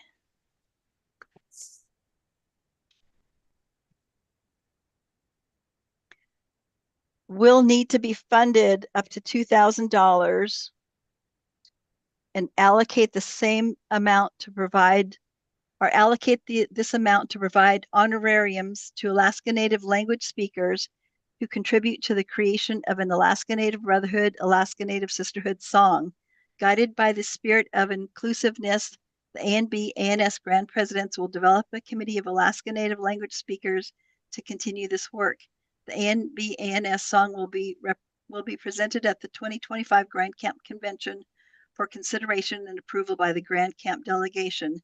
The ANB and ANS Grand Secretaries will distribute the draft song at least 30 days before 2025 Grand Camp Convention to be considered as an addition to the Constitution of the Grand Camp as the ANB and ANS song. And we recommended do pass.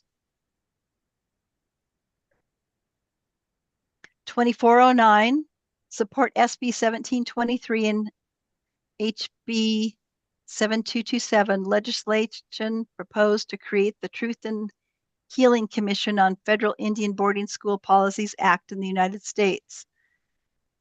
Does hereby support the Truth and Healing Commission on Indian Boarding School Policies in the United States Act, urges the House and Senate to pass Senate Bill 1723, House 7227, calls on President Joe Biden and Interior Secretary Deborah Haaland to garner the full authority of the Biden administration to support these bills.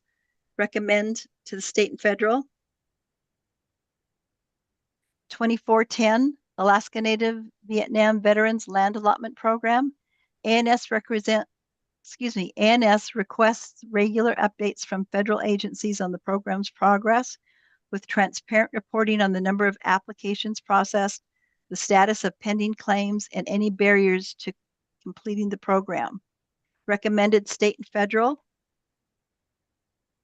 2411, make Ketchikan, Alaska rural, that the Alaska Native Brotherhood and Sisterhood in Ketchikan and leaders of the Tantaquan, and I cannot pronounce that, I'm so sorry, Sayakquan, support the conversion of Ketchikan to a rural status and request that the U.S. government make amendments to ANILCA to allow clans and traditional tribes to be allowed to participate in the subsistence taking of resources in their traditional areas.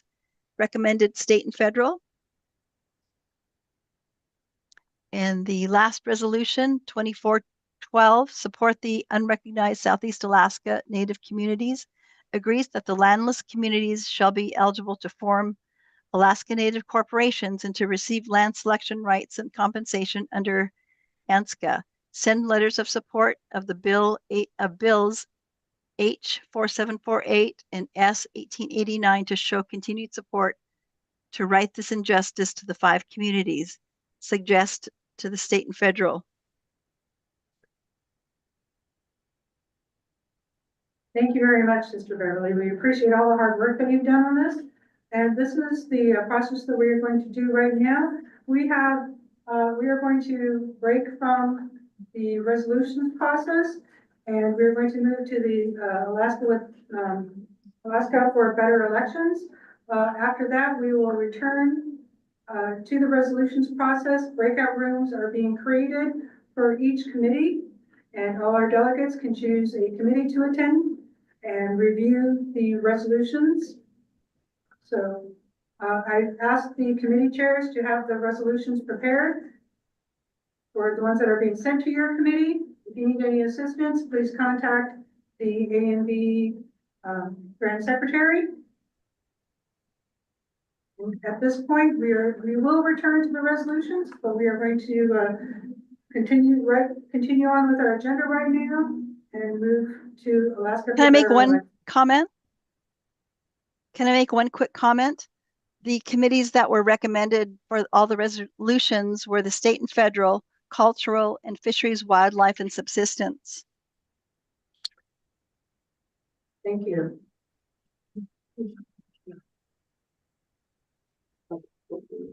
Madam Chair. There's one for health and education. So anything that has to do with resolutions, we will come back to it.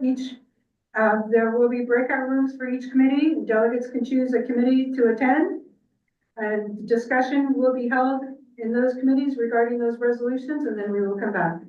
Thank you. For clarification, Madam Chair.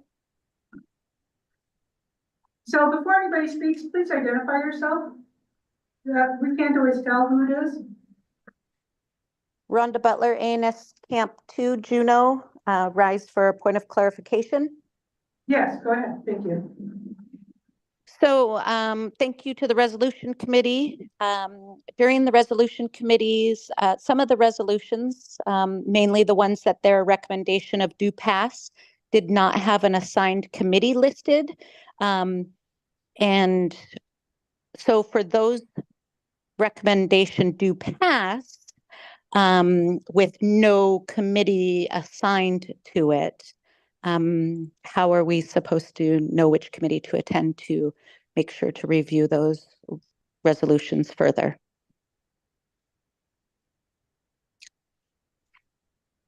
So we'll address that with, before we move into breakout rooms. We will come back to that. Thank you. Thank you. All right. We need to stay on track, so we are going to move for Alaskans for Better Elections, and we'll come back to resolutions after their presentation. Thank you very much.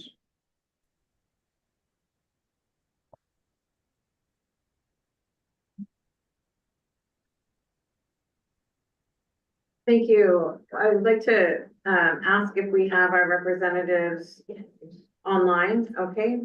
I'm not sure who we have. Yeah. Julie, thank you so very much. We'd like to extend a welcome to our presenters with regard to this matter. So if we could please, I believe it was Julie, you have the floor. Maybe you have for about 10 minutes. Thank you. All right. Thank you so much, Madam Graham President Heather and Madam Graham President Taffine, for having us again. This is the third time we presented in front of the ANS Grand Camp, and we are just thrilled to be able to be with you again and have some time on the floor.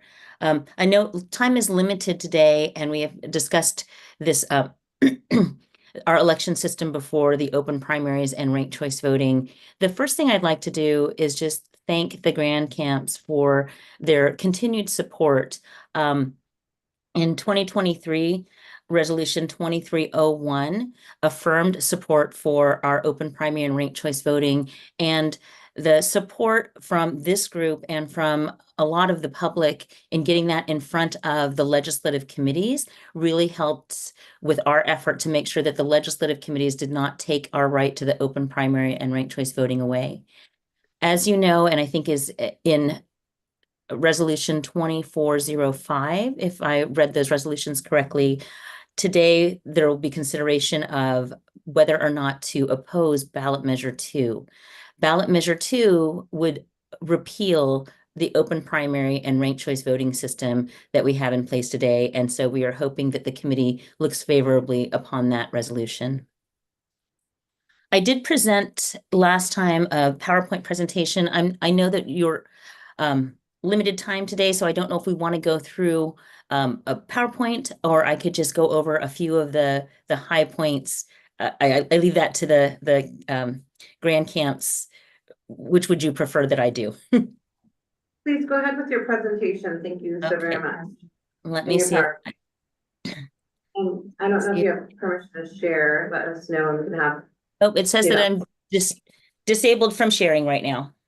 Okay, get on the spot. If you're able to hear me, would you please give Julie permissions to share their screen? Thank you. So you should be able to now.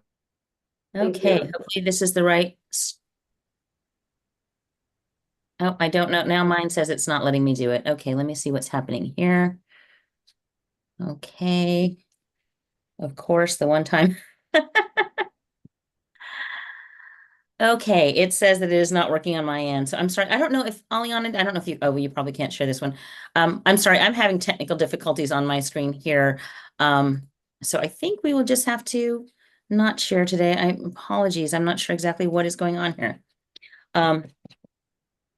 I can try to exit and come back, but I think that might take more time. So I think I'll just go over some of the points, and then I'll happily share the presentation in hard copy later on, and you can take a look at your convenience.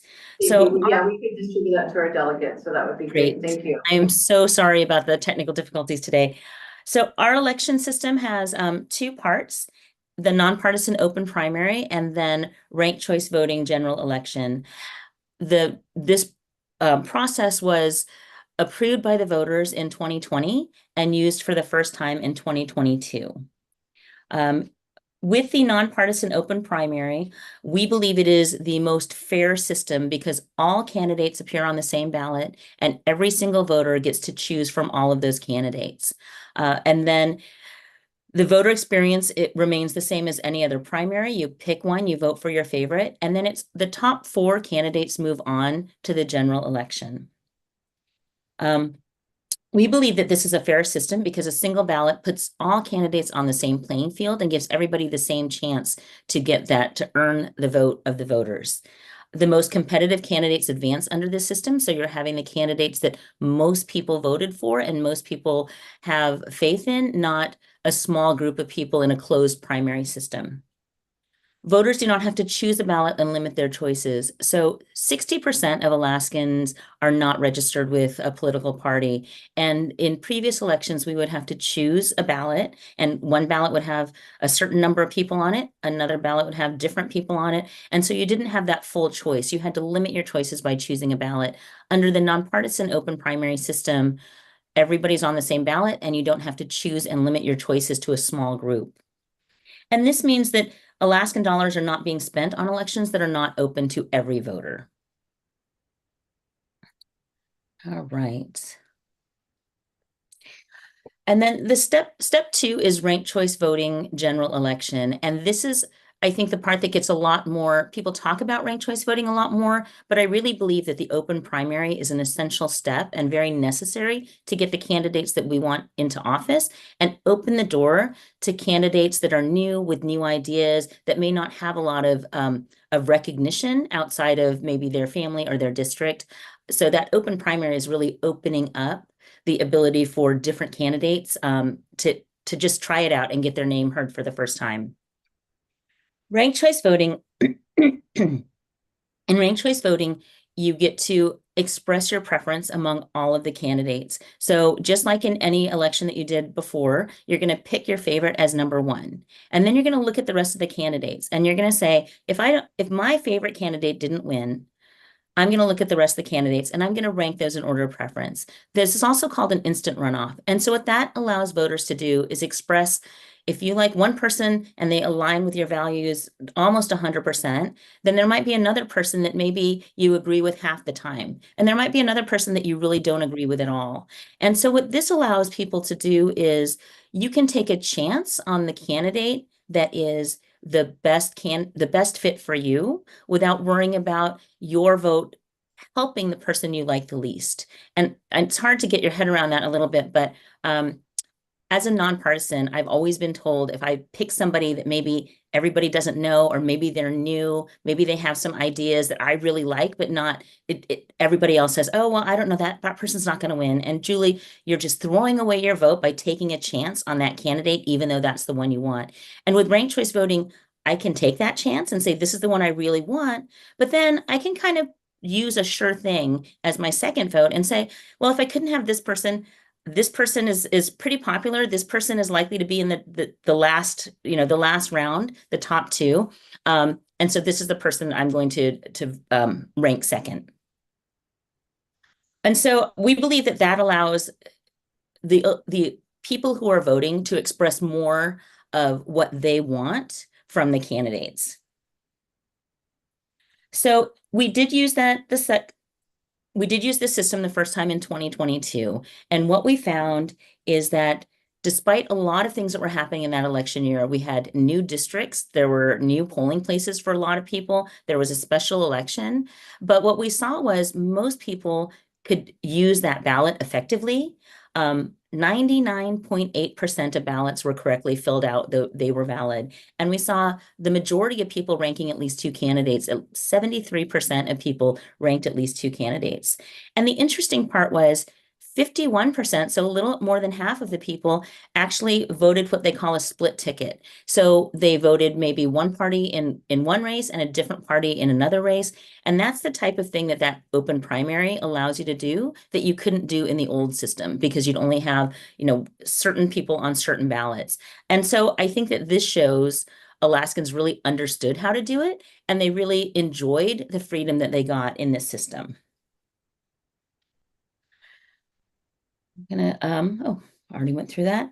So we saw some things that I would like to highlight as benefits of the system. Obviously, voters elected the first Alaska Native woman to Congress. We saw that was one of the results of the 2022 election. We saw more voice and more power for voters. There was more choice and more competition. And what we also saw was more diversity in the races.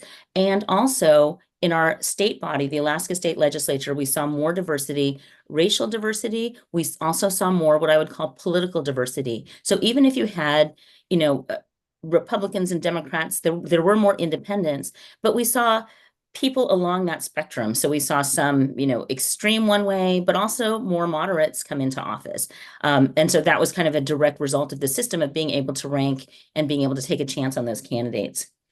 And really what we saw was better governance. So in 2020, I don't know if all of you remember, I remember being very frustrated, and I'm sure those of you in Juneau remember that you couldn't get rid of the legislature. They had 4 special sessions. They spent 217 days in session right before this system took effect, and that cost the state $1.8 million, and they still didn't balance the budget or come up with a long-term fiscal plan.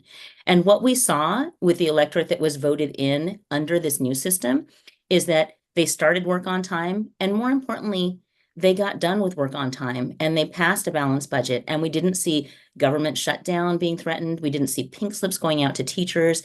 And what we saw was people willing to come to the table and negotiate. And I think that is one of the benefits of the system, is that elected officials under this system, they don't toe a party line. They need to be accountable directly to the voters. And that means that we get to hold them accountable if they're wasting time and not working on our business. And what we saw was they were willing to come to the table and negotiate. And I think we didn't get everything, everyone didn't get everything they wanted. That's, I think, the art of compromise. And our concern is that if this repeal of open primaries and ranked choice voting goes forward, that we're just moving backwards and erasing all of the steps that we've made, all the progress we've made since 2020. Again, that's kind of all of I'm open for questions. That's all of my presentation, but I do want to thank A&B A&S for the resolution 2301 and the help with stopping the repeal at the legislative level. What we're asking now is for a little bit more help to stop the repeal on the ballot on November 5th. And I think that that's all I have.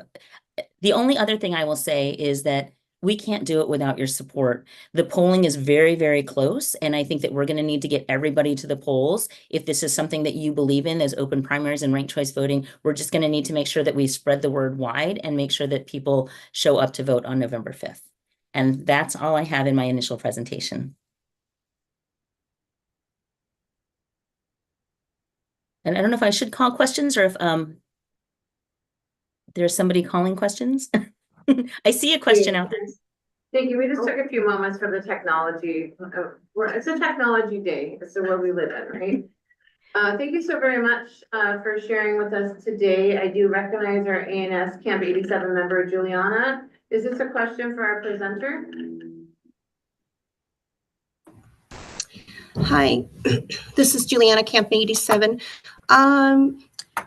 You mentioned that sometimes voters are frustrated. I vote for the Libertarian Party all the time. So how does your suggestive number 1, number 2, number 3 fits in when I'm positively voting for the Libertarian Party? Because more sovereignty, more things that they need. They detach from wars and things like that. They're more things that the people need, and they disconnect for the for-profit that they make from the foreign and the proxies and all that stuff. So they are interested in finding another way of making profit, but they're not widely known. They don't get all the media attention. So how do you help them? I mean, are you just only for the Democrats and Republican and two-sided, and it's 1 and 2, and then the Libertarians on the bottom? Or how can you help them? That's my question. Well, that is a great question. And I will say that the two parties in power initially did not support. In 2022, both the Republicans and Democrats were against open primaries and ranked choice voting. And I believe it's because that power had consolidated with those two parties. This year, it is really only the Republican Party has taken a plank against open primaries and ranked choice voting. So let's talk about the Libertarian Party. The first thing I will say is they are endorsers and partners of No on 2. So we have both of the third parties in Alaska, which is the Alaska Independence Party and Libertarian parties, have both endorsed the side that we're on, No on 2, keep open primaries and ranked choice voting. And I think that the simple explanation for that is that Libertarians know that they don't have, let's call it, a big market share, right? And so when we talk about the ability to rank, remember what I was saying about being told, oh, I'm sure you've been told, as have I, if you vote for the Libertarian candidate, you might as well throw away your vote. And so what ranked choice voting allows you to do is say, I'm going to take a chance on that Libertarian candidate, ranking them number 1. And the thing is, if a lot of people agree with you that maybe people were telling them don't do that, right? You might get enough votes really to have that number 1 choice. But what that allows you to do is once you voted for that Libertarian, you can say, of the candidates left, this is the person that I think most aligns that isn't the Libertarian. So this would be my second choice. So I'm going to put that in. And what that allows you to do is, if you're Libertarian, 1, you've expressed how you feel. You want that Libertarian, your vote is in there. Those first place votes are counted. But let's say you have candidate B and candidate C. And candidate C, you are never a candidate C. That is a person you don't want. And in the past, you would say, do I want to vote for the Libertarian candidate? Even though I don't really like candidate B, but I really don't want candidate C to win. And what people are telling me is if I vote for the Libertarian, what I'm doing is I'm letting that other person win, right? And so with ranking, what you can say is, I'm going to vote my candidate first, candidate A, and then I'm going to rank candidate B, who I agree with most of the time. But at least this way, if the Libertarian candidate doesn't make it in, then they'll look at my second choice, and that will go to the person that I like most of the remaining candidates. And so what I like about, and this is what I like about the system, is we love an underdog, right? And I want to be able to vote for the person I like the most. And I believe that this system gives you the ability to do that. The other thing that I'd like to just be very clear about is you don't have to rank anybody. If you are, everybody else I like the same, or everybody else I hate the same, right? I only like this one candidate. You can just vote for that one candidate. There is nothing requiring you to rank anybody. But why I like ranking is I can say I feel safe voting for my underdog candidate, because if I had to pick between B and C, I would pick B, and that way I can have, some people call it a backup vote. I can have that backup vote. So if it goes to a, so the way ranked choice voting works, and those of you that have, I don't know how it is in all of the other cities, but in Anchorage we have a runoff, we have a required runoff. So if the vote doesn't get a certain percentage, then the two top candidates go to a runoff. And so ranked choice voting is very similar, except for you just rank them all at the same time. So if there's a first choice that gets 50% plus one, so that's the majority cutoff, then the race is over. We don't even look at the second and third choices, because that person has said, the majority of my district, more than half of my district, picked me because I'm their favorite, right? And so therefore that person's going to win. The only time you look at the rankings if somebody doesn't get that 50% plus one, that majority vote threshold. And so as you rank your candidates, if in the first place there's somebody that gets a majority vote, they're not going to look at the rankings. But if someone doesn't, then what they do is they take the person that got the least amount of votes, and then they look at the next vote for that person. So it's like a runoff where the person that gets the least amount of votes is taken out of the race, and then you have the runoff between the remaining candidates. So I think that's the best way to look at it, except for instead of having to come to a second runoff election, you get to rank. But I think that for those of us that like third-party candidates or like underdogs, this system really allows us to just vote with our whole heart, right? And not be worried about throwing away our vote, because we can use those rankings to keep expressing our preference. Does that make sense?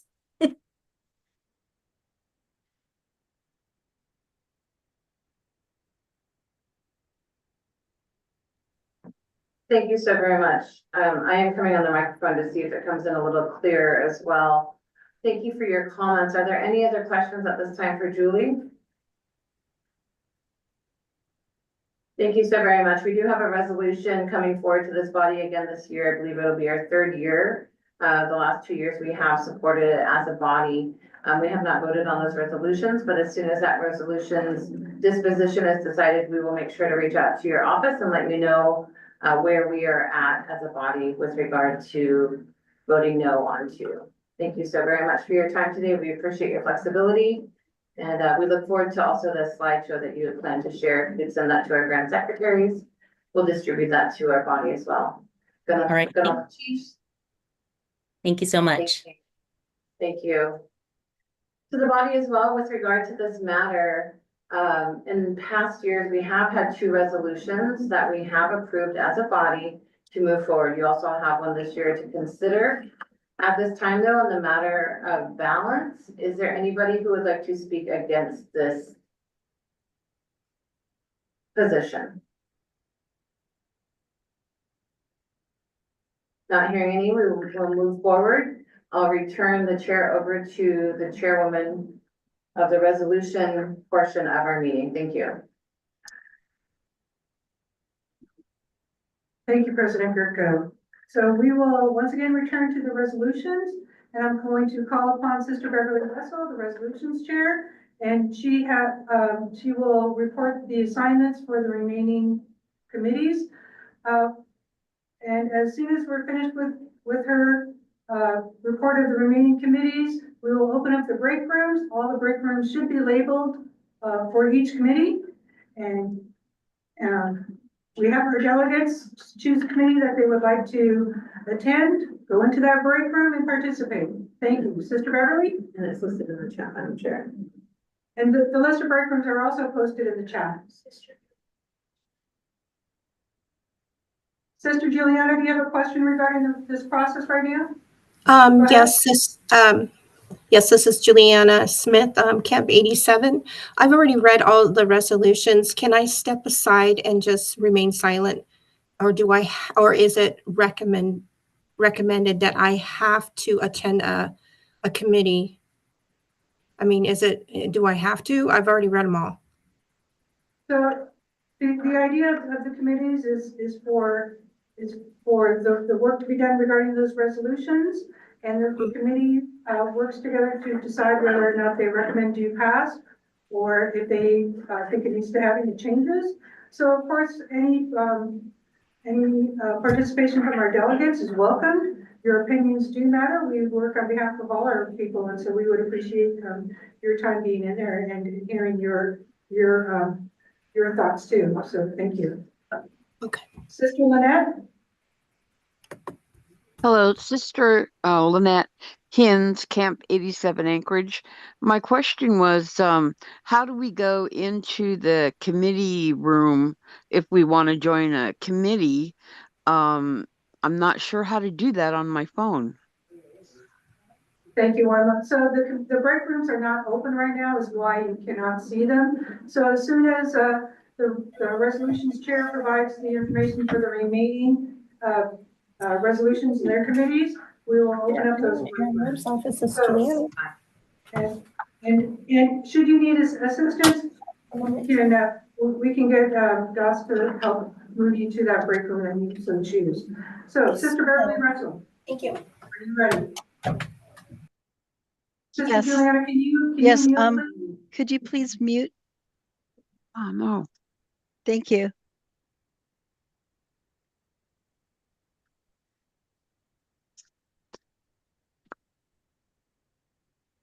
Okay, we've assigned all of the committees for the resolutions. I can just go down quickly. 2401, advocating for Alaska Native Brotherhood Sisterhood, assigned to state and federal.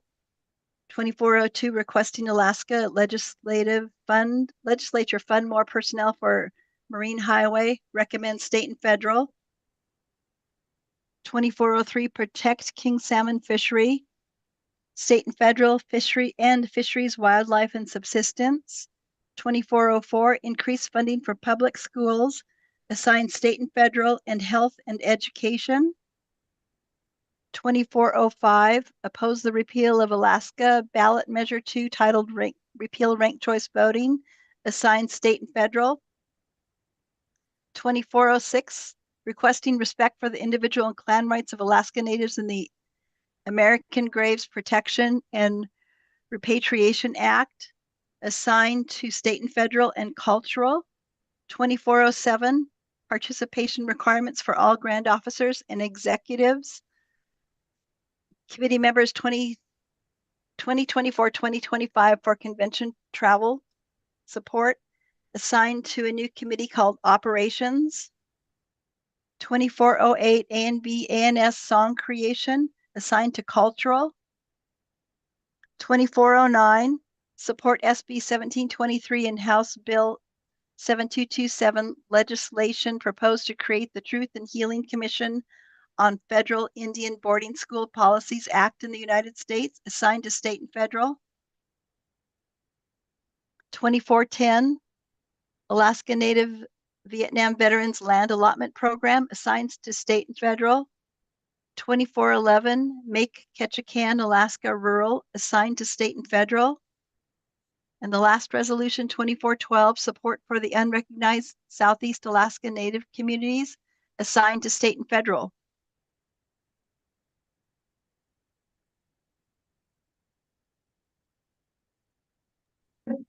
Thank you very much, Sister Beverly. We have added the link once again in the chat, so you have easy access to look at this table, mainly for the convenience of our chairs to make sure that you are reviewing the correct resolutions during your committee meeting. And if we can ask Dust to open up the break rooms now, please.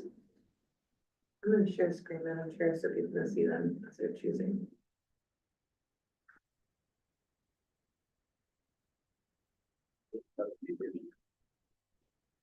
Right.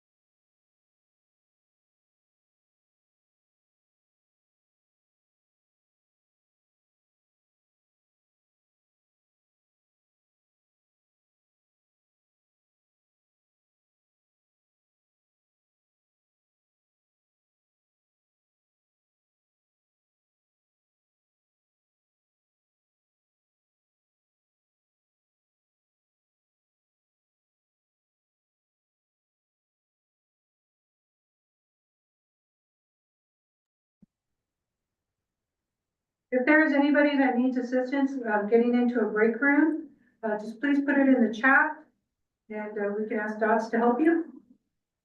We asked Docs to allow the committee chairs to share their screens. I don't share really. Thank you. Who are the committee chairs? Paul?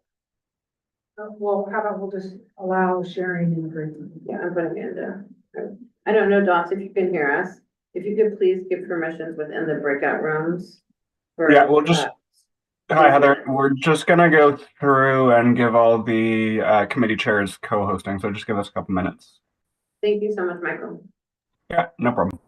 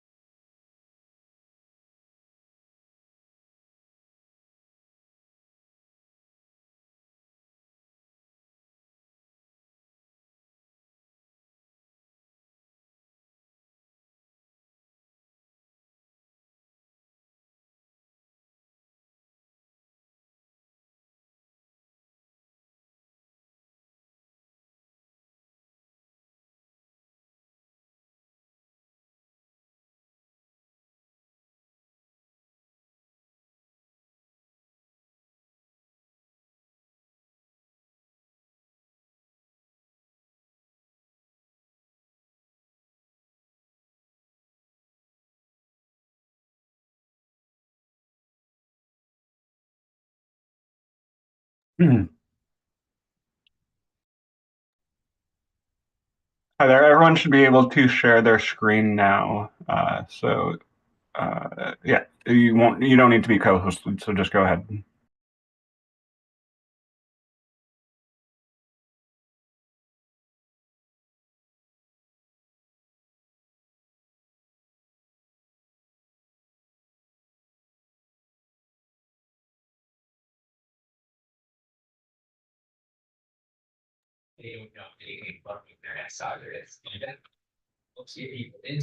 Because everything is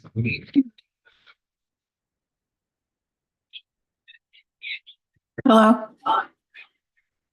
This is Cecilia Chavallero. And I am calling to ask, how are we getting into the chat rooms?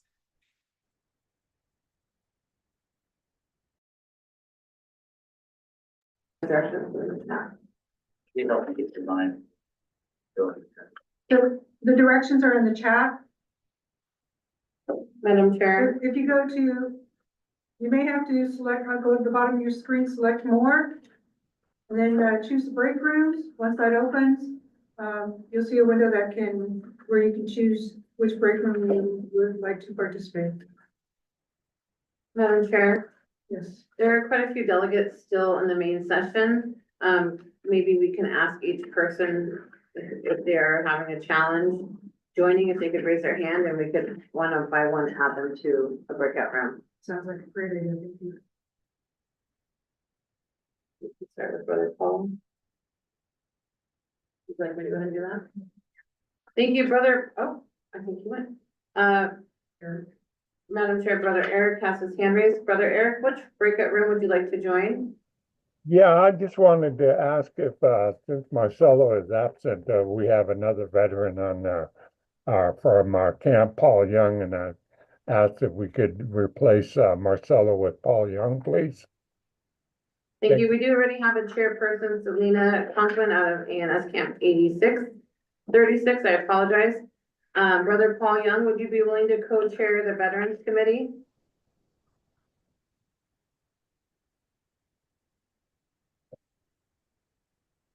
Brother Paul Young, can you hear us? Brother Paul Young, can you hear us?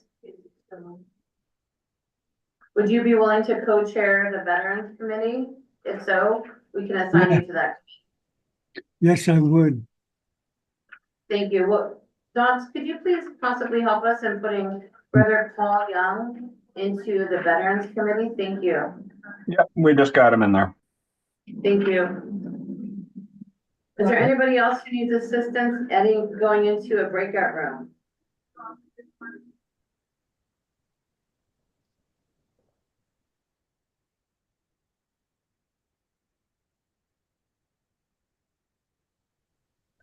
If you're having any issues, you can always just message Dots in the chat as well, and we can fit you into the room of your choice. Thank you, Docs. Where did breakout rooms? You mute. After the chat. Could you mute, please?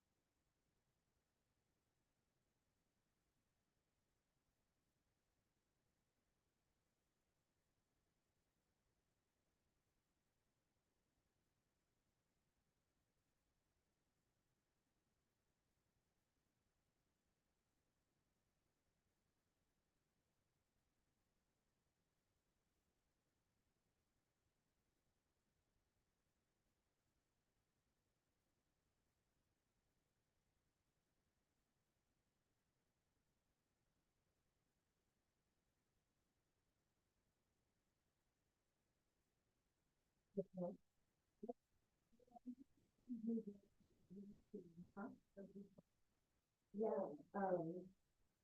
I think I actually had one of these in my cart the other day. And then I put it back. Yeah, so that's like it those lanes. I think it's lane. Sorry, Max. Yeah. I'm leaving Oh, okay. early today. You're gonna, yeah, good.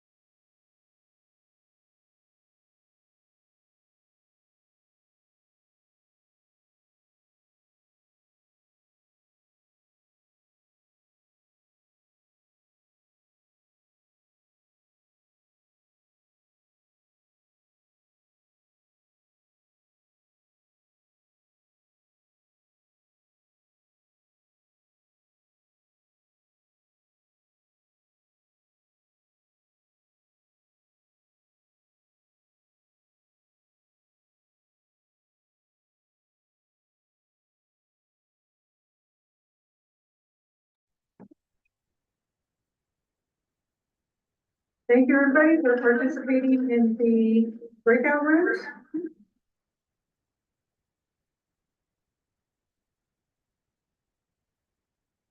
We have a few technical issues we are fixing on this end. Check.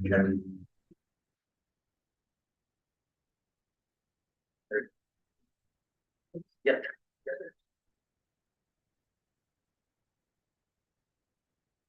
Okay, so thank you for participating with the resolution committees. We know that there are some committees that did not have a chance to complete all the assigned resolutions. I just wanted to remind everybody that tomorrow morning at 7:30 a.m. We are asking the committee chairs to meet again. That is time on the agenda, 7:30 a.m. until 8:30. And then again, we will, at 10:55, we will address the recommended due pass from those committees at 10:55. And should we need more time, we can take more time at that. And then again, on Friday, we do have time, for these committees at 8 a.m. for an hour and a half. So we do have time to go through these committees and do all the resolutions. So please be sure, to all our committee chairs that if you did not have a chance to complete all your resolutions, that that your committees will meet at 7:30 tomorrow morning, and breakout rooms will be available. Thank you. At this time, I turn this back over to A&B Grand President Heather Gergo.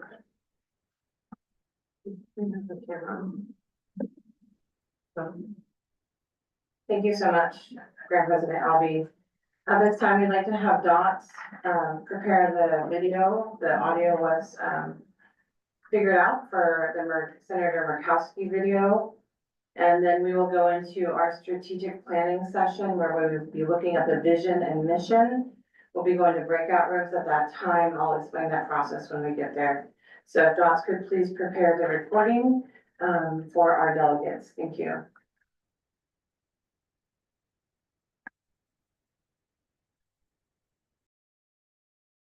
Greetings to all of you that are attending the A&B A&S convention. I wish that I could be there with you, but I'm traveling. This is actually an international trip. I'm here in the Philippines. We know the extraordinary connection that we have in Alaska with the people of the Philippines who have been part of our Alaskan community. But this opportunity to focus on some of our global international partnerships has been an important priority for me, but also for us back home in Alaska. So Gulishish for the opportunity to say welcome. Welcome to you at this convention. Thank you. Thank you for the leadership that you have shown, the consideration and the care that you have shown for me, recognizing me as Anshawaki with my adopted name, adopted into the Deshitan, truly a great honor. So I thank you for that. I think about the many priorities that we have focused on over the years, whether it is care and protection of our Native women, what we've been able to do with VAWA, the murdered missing Indigenous women, what we're working to advance with the landless legislation, the ANCSA reform provisions that we have been working together with you. Thank you for your continued leadership across our state. But the presence that you have maintained over the years, and truly that communication is so greatly and deeply appreciated. I wish you well in your convention, and I hope to see many of you when we are able to gather at AFN in Anchorage later in the month. Gulishish, be well.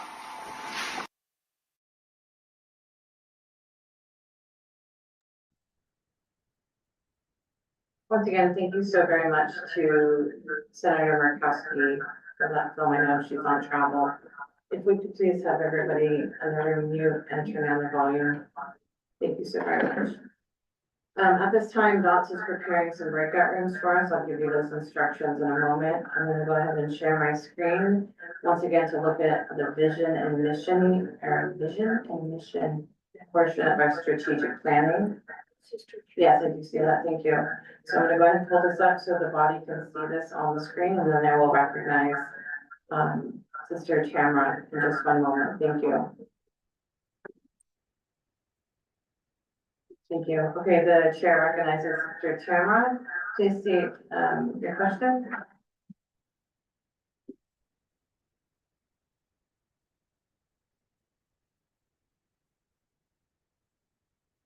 Sister Tamara, if you're speaking, you're on mute, we can't hear you. I see your hand is raised. Please, you have the floor.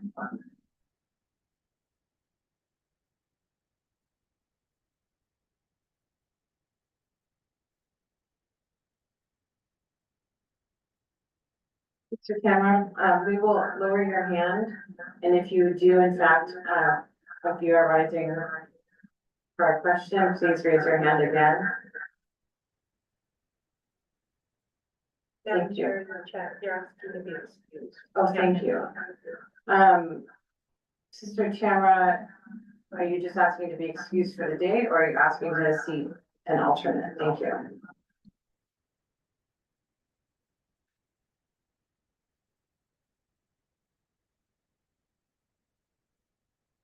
And your question in the chat, I think, can we leave that asking to be excused? Yes, that would be fine if you're not looking to see the delegate. We hope that all delegates are able to continue through the end of the day. Hopefully that answers your question. Thank you. So I do see Sister Juliana, you had a question? This is Juliana from Camp 87. I'm reading the mission, and did someone think about maybe civil rights, land rights, salmon rights, just to cover coverage? This is a current mission from our Constitution. This is our current mission. So this is why okay. Yeah, Okay. so those recommendations, please do share that in your breakout room, and then when we come back to the larger session, I think those, Okay. I think I hear where you're going, and I look forward to hearing that comment when we're in that session. Thank you. So Thank you. currently on the screen, yeah, thank you. Currently on the screen is our current mission. You can access that in our Constitution. You have all received a Constitution via email. So please, if you need to have that pulled up during the breakout sessions, please do. You've also all received the slideshow. I put it in the chat earlier. I will put it in there again. It kind of defines, it doesn't kind of, I apologize, very informal. It does define the difference between a mission and what is a mission and what is a vision and mission difference. So here I will read this to you. What is a mission for a nonprofit? At its best, the nonprofit's mission statement is a distinct expression of an organization's essential reason for existence or core purpose. Some mission statements may include other elements, such as references to how an organization achieves its impact or what it most values. So as you're considering a discussion, what is a mission? What are our core values, and reference our current mission in your discussion? You may be asking the difference between a vision and a mission, because we are entering a discussion about creating a vision as well. Here it's stated here, it's a lot to read, but I'm going to read it to you. The vision statement versus a mission statement for profits topic depicts two key components of nonprofit's purpose and direction. These are two essential components of a nonprofit's organizational identity. A vision statement is an aspirational declaration of what an organization hopes to achieve. It provides direction and purpose for the organization and is a rallying cry for all stakeholders to work toward a common goal. On the other hand, a mission statement defines the organization's purpose, what it aims to accomplish, and how it plans to achieve its goals. It acts as a roadmap and provides the organization's operations and activities framework. A clear and well-articulated vision and mission statement can help an organization maintain its focus and stay aligned with its goals and objectives, even during times of change and pressure. The vision and mission statement should be lived out, not just documented or displayed as wall decor. The more the organization's work aligns with its vision and mission, the more authentic and impactful it will be. It is important to note that while a vision statement is a destination, a mission statement is the map, and the organization's values are the guideposts. It's a trifecta of corporate culture that helps an organization stay focused on its purpose and achieve its goals. So this is where this was copy and pasted from Nonprofit Hub. Let's dive deeper into understanding the vision statement. This at the bottom where it says from Nonprofit Hub, when you link to this slideshow, you can link to that website as well. I've done a hyperlink there. One important thing to note for those who may not know this, the mission also is directly tied to our IR standing as a nonprofit. When considering who we are as a body, we are at Grand Camp and our Grand Officers considered a board of directors, and we are required by law to align with that mission, and all of our activities should also align with that. I'd like to ask our A&B First Vice President if he'd like to add anything before we go into breakout sessions. Thank you, Madam Chair. In the chat, I also added, not to take away from Grant President Gerko's amazing detail on there. I put another little different worded version of the vision and mission approach that we would take in your breakout sessions. It's okay to do bullet lists. It's okay to kind of put things on paper, and wordsmithing will come again. So don't be so frustrated if it doesn't sound like the sweetest poem ever. That's what we work together on, but we just want to get the high levels so that and understand the difference between a mission and vision is going to be really important for us. Thank you, Madam Chair. Thank you. As many of you know, I do multitask with the technology to the best of my ability. And so I'm going to work to put our A&B First Vice President's comments from chat into the slides. So you'll have those to reference in your breakout rooms. So the directions now, and I will recognize our executive committee woman in just one moment.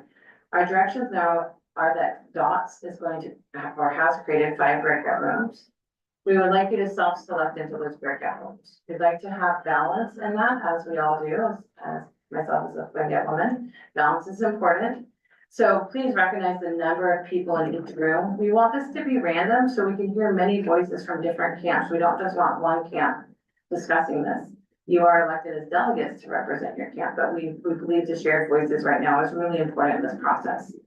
So what we're asking you to do is look at our current mission and have a discussion around what you think would need to change within that mission. And if you so choose at that point to dive in a little bit further into what would a vision be? What would that be based on that mission? So again, referencing that guidepost, those marching orders, and the destination, the mission, and the guideposts, right? Those are all your options. So I'll make sure to add to that slide quickly. I just recognize A&S Executive Committee Woman Paulette Marino. You have the floor. Thank you, Chair. Just really quick, I'm looking at the Constitution under Article 2, where we have our mission statement listed currently. Is it in the chat so that we can look at that? Thank you very much. Listed All somewhere? of the delegates have received a copy of the Constitution via email. Also, the slideshow that I will put in the chat again. The first slide has our mission. So yes, definitely. Thank you so very much. So if you could start self-selecting into the breakout. Well, let me go ahead and let me put this in the chat really quick again before you go, because you'll want to copy and paste this before you go. And then I will add those slides. My multitasking is getting away from me. Okay, I've added it into the chat. You can click on that link. It'll open a document of a slideshow. I'm adding those other comments that Brother Paul had also put in, so you have access to that while you're in your breakout room. Can somebody please remind me how long there will be in breakout rooms? Yeah, until 5:30 recess. 45 minutes. 48 minutes, Madam Chair. So let's go ahead and go into about 30 minutes of breakout room discussion. We have other sessions built in with regard to this. We may not be able to get everybody's response today, but you'll be able to think about that more as we go forward as well. But we'd like to give you at least 30 minutes and then we can wrap up our day and then go into our next session tomorrow. So 30 minutes, and we'll come back at 5:15 p.m. Alaska time. And I'm going to go ahead and ask Dots to help anybody who has challenges getting into breakout rooms. Thank you.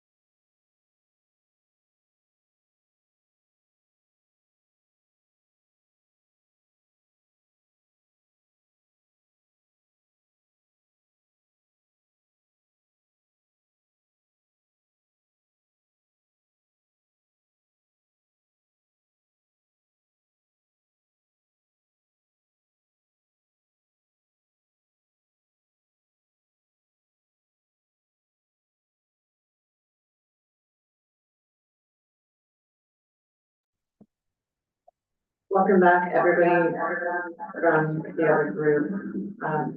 The other group is finishing up their last few edits, and then we'll return to close out our day together. So just a few moments, please stand by. Thank you.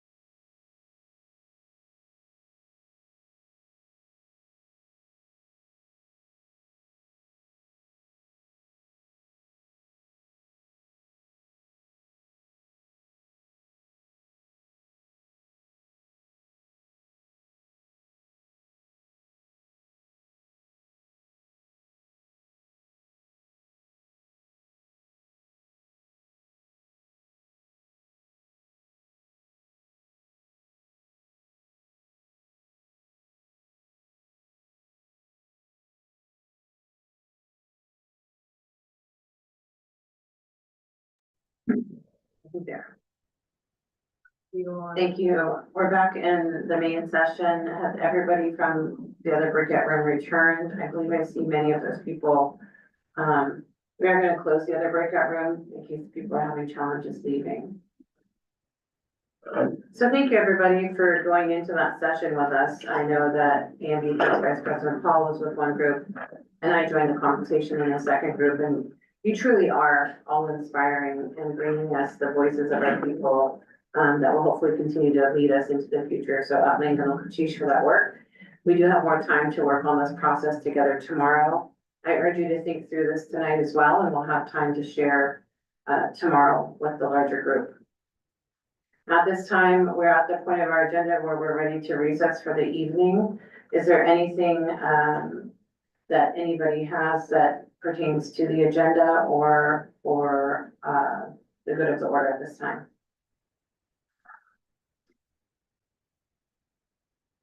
Thank you. I do see in the chat that a storm has just hit Florida. A request to pray for everybody out there in the world. Hey, Madam Chair, this is Marvin Adams. Go ahead. Yeah, I was wondering, I had technical difficulties trying to do the Camp 87 report for E&B. For some reason, it didn't allow me to tap in. Are we going to have another time to give a report? Yes, we will. Yes, we will. Thank you. No time set though, so I can understand when. You have conference starting tomorrow, no, Friday. Well, we do have time now, Brother Adams, if you would like to provide your report. We still have 8 minutes left in our session.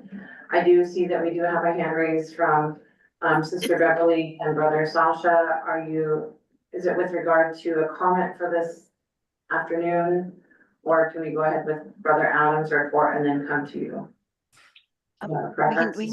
I can speak after. I was just going to remind people about resolutions and attending the breakout rooms tomorrow morning at 7:30, so we can all finish the resolutions. Okay, thank you. That's a really good reminder. Thank you, Brother Sasha. I see you've gone off camera. Brother Adams, you have the floor. I would say probably about 3 minutes is what other camps were. 3 to 5 minutes. Thank you. Okay, well, thank you for the opportunity. I just wanted to state that Camp 87 is doing another civil rights conference. This is our second annual statewide. We're starting on Friday, October 11th, and it'll go from 8 a.m. until 4:30 every day. We've got the mayor, Suzanne Francis, coming in to do the welcome. Assembly chair is coming in to do the welcome. Obviously, we're going to get Aaron Leggett, the chief president of Native Village of Clutna. And of course, our grand presidents and A and B and ANS will be also doing welcome, and along with Joe Williams and the chairs of the Alaska State Human Rights Commission and Anchorage Equal Rights Commission. One of the things that I wanted to really bring out that was important is the truth and healing and the history of the last impact of the Alaska Native boarding schools in Alaska. It'll be moderated by Jim LaBelle. And then we're going to do a military civil rights moderated by Emil Nadi in the morning. And then we're going to have the future of civil rights, a youth outreach program that's scheduled for Saturday. And also we've got the Asian American, the judicial selection process under the election system, the merit system. Then we've got the disparate sentencing and racism in Alaska prison populations. As A&B Grand Cap knows, it's a really big issue for us. Our people, we represent the smallest percentage of people in Alaska, but we have the highest incarceration rates, and we need to do something about it. And housing discrimination is also on our panels, and making equity and reality in education is also on our panel. So we've got a lot of activities. One of the big things I really wanted to bring out, and I know it's near and dear to everybody, is at noon, we've got a luncheon schedule for Land into Trust. And if many of you have been following it, Land into Trust is very important for our tribes, and being able to have individual citizens put their land into trust for their grandchildren. Toward the end of the day, we're going to have, the enforcement discussions on local and state, and then teaching Alaska civil rights movements and hate crimes by the captain of the Anchorage Police Department. And also, we're having a panel with elected officials, dialogue addressing homelessness. And probably last but not least is the domestic violence on missing murdered Indigenous women panel. So we've got a pretty full schedule. We added an extra day this year. And at the end of the civil rights, we've got a fireside chat, living civil rights legends, recount their advocacy. Cal Williams is moderating, Donald Bremner and Richard Jackson Emeritus is also attending. And our keynote speaker would be Dr. Alyssa Warren with the International Association of Official Human Rights Agencies. And we're going to be doing a banquet award recognizing Mr. Richard Peterson with the William Paul Award. And also Gloria O'Neill is being recognized along with a local junior, Amava, worked for the municipality. Closing out the evening would be the comedy act for JR Redwater, flying in from Los Angeles. Sorry to take so long, but I didn't realize I only had 3 minutes to talk. Also went down to St. Louis and did a PowerPoint presentation for the Alaska Native Brotherhood for the International Association of Official Human Rights Conference, August 11th, 2024. It was amazing. It was really big. But we're really active. We've got a lot of activities going on up here, and we're really proud to have you guys come up and be part of our conference. And really excited about, having A&B ANS Grand Camp, participate on Saturday and be a part of this. So thank you very much. We appreciate your time for allowing us to present.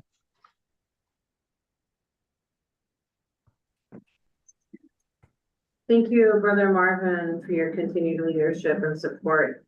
I know we are looking forward to participating and providing a welcome and celebrating the heart of who we are as an organization, which is civil rights.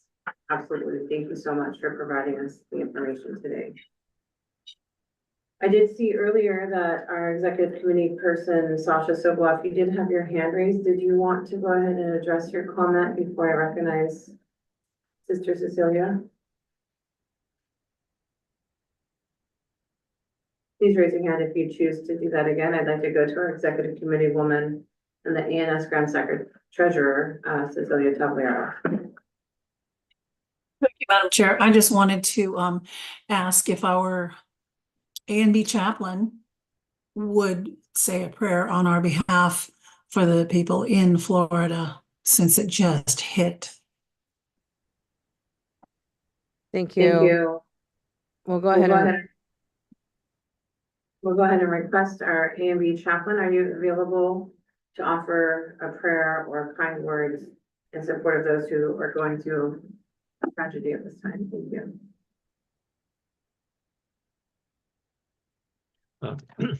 Thank you, Madam Chair. Before we recess our meeting, could you bow with me in a moment of prayer? Oh, Creator, we are going through some trying times, and some of our people are going through unbelievable trauma right now, and we ask your hand and your blessing, and send those guardian angels to put their arms around each and every one of them so that they might not suffer harm. As much as we do that for them, we would also ask that you would do that for us here in Anchorage and the places where we meet from, because your arms around us allows us to put our arms around one another so that we can share brotherly love. And also putting that together gives us the opportunity to give back and to do your work. We would ask that you would uplift us, give us the positive hope and the positive will to do thy work, and especially make it possible for us to make our organizations learn how to love one another and to do thy work. For we would ask this in the precious name of Tikian Kau. Amen. Yes. Amen. Sheesh. Will you please unmute? Thank you so very much, Gunal Chish, to Executive Committee Person Sasha. Just a reminder, we do have our resolution committee meetings tomorrow morning at 7:30 a.m. So we will have those breakout rooms open and available. We do have many resolutions to still go through as a body. So that'll be 7:30 a.m. tomorrow. At this time, we stand at recess until 7:30, or we'll call to order tomorrow at 8:30 a.m. Thank you. Have a good evening.